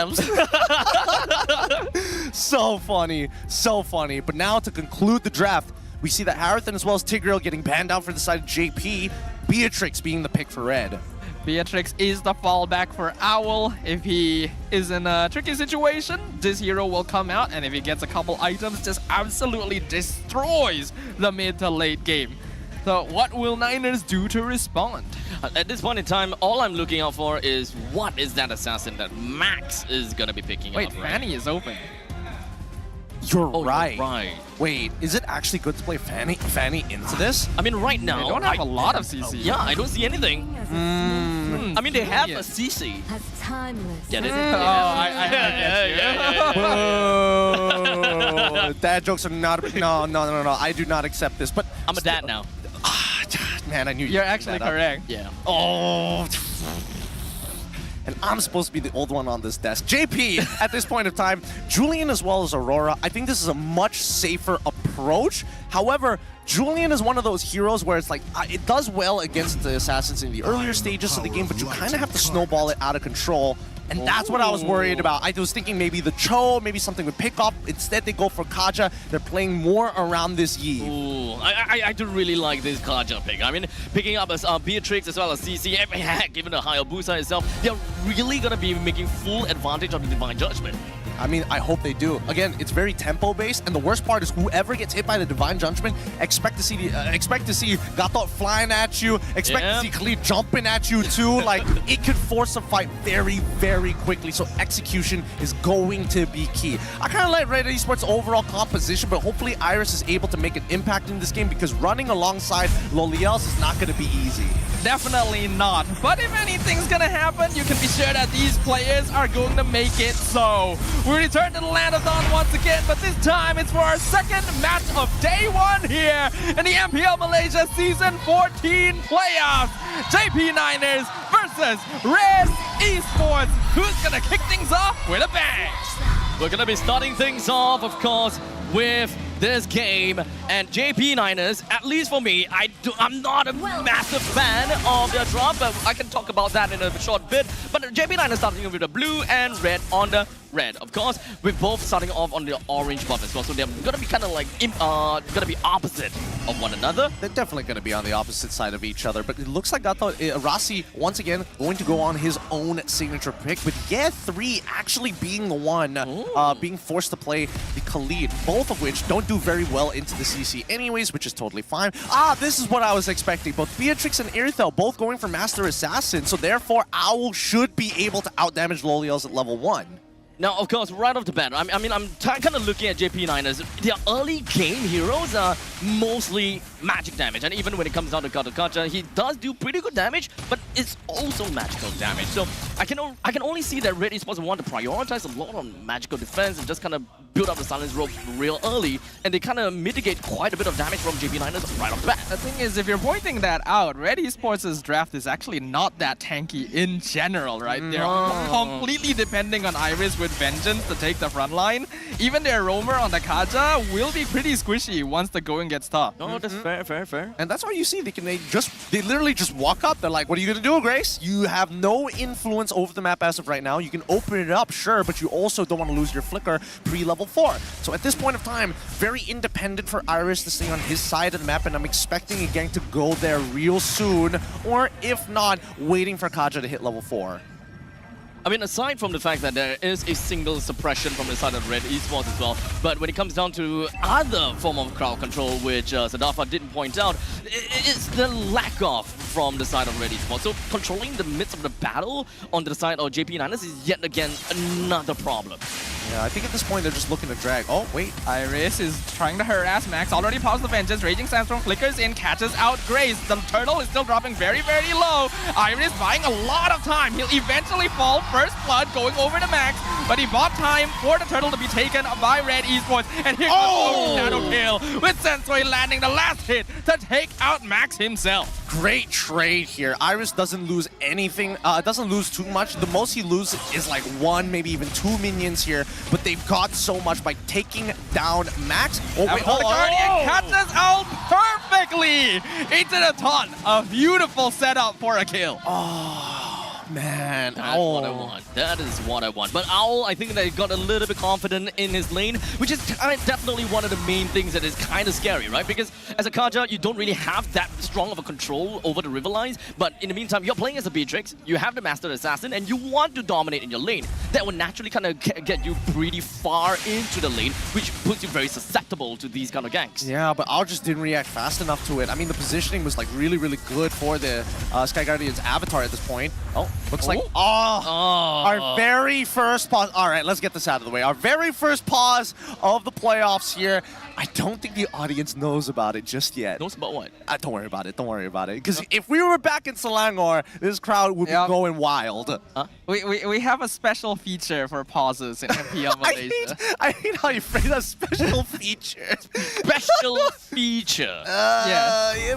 What, like cosplayers going up on stage to kind of perform or what? I honestly, I wish that were the case, to be honest. Actually. So it's not that special. That's a good idea. I mean, well, you'll see in a little bit. It's a different kind of special. Yeah, it's a different kind of special. We'll let you in on it. You'll figure it out very, very quickly once we get back into game. But in the meantime, at least we can kind of talk about the compositions a little bit more. Because so far, being on that Hayabusa seems to be actually working out very well for Sensui, right? I was expecting maybe JP Niners to have a bit of an advantage with this Julian. Just expect to be able to fight on a dime's notice. Yeah, I'm surprised that this early game hasn't gone quite as smoothly for the Niners as expected. There was really nice zoning initially by Iris, willing to give up that first blood, but I feel like the Niners may have overreacted to him. They could have easily let 1 or 2 players deal with him and then Max walk a bit more forward to maybe retry the turtle. I mean, when it comes down to CC, he did manage to really do a pretty good zoning move coming in from there. But the problem is, CC is kind of like a single target guy, right? And just kind of push people away, but you have no way to really lock their opponents down. So I agree, they have been kind of defensive a little bit. In fact, with their current composition in the early stages of the game, I really thought that they can be a lot more oppressive and really play right in the face of Kaja, because pre-level 4, what can a Kaja realistically be able to do to you as a Gano Kaja? I agree. And I think that's why, you know, when we saw Red actually start off Sensui on the orange side, on his orange buff instead of that purple, they knew for a fact, okay, Turtle's going to be spawning here. I am going to get distracted if I take my purple first. I don't think Julian is walking in at level 2 of all time, so I might as well just take my time, hit level 4, and then look for an opportunity later down the line. They were probably trying to delay Sensui with Yetri on the Khalid, because that's usually his job. Leave the lane at level 1, then harass, but I think he actually took a lot more damage than expected from the Hayabusa, and because he's already having a lower priority in his lane due to the CC matchup, Niners weren't as confident to do what they want to do. Well, that's the thing. Here's the trade-off, right? As much as Khalid is able to outpush the CC, at a certain point, when your life gets a little too low, you kind of don't want to walk up any longer because CC can chase you down as soon as she hits level 2. Right. Oh, wait. Are we going back in? What? Oh, I hear the cheering. Oh, already. it's gonna happen. It's gonna happen. What's this cheering? Welcome to MPL Malaysia. You're glad you're a married man, huh? Oh, okay. Don't worry. It's not that big a deal for you as a married man, but let's jump right back into this. Thank God it was a Type 1 issue, and thank you once again to our marshals for handling it this quick. Now let's jump back into this because Turtle is spawning in about 15 seconds. Oh, is this a dive? Arasi was able to dash away from Grace, so no Divine Judgment there. Yeah, I think that's fine, especially since the Turtle is coming up now. Grace just got his flicker back up at the same time too, and yeah, 3. Wow, he is fast. He's got his sand plus the fact that there's the moving waters. I don't have any idea what this feature means. Divine Judgment onto Yetri. He's gonna get suppressed. Revitalize comes out from Rasi. Raging Sandstorm flickers backwards. Catches two. The turnaround from Yetri. Bennett's Rage whiffs completely into New Passion, but it's not enough damage yet on Owl. So Lolil gets the double kill. And it's gonna be a free turtle for the Niners. Iris doing a good amount of damage to Rasi, but he's 1v3 right now. He will be able to jump away, resetting the turtle. And Niners actually not able to continue with taking it too. Yeah. Honestly, that is kind of what I expected from the side of JP Niners, to be able to just play it right in the face of RED Esports. Absolutely. I mean, that's the first the failed team fight so far, but technically Iris has somewhat recovered, has a level lead onto Yetri, but Sensui's a full level. Oh, wait, hold on. Sensui earlier was a full level ahead of Max, so at this point there is a slight disparity in EXP, but it's too minute. Raging Sandstorm misses point blank. Yetri not realizing there's still a delay there, so Kim able to walk out. This is still awkward timing for the Niners. And even a lane swap coming in from JP. Macro-wise, really good stuff. I mean, it makes sense, absolutely. The fact that they will be able to kind of like clear the wave in the top lane by the hands of Yetri, but it seems like they do want to have this turtle right now.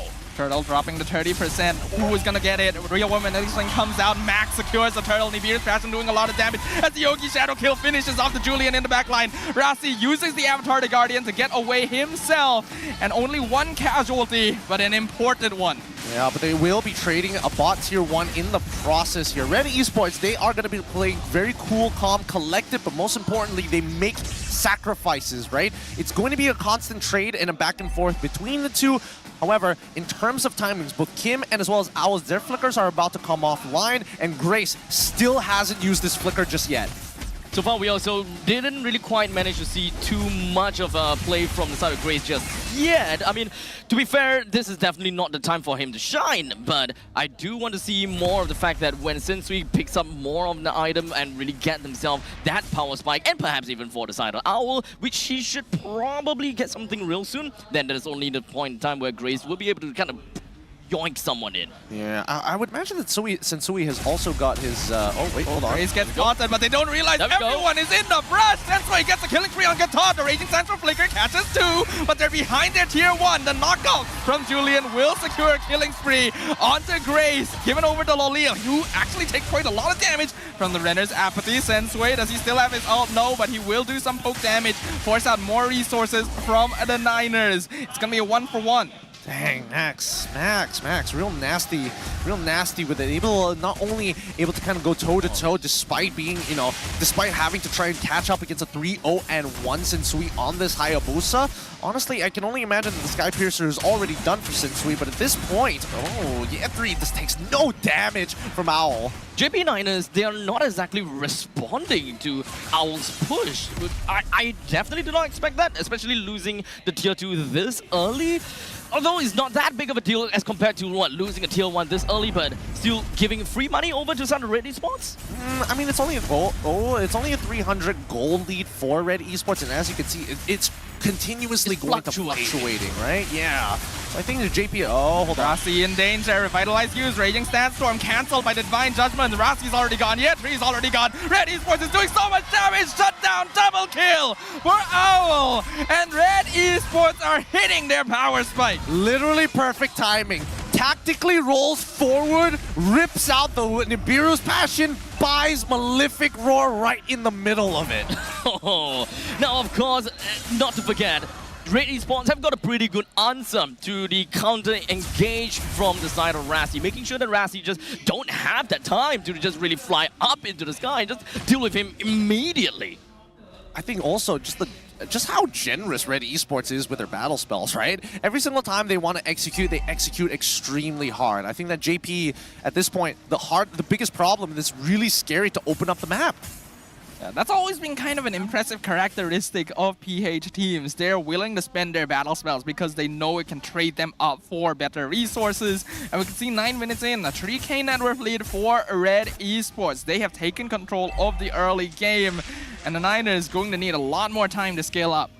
Losing the T1 is also going to be a pretty big deal. RED Esports makes their way down to the bottom lane, and that's all T1's taken down. JP Niners definitely going to have a lot of a problem to actually just kind of reclaim their own jungle from this point onwards. And to make matters worse, in a minute, the Lord will eventually be pushing in. Let's not forget, RED Esports has got pretty good ways to split push with their Hayabusa on their hand. Well, JP Niners, the only one that can really just expand out or expand away to kind of deal with such split pushes is really realistically Khalid, but it's kind of valuable in team fights. It is. I think RED Esports understands a couple of things. Number one, Zach QT is going to be the main anchor for the JP Niners, right? You disrupt his position, everybody else is going to have a tough time. Like Lolios won't know how to play around without his anchor, and more so that both Rassi and Ye3 aren't designed to peel for Lolios. They want to dive hard and pull all the attention to them.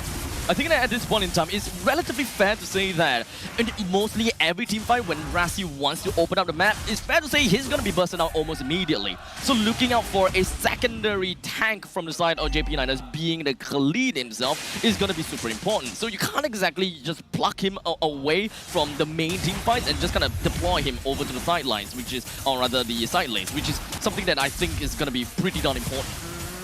Iris, he's fine. He's able to jump away, but we can see how Ye3 can't really open up the map either. The frontliners for the Niners have been put so far behind that RED Esports, despite being the squishier lineup, are able to control the map more easily. Concealed play, Divine Judgment onto the Julian, Raging Tantrum cancels it out, but Max has already gone killing spree for Owl, and he's dealing with 1v2 in the backline. Rassi, will he be able to finally finish him off? We will see. Sensui gets the mega kill onto Lolil in the meantime. 4-0-4 on the Hayabusa, and Gatot Kacha stuck between a rock and a hard place. Will he be able to get out? Probably not, but he's just gonna waste as much time as he can. Yep, and Rassi's just like, nah, just take me. And Sensui doesn't mind farming up the Sky Piercer. Now, I'm not gonna lie, RED Esports is kind of looking kind of hot there. Like, whoa, the execution was clean. Clean one from Grace, just went in. Oh, I see Max, I'm pulling him, and they got it. Just as simple as that. And now even picking up a fleeting time. Oh boy, we are looking at Divine Judgment for time and time again from this point onwards. It's gonna be rough. It's gonna be really, really rough, because now RED Esports is at this point, they're at their strongest, right? 5K gold lead ahead of JP Niners. At this point, they should start invading, taking all the gold off that map, and if they can break open an inhibitor, that would be the most ideal scenario for RED. Pretty sure that they should be able to kind of... Okay, the main thing is Holy Defense gotta go down. I mean, the fact that it is currently 12 minutes, so they don't even have the Holy Defense that can clear out every single one of these waves, which is super important for Oh, Divine Judgment, they found Rassi. Raging Sandstorm misses entirely. Already a mega kill for Owl, and Ye3 is just caught. He has immortality, but he's just gonna fall to Infused Sensui. And here comes Sensui in the backline. He's getting Sky Piercer monster kill. Oh, Lolil. Niners can do nothing against RED Esports. Wow. God, it feels so good to see Sensui back on an assassin, man. Now the team, it looks like RED is... Oh! Zach Cuties HP go! His passive isn't popped. Vengeance used by Iris. They're just chasing them down. They're just diving near Crystal. RED Esports. They don't care about the Niners. Game 1 just swept entirely by RED Esports. Dang, what was that? Well, wait, where was the damage all coming from? Owl was just hitting all of his shots. He just hit the shot after the shot, and you can see RED. It's not. This is game day. Wait, was that a Renner shot? That was a Renner shot. Halfway across the map, 2 screens away. Oh, yuck. Oh, man, that's a wake-up call for JP. It's like, hey, RED ain't the same. RED ain't looking the same. They look better than ever. this is looking like a much better RED Esports. They were doing pretty consistently in the regular season, but it felt like they had stagnated. But I feel like we're seeing an evolution of this now. This isn't really truly Ube. It's close, but it's not quite there, and they executed on it excellently. Quick little thing, RED Esports, red side, no longer 100%. Red side no longer 100% no more. Wow. I mean, I think that so far in terms of the draft, it really is just, I mean, both compositions so execution heavy, right? You'll miss an ability, it's like the whole pyramid starts crumbling down.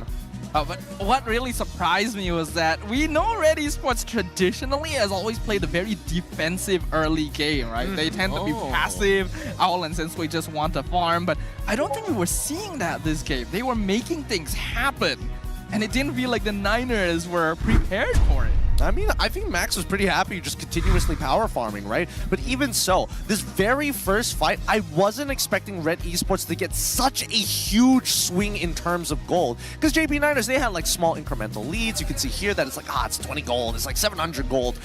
And after one significant fight, 3,000, boom, out of nowhere. Honestly, at this point in time, right, JP Niners, the only thing I would say is that it's kind of a huge waste that they didn't really quite manage to make full use of their early game and really just kind of shove RED Esports in. Yeah, I was expecting, you know, them to like kite towards Loliel's side of the map, maybe, you know, catch out Kim on those rotations, maybe punish Grace very early on. Because our MVP of this game, you gotta give it over to your man, the myth, the legend, Sensui, 6-0-5, 73% kill participation with an 813 GPM.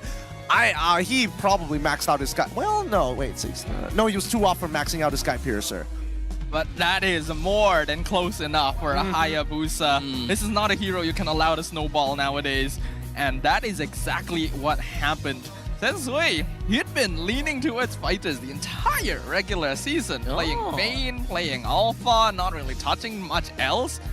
Playoff start, Hayabusa, and he does this. Looks like the revenge is not looking all that great for our guys over on the opposite side, huh? It's true. It just means I have to work a little bit harder this time. It felt like JP may have underestimated them.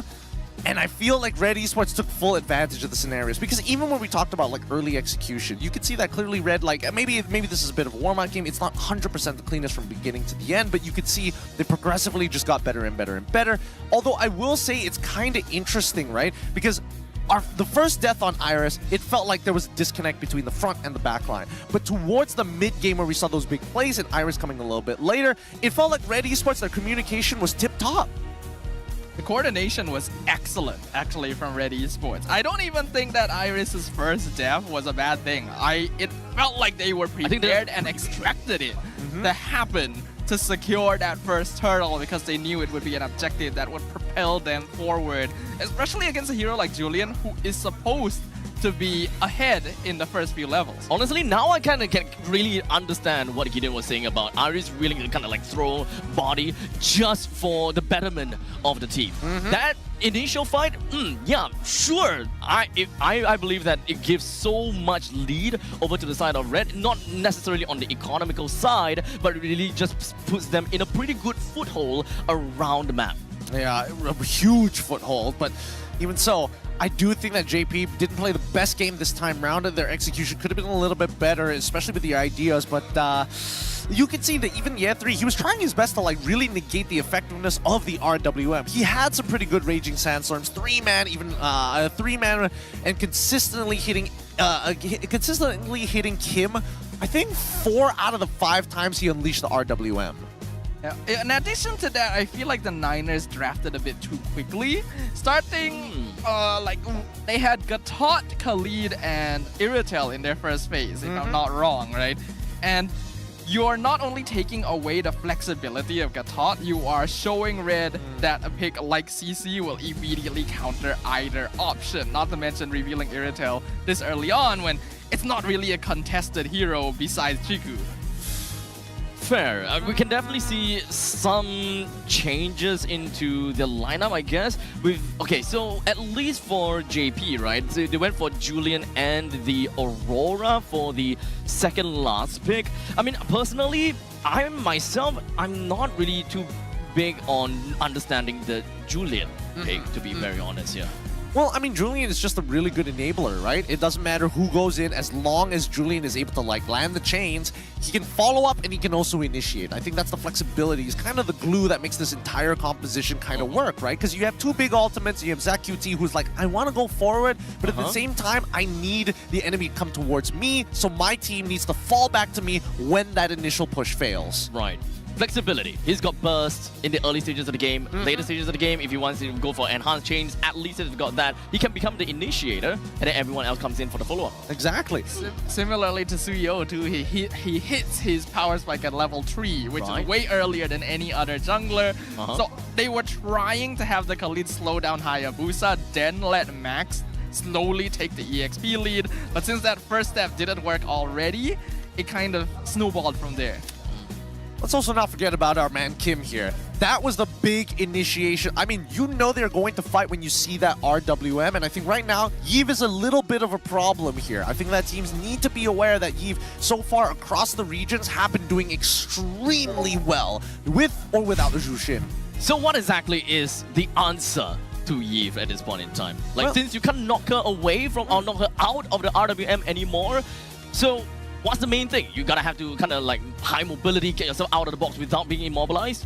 Number one, I do think that you have to have high mobility. Or number two, you take away their pick-off options. You basically hurt their tools instead of, you know, if you get past somebody your gun, you take out the ammunition and then the gun doesn't feel so bad, right? Or you take out, better yet, if you don't take out the animation, take out the spring. Oh, what are you gonna shoot? You're gonna shoot nothing? Exactly. So they should have focused specifically on Grace. I think that was the big issue here. Besides that as well, if you're able to kind of out macro an Eve or keep vigil over their rotation, maybe pressure them in lane somewhat and play around the map to make sure that they're not around for the big team fights with the RWM, that can be an option as well.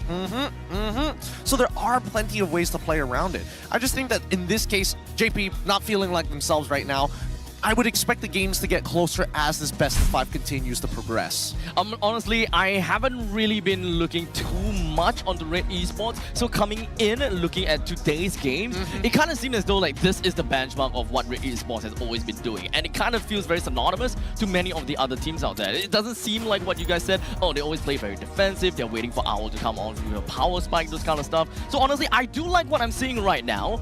Instead of the super hard control, wait for Owl to pop up, they have been very engaging and they have been very initiative, right on their toes. I mean, I personally feel because the Singaporeans are around RED Esports, it's like, hey, we can't make us look bad. Right? we gotta put on a show, We gotta look good for our neighbors. Yeah, we gotta look good for our neighbors here. Not to mention our Indonesian brethren who are actually sitting in the crowd right now. Some of them actually flew on over, so it's pretty crazy how much attention MPLMY is getting recently. But it is a surprise for all of us, and I think for the Niners as well, because as we mentioned to you, this is not quite the style that RED Esports were doing in the regular season. It feels a lot more interactive and controlled.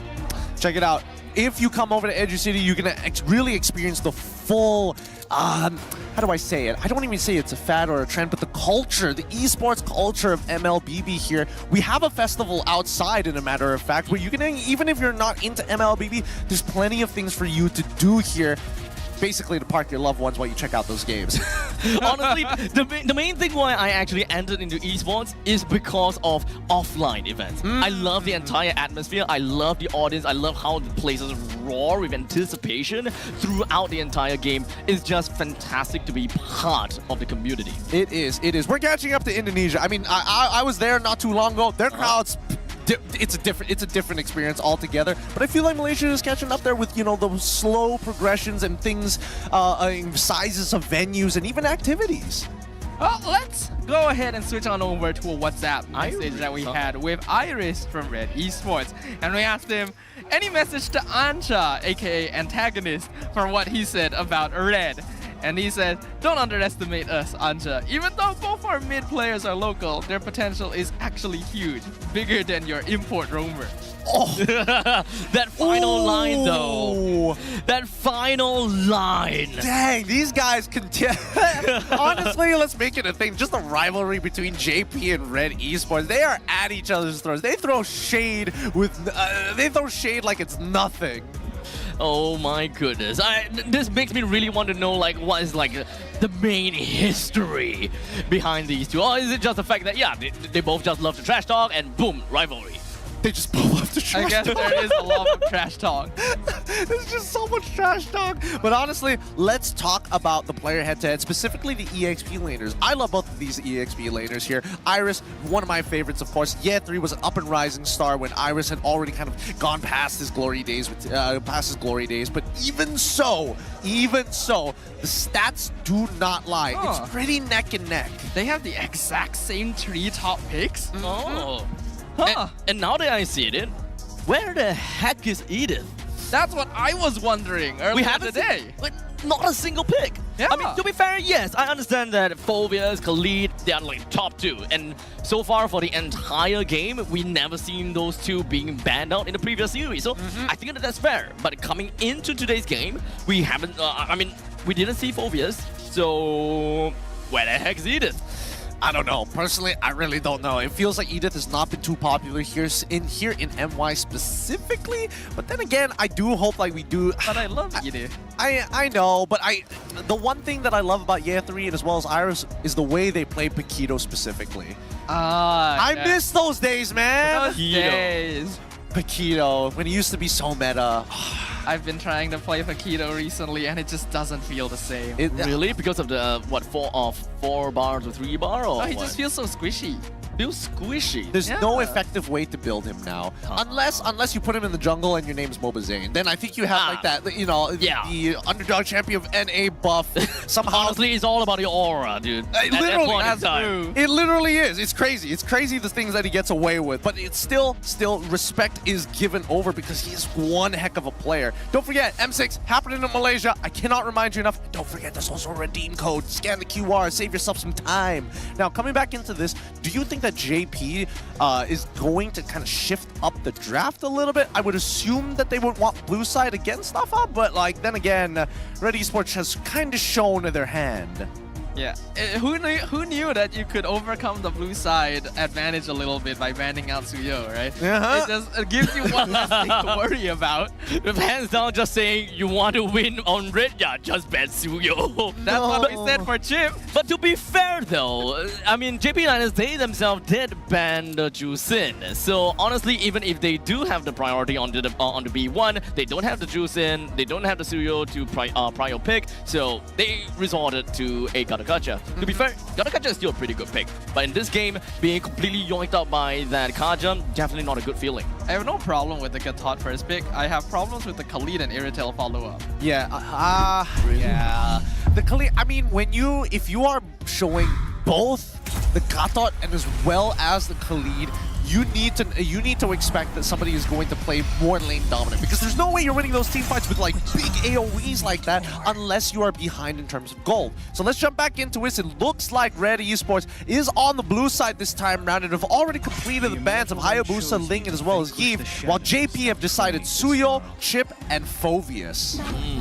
So Jusin open, definitely first pick coming from the side of RED Esports. Ball is now on the court of on the side of JP this time. And personally for me, I feel that JP's draft in the previous game was pretty A-okay, but it all boils down to the execution. So if they are unable to kind of work on that aggression in the previous game, perhaps they can play something a little bit more towards the mid stages of the game kind of thing, more onto the tempo instead of trying to aggress right off the start. Oh, I suppose we'll see, because right now Matilda is kind of that like flexible, can do a lot of stuff in the early game, still relevant in mid, and definitely has some options in the late game with her mobility and able to pull people out of tough scenarios. But JP, what is this final pick as the opener? Gatot once again. Interesting. It's crazy how Gatot is being such a priority just because of this one play, or rather this one time, and then everyone's just really started up to pick up the Gato more and more and more. That is how trends start. Yeah, that is true. That is true. But I don't know, into the Jushin as well, like Gato can't really do much, right? Unless it's just like dropping your ult, sure, fine, but like you can't really close the distance against the Jushin. You don't have an effective way of keeping her away, and most of the time Jushin just completely just outranges you. It's range into melee, so that's to be expected. So Khalid and as well as the Natang going to be the lock-ins for RED Esports. Esports to finish off the first half of the drafting phase.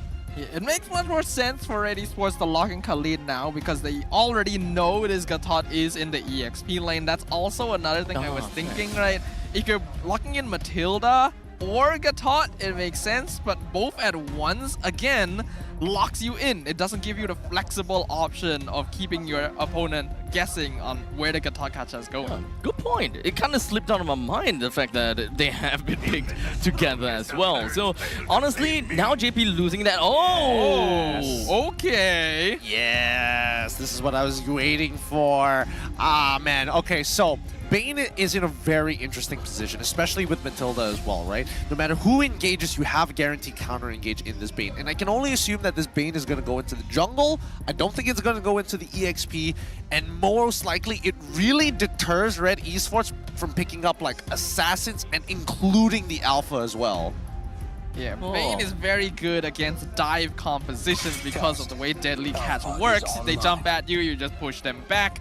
So it does work against the Khalid somewhat too, though it does feel weird that they lock it in now. I don't really feel like they need to worry too much about it being banned. Yeah, I do like the fact that Bane is being picked on R5 just for the X factor, and people will be just been thinking, what's gonna be next kind of thing, right? So at least for JP, what we are lacking right now is gonna be the gold laner as well as the mid laner. So I think that it really opens up to quite a bit of suggestions since JP's lineup, it doesn't really quite fixate them onto what do we have to play and what works for us. Because at least for Red, it is rather telegraphic. You pick up a Nathan, you pick up a Khalid, you kind of want to play together, you want to land big ultimates and let Nathan just kind of pierce through everyone with your basic attack. Well, that's fair. I do. That's actually a pretty good point here. But I think that at this point, JP are looking to pick up something like along the lines of maybe Valentina. Never mind. I take that back. Good job, Bam. Got me right there.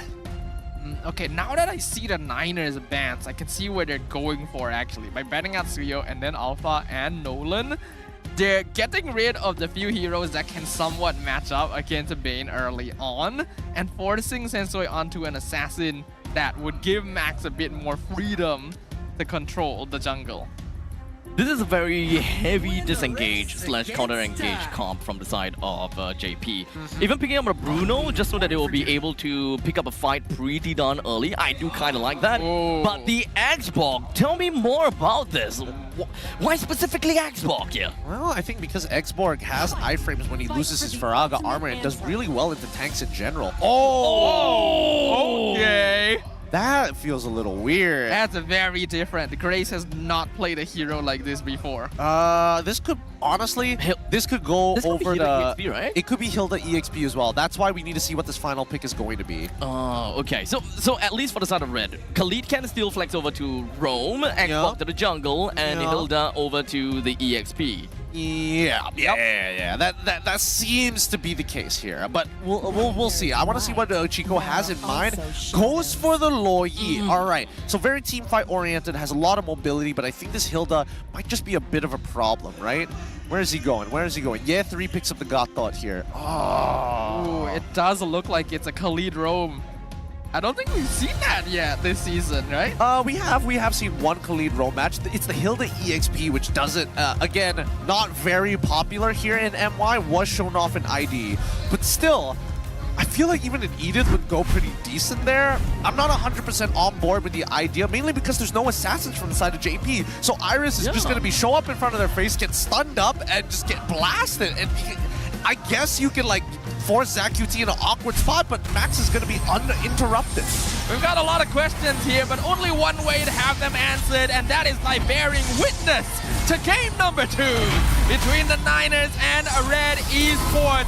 Will this shift the momentum, or will the RED Esports be making the Niners dance to their tune? Let's find out as we head straight into the game by the land of Dawn. Game number 2 underway. It's going to be RED Esports on a blue side with an early invade towards JP Niners on the red side. And it looks like Sensui, it's going to be an orange buff start for him. Same goes for Max. They're going to be ending up on different sides of the map. Gold is on bottom, but on top side. Interesting. Got a little bit of help with the Khalid to clear up that lane fast. I mean, this Hilda pick is something that I really want to talk about, right? Oh I mean, my god. Just going into the opponent's jungle and all, that is quite literally what a Hilda would want to do. And specifically if the opponent is an assassin jungler, you really mess them up a lot. But we're talking about a Bane here. Wait, hold on. Has QT, he's not hit level 2 just yet. I think he's about to lose another minion. Just look at him just getting harassed here. He needs Rasi by his side. Kim completely outranges him. And Grace is doing an excellent job right now, forcing Rasi to stick next to Max the whole time and not allowing him to go for the Matilda-Bruno combo that automatically wins lane. RED Esports playing so much more aggressively than we've ever seen them. Yeah, this is a very different side of RED Esports. Looking at the emblems, nothing too out of the ordinary, just a lot more Wilderness Blessings. They just expect to be able to rotate around the map fast just to keep tempo against JP.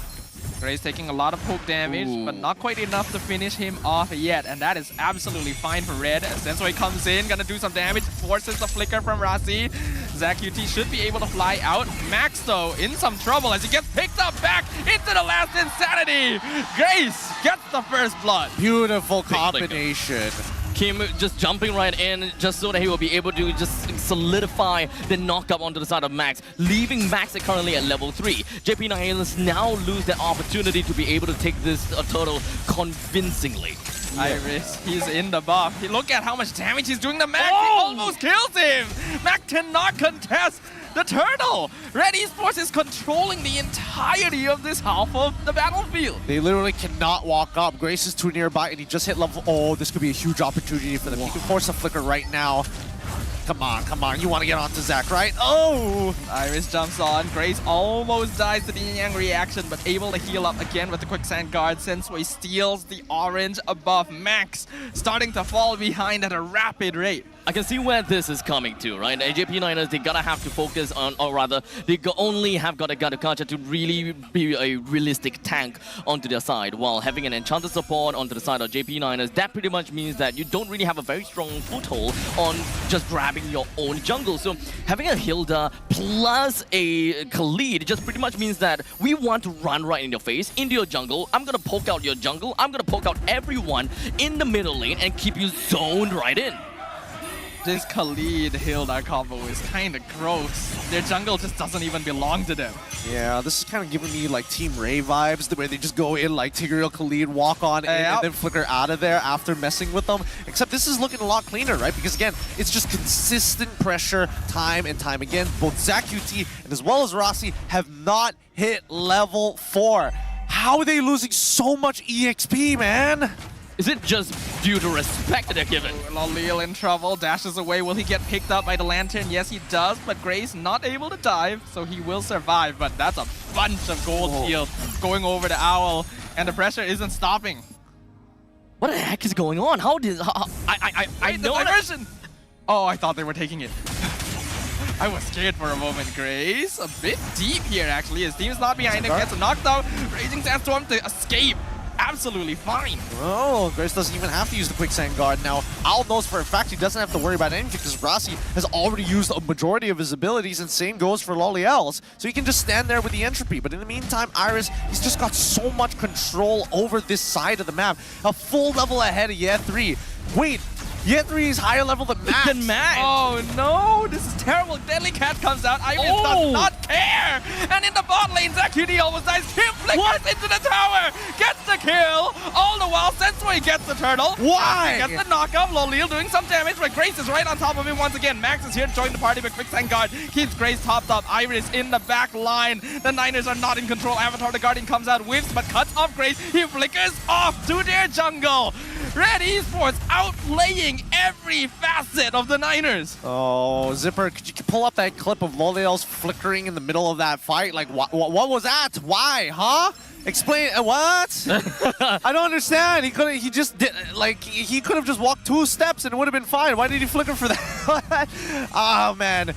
Right now, it's just not looking good. JP Niners, despite the kill score only being 2-0, RED Esports is absolutely demolishing the Niners. Are you guys sure that they don't usually play this aggressive? Because it feels as though they have 10 years of experience playing like this. Look. It feels like RED Esports went into the hyperbolic time chamber right now. It looks like they've been playing for like years on end. They feel so comfortable. I mean, we're looking at the Khalid as well as Hilda. Both of them. Here's the diversion play. Avatar the Guardian going to miss on Owl though. He just gets out of his ult. Grace is here, scouting out the rest of the Niners. They can't get anything. Max is still at level 6, guys. Sensui is level close to double of an EXP. Talk about famine. Raging Sandstorm, point blank. Rasi able to flicker out, but they get the pick up on Yeti, and he is dead.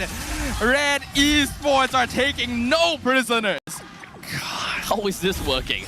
Dude, is this a war crime or what? This is... Look at him! Let Max play the game!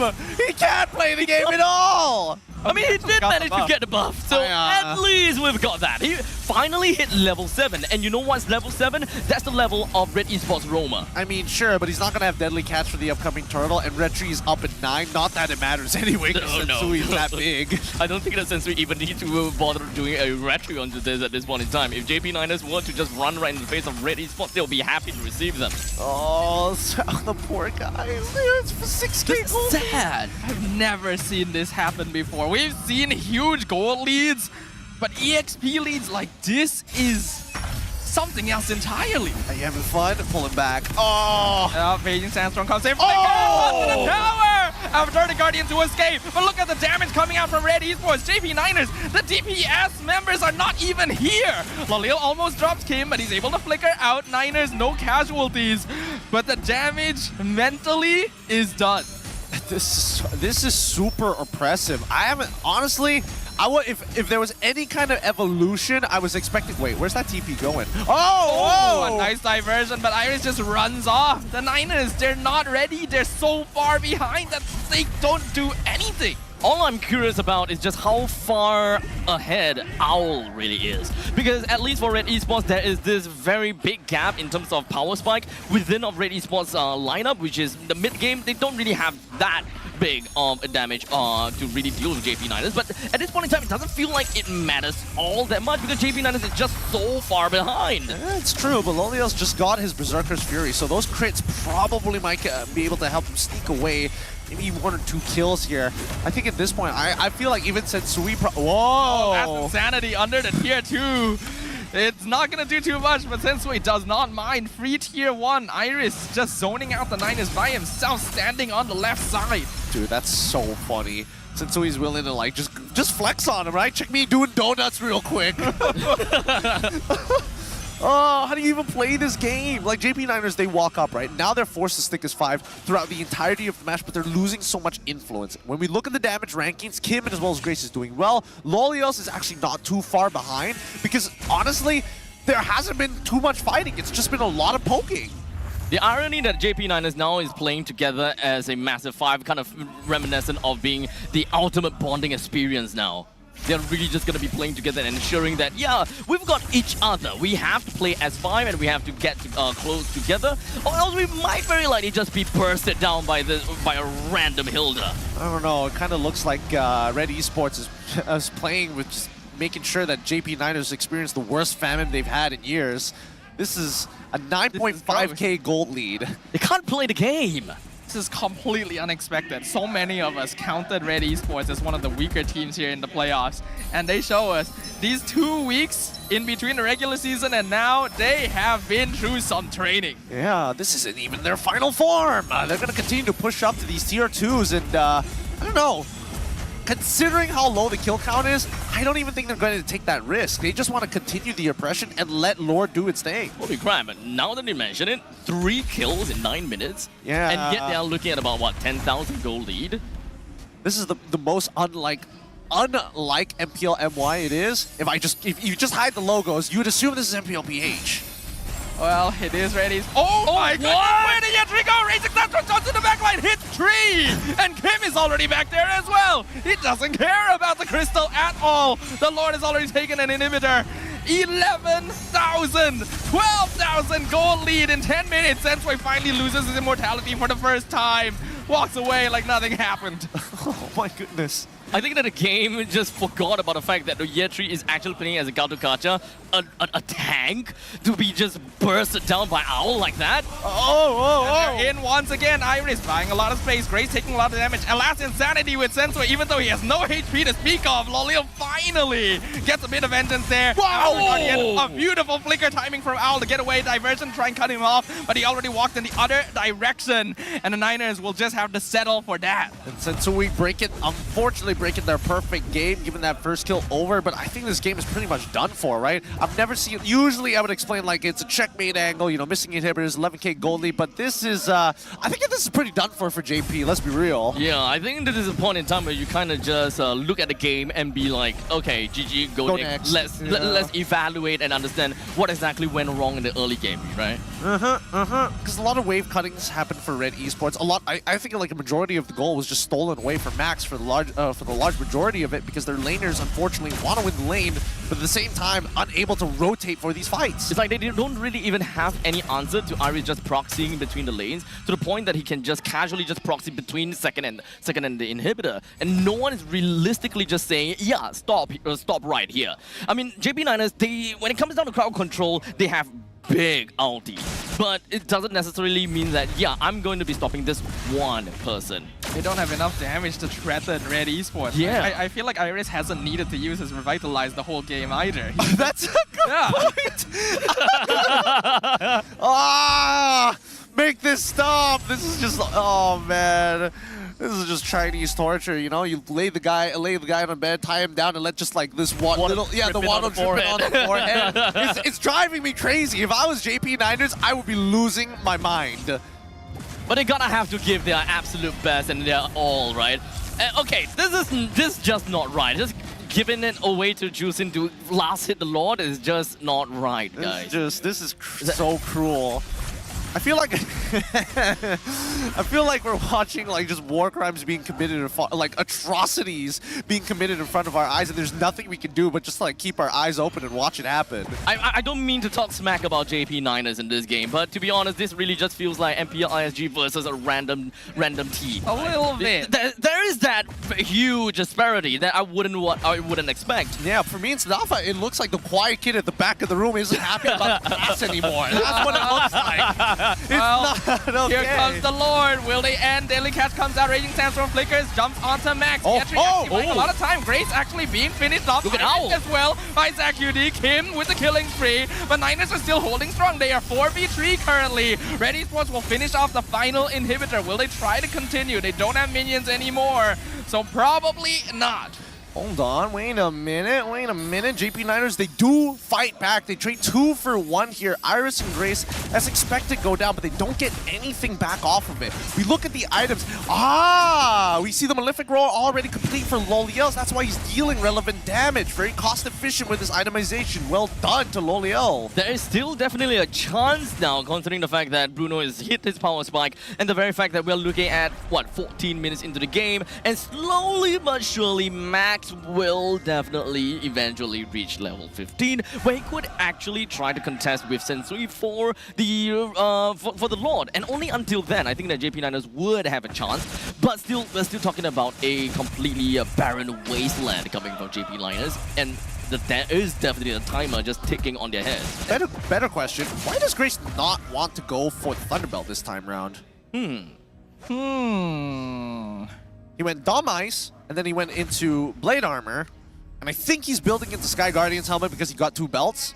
I thought initially maybe he was going to go for like the Thunderbelt this time, but I guess not. I guess he's just not greeting. He just wants as much bulkiness as possible. I mean, I don't think Thunderbelt is really bulky. That's true. It's strange. You start to build up to the late stages of the game to the point that it kind of rivals many of the items out there. It's infinite scaling. Yes. It's pre-changed Alice. I mean, we are talking about a Khalid as well. You have means to actually touch the opponents, and you actually have a reason to basic attack the opponents, because that is quite literally a passive. Yeah, it's so free. I can't piece it together. I can't piece it together just yet, but we'll see how this actually plays out, right? Because at the end of the day, despite having a 10k gold lead, JP Niners, this is going to be the final push for Red. If Red end up not closing out this game against the Niners off of this fourth push, JP are back in it. I think that, okay, so, sorry, I just wanted to mention that his first item is Dom Ice, which I think is pretty fair to kind of put a Dom Ice priority over the Thunderbelt. But then Thunderbelt next would have been made more sense. I guess. I think no matter what, as long as you have an anti-heal source, and then if you are going to build Thunderbelt and you are going to build full tank, they just work perfectly in tandem with each other. So we'll just have to see the post game for now. 5-3 is the score. 15 minutes going into 16 minutes. This is the push where RED Esports have to invest everything. Yeah, if Niners are able to defend this and maybe get a couple of kills on top of it, it is possible for them to swing the gold around. But it is going to be difficult when they're still this far behind in items. Iris just walks into all 5 of them, eats all the damage, finally uses to revitalize. Raging Sandstorm jumps in the backline, all doing damage. Glolil is gone, and that means all of the Niners' damage is already gone. They're trying to buy as much time as possible, but the countdown is complete. RED Esports have found the window, and that is going to be another victory for RED Esports. Woo! Hot diggity dog! RED Esports now at match point against JP. This just might be a fast series for the boys. Put them in red, no problem. Put them in blue, no problem. At this point in time, statistics on which side you are taking as RED Esports makes absolutely no difference. They will take the game and they will crap on you. Oh man, this is not looking good. Like Rossi's trying to keep the attitudes wide. Kim, he's trying. He's trying. At his face. he wants the smack talk, and even Sick is like, no, bad boy, bad boy. That is a very cocky face. I'm not gonna lie, it is very funny. Oh, I love it. I love the boys. But even so, JP, man, what a brutal game that was. It was so surgical, so planned, so perfectly done.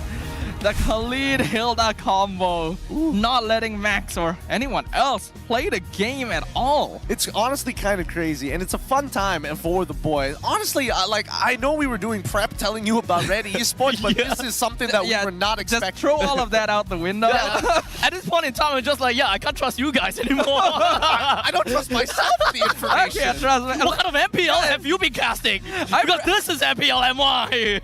This is the way, man. Hey, but thank you to our viewers out there. We've hit another PCU milestone, this time breaking season 11. So we passed 28,000. Sorry, well, 288,000. Man, I'm so dyslexic. You have problem with numbers. Stop it. Don't do that to me. The next goal we're looking to beat is 350K, and after that, 450K maybe.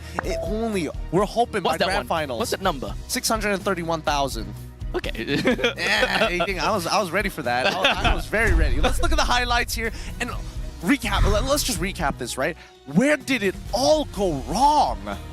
I really just want an answer for that as well. Because even at this point in time, Max is 5, now Max is 6, a level every minute. RED Esports, they're really just doing their absolute best to kind of choke out JP Niners. And honestly, I can definitely feel the aggression coming from Iris, cutting in the wave, Grace constantly just showing where the opponents is. But it doesn't really quite explicitly tell me why Zach Cutie and Rassi is just stuck at level 3. Like, if we're looking at Iris just cutting the wave, in the mid lane, it makes sense. But in the meantime, Kim, MVP of the game. Man, he can't be cocky and still love his mother like that. Like, come on, there's got to be something wrong with this kid, man. Something wrong with it. I'm telling you, he is loud. He is very proud. He is proud of where he comes from. He is proud of his roots, and he's a really good player. I just think that this time around with Red, they finally unlocked something within him, and I think a lot of it just comes down to proxying waves. A lot of it just happens to be Kim is able to control that mid lane, especially against the Loi. Terrible matchup without your support. And even if it's 2v2, Matilda doesn't do anything to Khalid, who's able to out-push her 9 out of 10 times. They're gonna have to deal with a Khalid, right? So pulling the Matilda out of the middle lane, and in the meantime, oh crap, Matilda is not helping mid lane, and then now mid lane needs help. Everywhere that Matilda goes, it doesn't really quite help the other lanes. Exactly. Like Matilda Bruno is supposed to be a really powerful gold lane duo, but because you're dealing with Hilda and Khalid invading your jungle, you have to stay with Max, but that also means that your mid lane is not going all that well. Kim is a rare example of the aggressive mid laner archetype. We don't see a lot of those anymore now that you shift into utility, but you can still see that sense, that tendency to want to make things happen.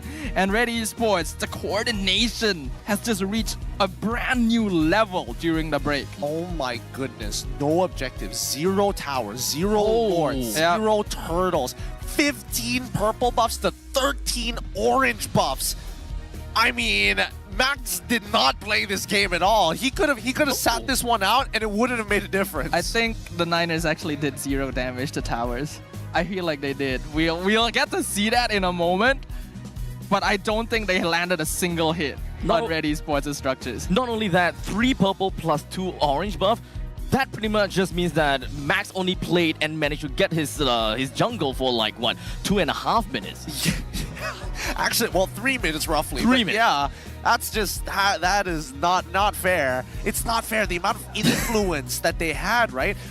Honestly, we're looking at. I wish the highlights would go show the early game just a wee bit more, because that early opener of both Grace and as well as Iris walking into the EXP lane to instantly proxy. They happened to figure out that Max was there as well, and then they split off instantly, right? You gotta help that mid lane, quickly push it into the opposite side of the map, and now you've basically got a man-to-man defense. I think that this game is a very good case study, considering the fact that this is our first time seeing a Hilda coming in to, I believe, this season's MPLMY. Is it the first time?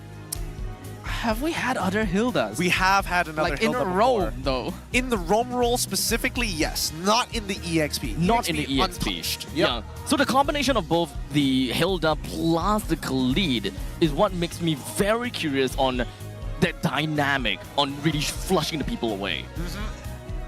At his base, Iris is a playmaker. Ever since his debut at MPLMY, he is the playmaker type. He wants to start fights, he wants to be the front line. He wants to sacrifice. Yeah, but the sacrifice is a more recent thing because he's had to shift more into utility sandbag. Right. So now that he can do this on a Hilda, I think he's having a great time. True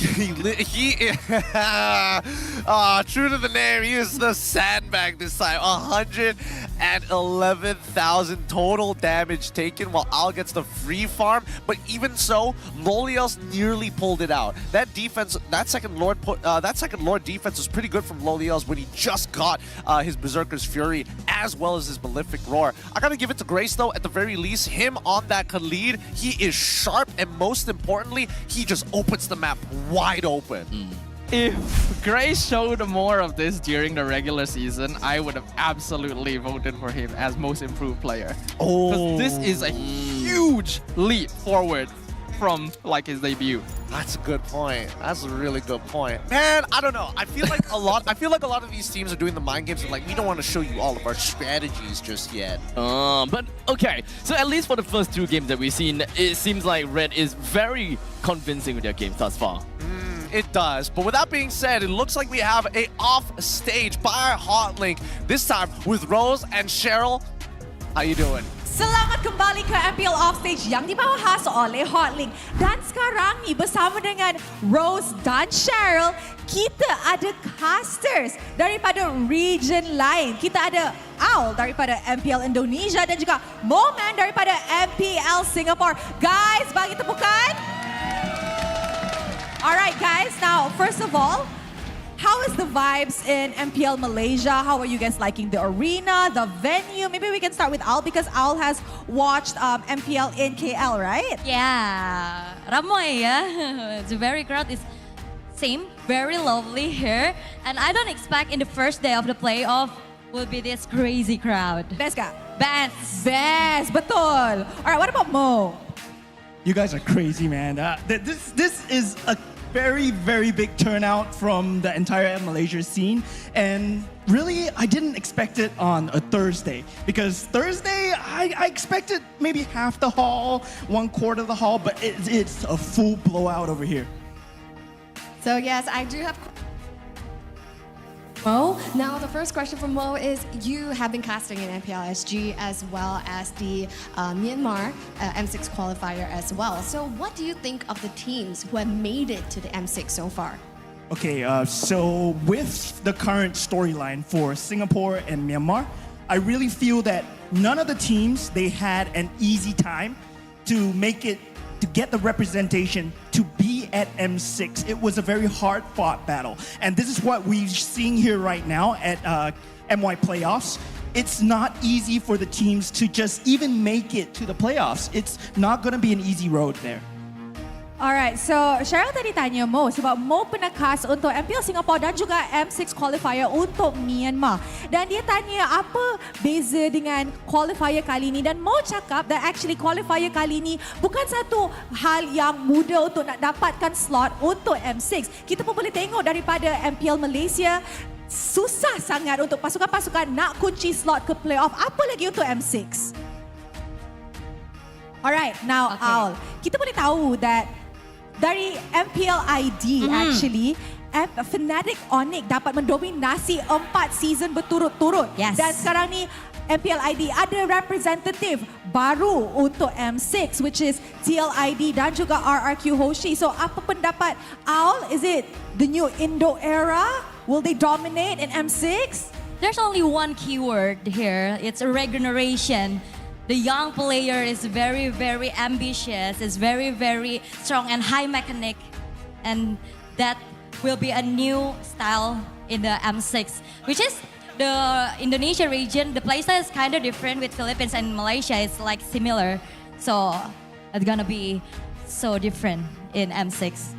Alright, Aul kata dia boleh nampak daripada segi prestasi mereka daripada Indonesia, that playstyle dengan the young blood, the fresher blood will definitely bring a new flavor to M6 and I honestly cannot wait for M6 to start. So we're so excited, and of course we had to cut this interview short because we're going to jump straight into the game. But finally, before we throw it, we would like to just check with you guys, what are your predictions? My predictions for this game? It's gonna be a reverse sweep, right? JP Niners, they're gonna pull out their final form, 3-2 out of nowhere. And yeah, JP Niners, they got something up their sleeves. Aul, prediction? King Max, please bring Assassin. Chico and Aja, please hear me. The reverse sweep for JP Niners, 3-2 for JP Niners. Alright, kita boleh tahu that Aul is obviously all in untuk pasukan JP Niners. And with that, mari let's show it back to the panelists untuk start game ketiga dalam Best of 5 series ni. Casters, take it away.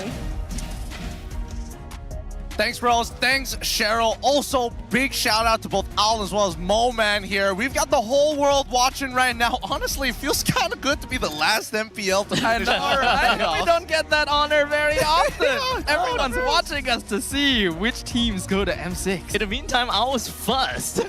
So technically, we've got eyes too, but people are like, oh wait, another MPL has started? Yeah, you're the first, we're the last. We form like a sandwich together. Yeah, man, we got to keep it in. This is, you know, everybody else is in between the causeway. But you know, I kind of want to address about those predictions that Al and Moman talked about, right? Because I think that they are giving a lot of respect to JP Niners. It's almost as though we forgot about that early gameplay. I mean, look, we quickly asked Red Bam, the coach, who has been your biggest inspiration as a coach? And he said, when I was in the amateur tier 2 or tier 3 scene in the Philippines, I became a coach because of Coach Arcadia. I watched his videos on YouTube, which explains the fundamentals of MLBB. And honestly, he's taking it, he's kind of finding his own way. And I think that Red Bam, for the longest time, I was questioning whether or not this team was going to be able to kind of find that style, find that way of playing that game, and to see the complete opposite of what was being built up from the regular season is very interesting. I think it's also interesting that he looks up to Coach Arcadia, has followed his coaching journey, and now both of them are coaching a team with red in its name in MPL Malaysia. So ironic. Honestly, so very ironic. But I want to ask you, how do you feel, Abstract, about both Rossi and as well as Grace so far? Honestly, when it comes down to Rossi, I didn't really quite manage to get too much of a glimpse from Rossi. He's mostly been playing from behind, and he didn't really quite manage to play off those big plays or being able to, you know, help his team out all that much. Because Grace, definitely stood out the most when it comes down to playing as a Khalid. So much vision, so much oppression to the point that Rassi could have zero answers to Grace, and that is just very sad to see from the side of Rassi. I mean, you say sad to see, and you're like, yeah, his Khalid is great. His 3 picks are Gatot, Matilda, Raphael, which is like the complete opposite. That's the thing, right? Yeah. It kind of seems as though they have changed it around so big that his initial identity is just, yeah, sure. Just play what you have played thus far. From Grace, he has evolved to no Grace. Man, I'll tell you straight out right now, when Grace debuted as a roamer, I straight up didn't think he was a very good player. Well, I do think that his Enchanter style supports were better than his hard engaging supports. I think that was like the only thing that really set himself apart from everybody else. But then we had a bunch of people who were kind of like that as well. So I don't know, coming into like towards M6, I am curious where people are going to be thinking about maybe Enchanter supports is still relevant other than just Matilda. We have seen like Rafaela pop up here and there. Hasn't been too great overall. And I think the meta still has room to grow. Honestly, it is a breath of fresh air, right? To be able to see these Enchanter support within the Assassin meta. True. I do like that, but if that is not the answer, then there's really not much of a reason for them to kind of go around with it. I mean, Red is doing well, so why fix something that's not broken? Also true. Let's get into the drafting phase here. I'm excited to see what else they have in their pockets. Are they going to, keep JP Niners on their toes? Because we are hoping, and I mean, I don't know, our moment, they're hoping for that reverse sweep. Let's see if it happens here. JP on blue side, RED Esports on red side. The Pillar ban in the first phase. Respect has to be given. Now, going back to a more serious thing, I actually feel like the Niners are also trying to force a different drafting style than they used to. Really? Elaborate on this. So, like, because Niners used to be a bit more flexible as a team. I feel like they prioritized properly heroes for Max and Lolil. In Game 2, they seem to operate on the purpose of denying Sensui his heroes. That's why they stole Bane, then banned like Alpha, Nolan, Suyo. And because of that, it revealed their picks very early on. Locking in like Matilda, Khalid, Gatot all together very early too also locks them into a specific style, which indicates to your opponent what you want to achieve. And that doesn't feel like what the Niners had been doing the whole season. That's interesting. Okay, that's a good point that you bring up here, because now I think they're reverting back to like, hey, instead of denial, how about we just straight up say, no, you don't get to play your top heroes. You don't get Yves, you don't get Hilda, and even Phoveus, we don't want none of that nonsense. While RED Esports, same idea, but they will get access to Zhu Xin, but they are putting Max back on Hayabusa. Max Hayabusa was really, really scary in the regular season. So if there's any time to return to form, it's now. Yeah. What? Gatot into... I mean, they could have gone for like Cho as their flex pick. I don't know. I don't know about this one. Well, I'll give them a moment. They've been doing very, very well. I don't want to discredit them just yet. But JP, now looking at both the Gatot as well as the Zhu Xin, they probably need a little bit more burst. There is a possibility for Lilia as as a replacement, but also as a way to kind of control that mid lane if you don't have Eve. But instead, they're going to lean into the Khalid as well as the Aurora. Seems like both sides really want to take control of areas, huh? They just want to take control and play around a little bit of these choke points and kind of find their groove through these main 3 core heroes that they're picking out for the very first phase. With Jusin and Kadokaja being picked up from the side of Red, it definitely do kind of point them towards a certain direction, and this pretty much means that they would want to play together, all together, same thing as always. So at least for Natan, it definitely makes sense to kind of pair it with Kadokaja and Jusin. What about you, Stafa? Do you think that they are still trying to go for these denial picks, or is it becoming a little more standard? I think it's more standard now. This makes more sense to me. It's a bit more open, and it allows the Niners to maybe adjust depending on what RED Esports shows next. I feel like they should have started off the series like this, but better late than never. True, also true. I'm surprised that RED Esports are the ones banning out the Cho, but we do see the Alpha ban. It looks like the energy is still high on JP's side. It looks like they are getting confident, while Red still serious faces all throughout. Ooh, Grok, and then the Bane follow-up. Interesting. Wow, fast draft here as Arlen gets locked in for RED Esports.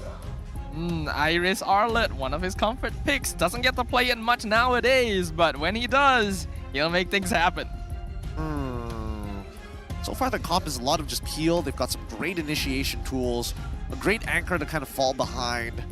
But what jungler would actually fit in this scenario now that you don't have the Alpha and as well as the Bane, which are the main fighter junglers you kind of lean to if you're not playing the Assassin? It's time for Sensui to Fanny. It's time for... Does he Fanny? I don't know. I'd love to see it, though. I feel like he's going to play Roger here. Roger, is that still viable? I mean, probably not, but like, what else are you going to play at this point, right? I mean, there's Julian and Nolan. There is Nolan. Would I play Nolan into this? Not really. I mean, with Ala, Nathan, Jusin, and Godakacha, they're all pretty strong by themselves as all four. So technically speaking, if you want to go for a split pusher that can play the 4-1 split, it's definitely possible because you can respond to the Hayabusa. Oh, that's a good point, actually. They lock. Whoa! What did I say? Am I not the goddamn best? God, I told you that this was Pocket was gonna come out at some point. I told you it was gonna come out at some point. It has been a long time, my friend. Wow. Edwin! But why now? I don't know. I legitimately do not understand why. I mean, I know for a fact that he's going to be able to tank the Oki Shadow Kill if he builds the right items, but even so, it will all depend on who finds that snowball first. I'm worried for their macro. Honestly, I'm worried for RED Esports macro. JP's lineup definitely looks great. They have the Hylos, thick HP. Answers, where is it? Well, the debut of Fredrin. Is it going to be the answer that RED Esports needs to clean sweep the Niners? Or will this be the beginning of a turnaround for the other side? Only time will tell as we return to the Land of Dawn for game number 3. Let's jump right into this Land of Dawn calls once more, and it needs the blood of fresh new players here. This time around, JP is going to be on the blue side up against RED Esports on the red side. Now, Sensui, the fact that he's on this Fredrin begs a couple of questions, right? Because I felt like they were lacking damage. Like, Owl, yes, he can eventually scale. Kim, technically, he does damage because he's playing Jushin. Oh, wait, hold on. Grace in some trouble, taking a lot of poke damage, but he is a Gatot, so he'll be able to survive a lot of it. Actually trading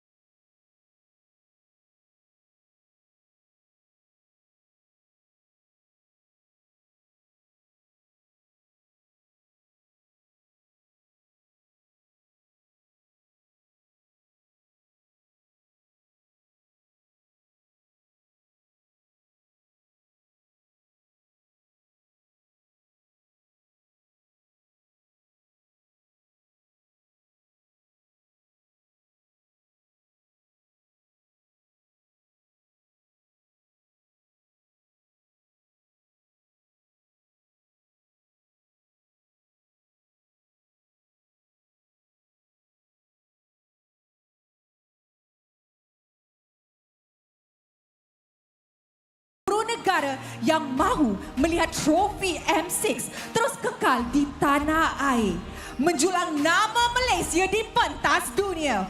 Playoffs kali ini adalah playoffs yang sangat-sangat istimewa sebab untuk pertama kali kita buat playoffs di Johor.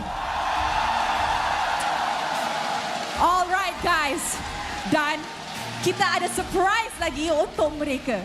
Sebab kita buat playoffs kali ini di Johor, kita ada jemput kawan daripada negara jiran.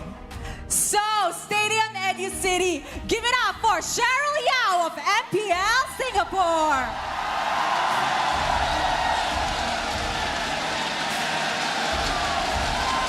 You guys here are just absolutely wild. This is Malaysia, friends. Hello, Rose. Hi, friends of Johor. Hi, MPL Malaysia. Nama saya Cheryl. Thank you so much for Cheryl. Come on over here. Come join me on the stage. Whew. Rose, what kind of crowd do you guys have here? It's just absolutely insane. Well, like what we always said, ini adalah gaya kita. This is the Malaysian way of hosting a tournament. Betul tak, guys?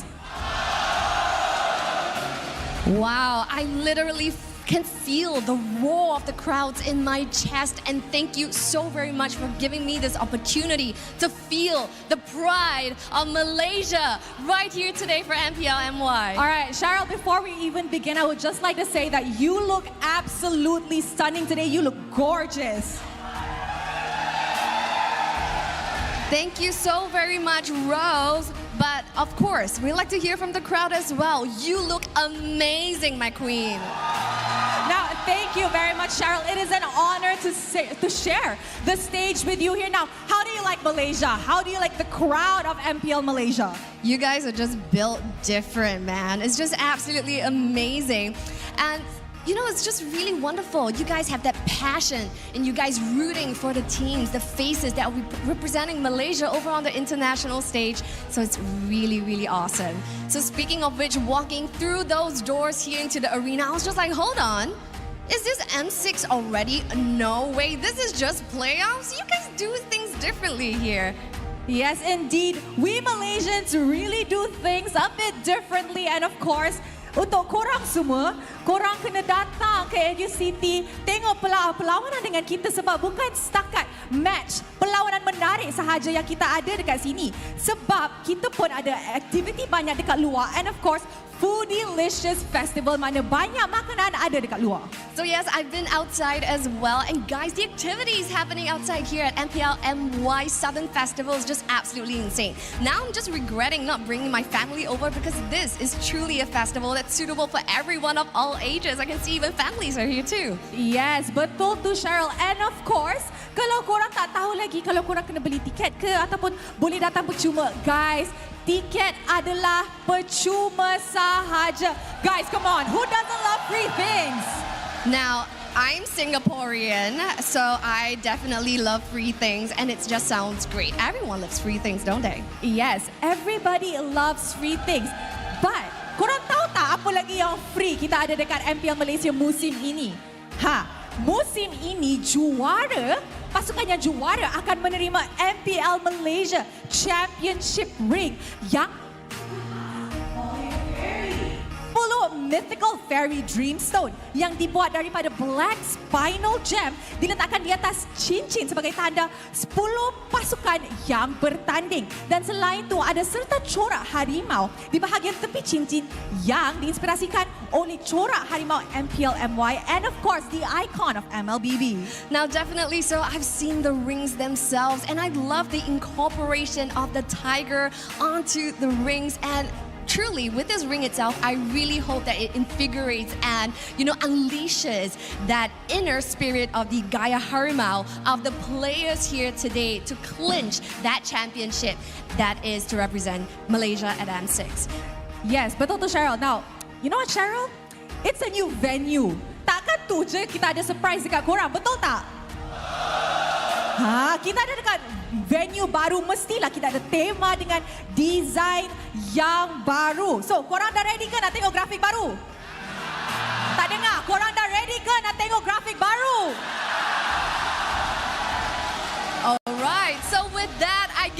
on the count of 3, let's unleash it. And 1, 2, 3. Ini gaya kita.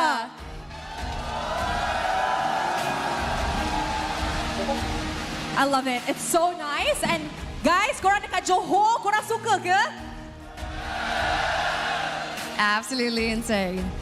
Okay, now guys, selain daripada MPL yang baru menarik, kita pun tahu that M6 akan diadakan dekat Malaysia, mana 13 pasukan sudah mengunci slot mereka ke M6. And yes, 2 more slots will be filled by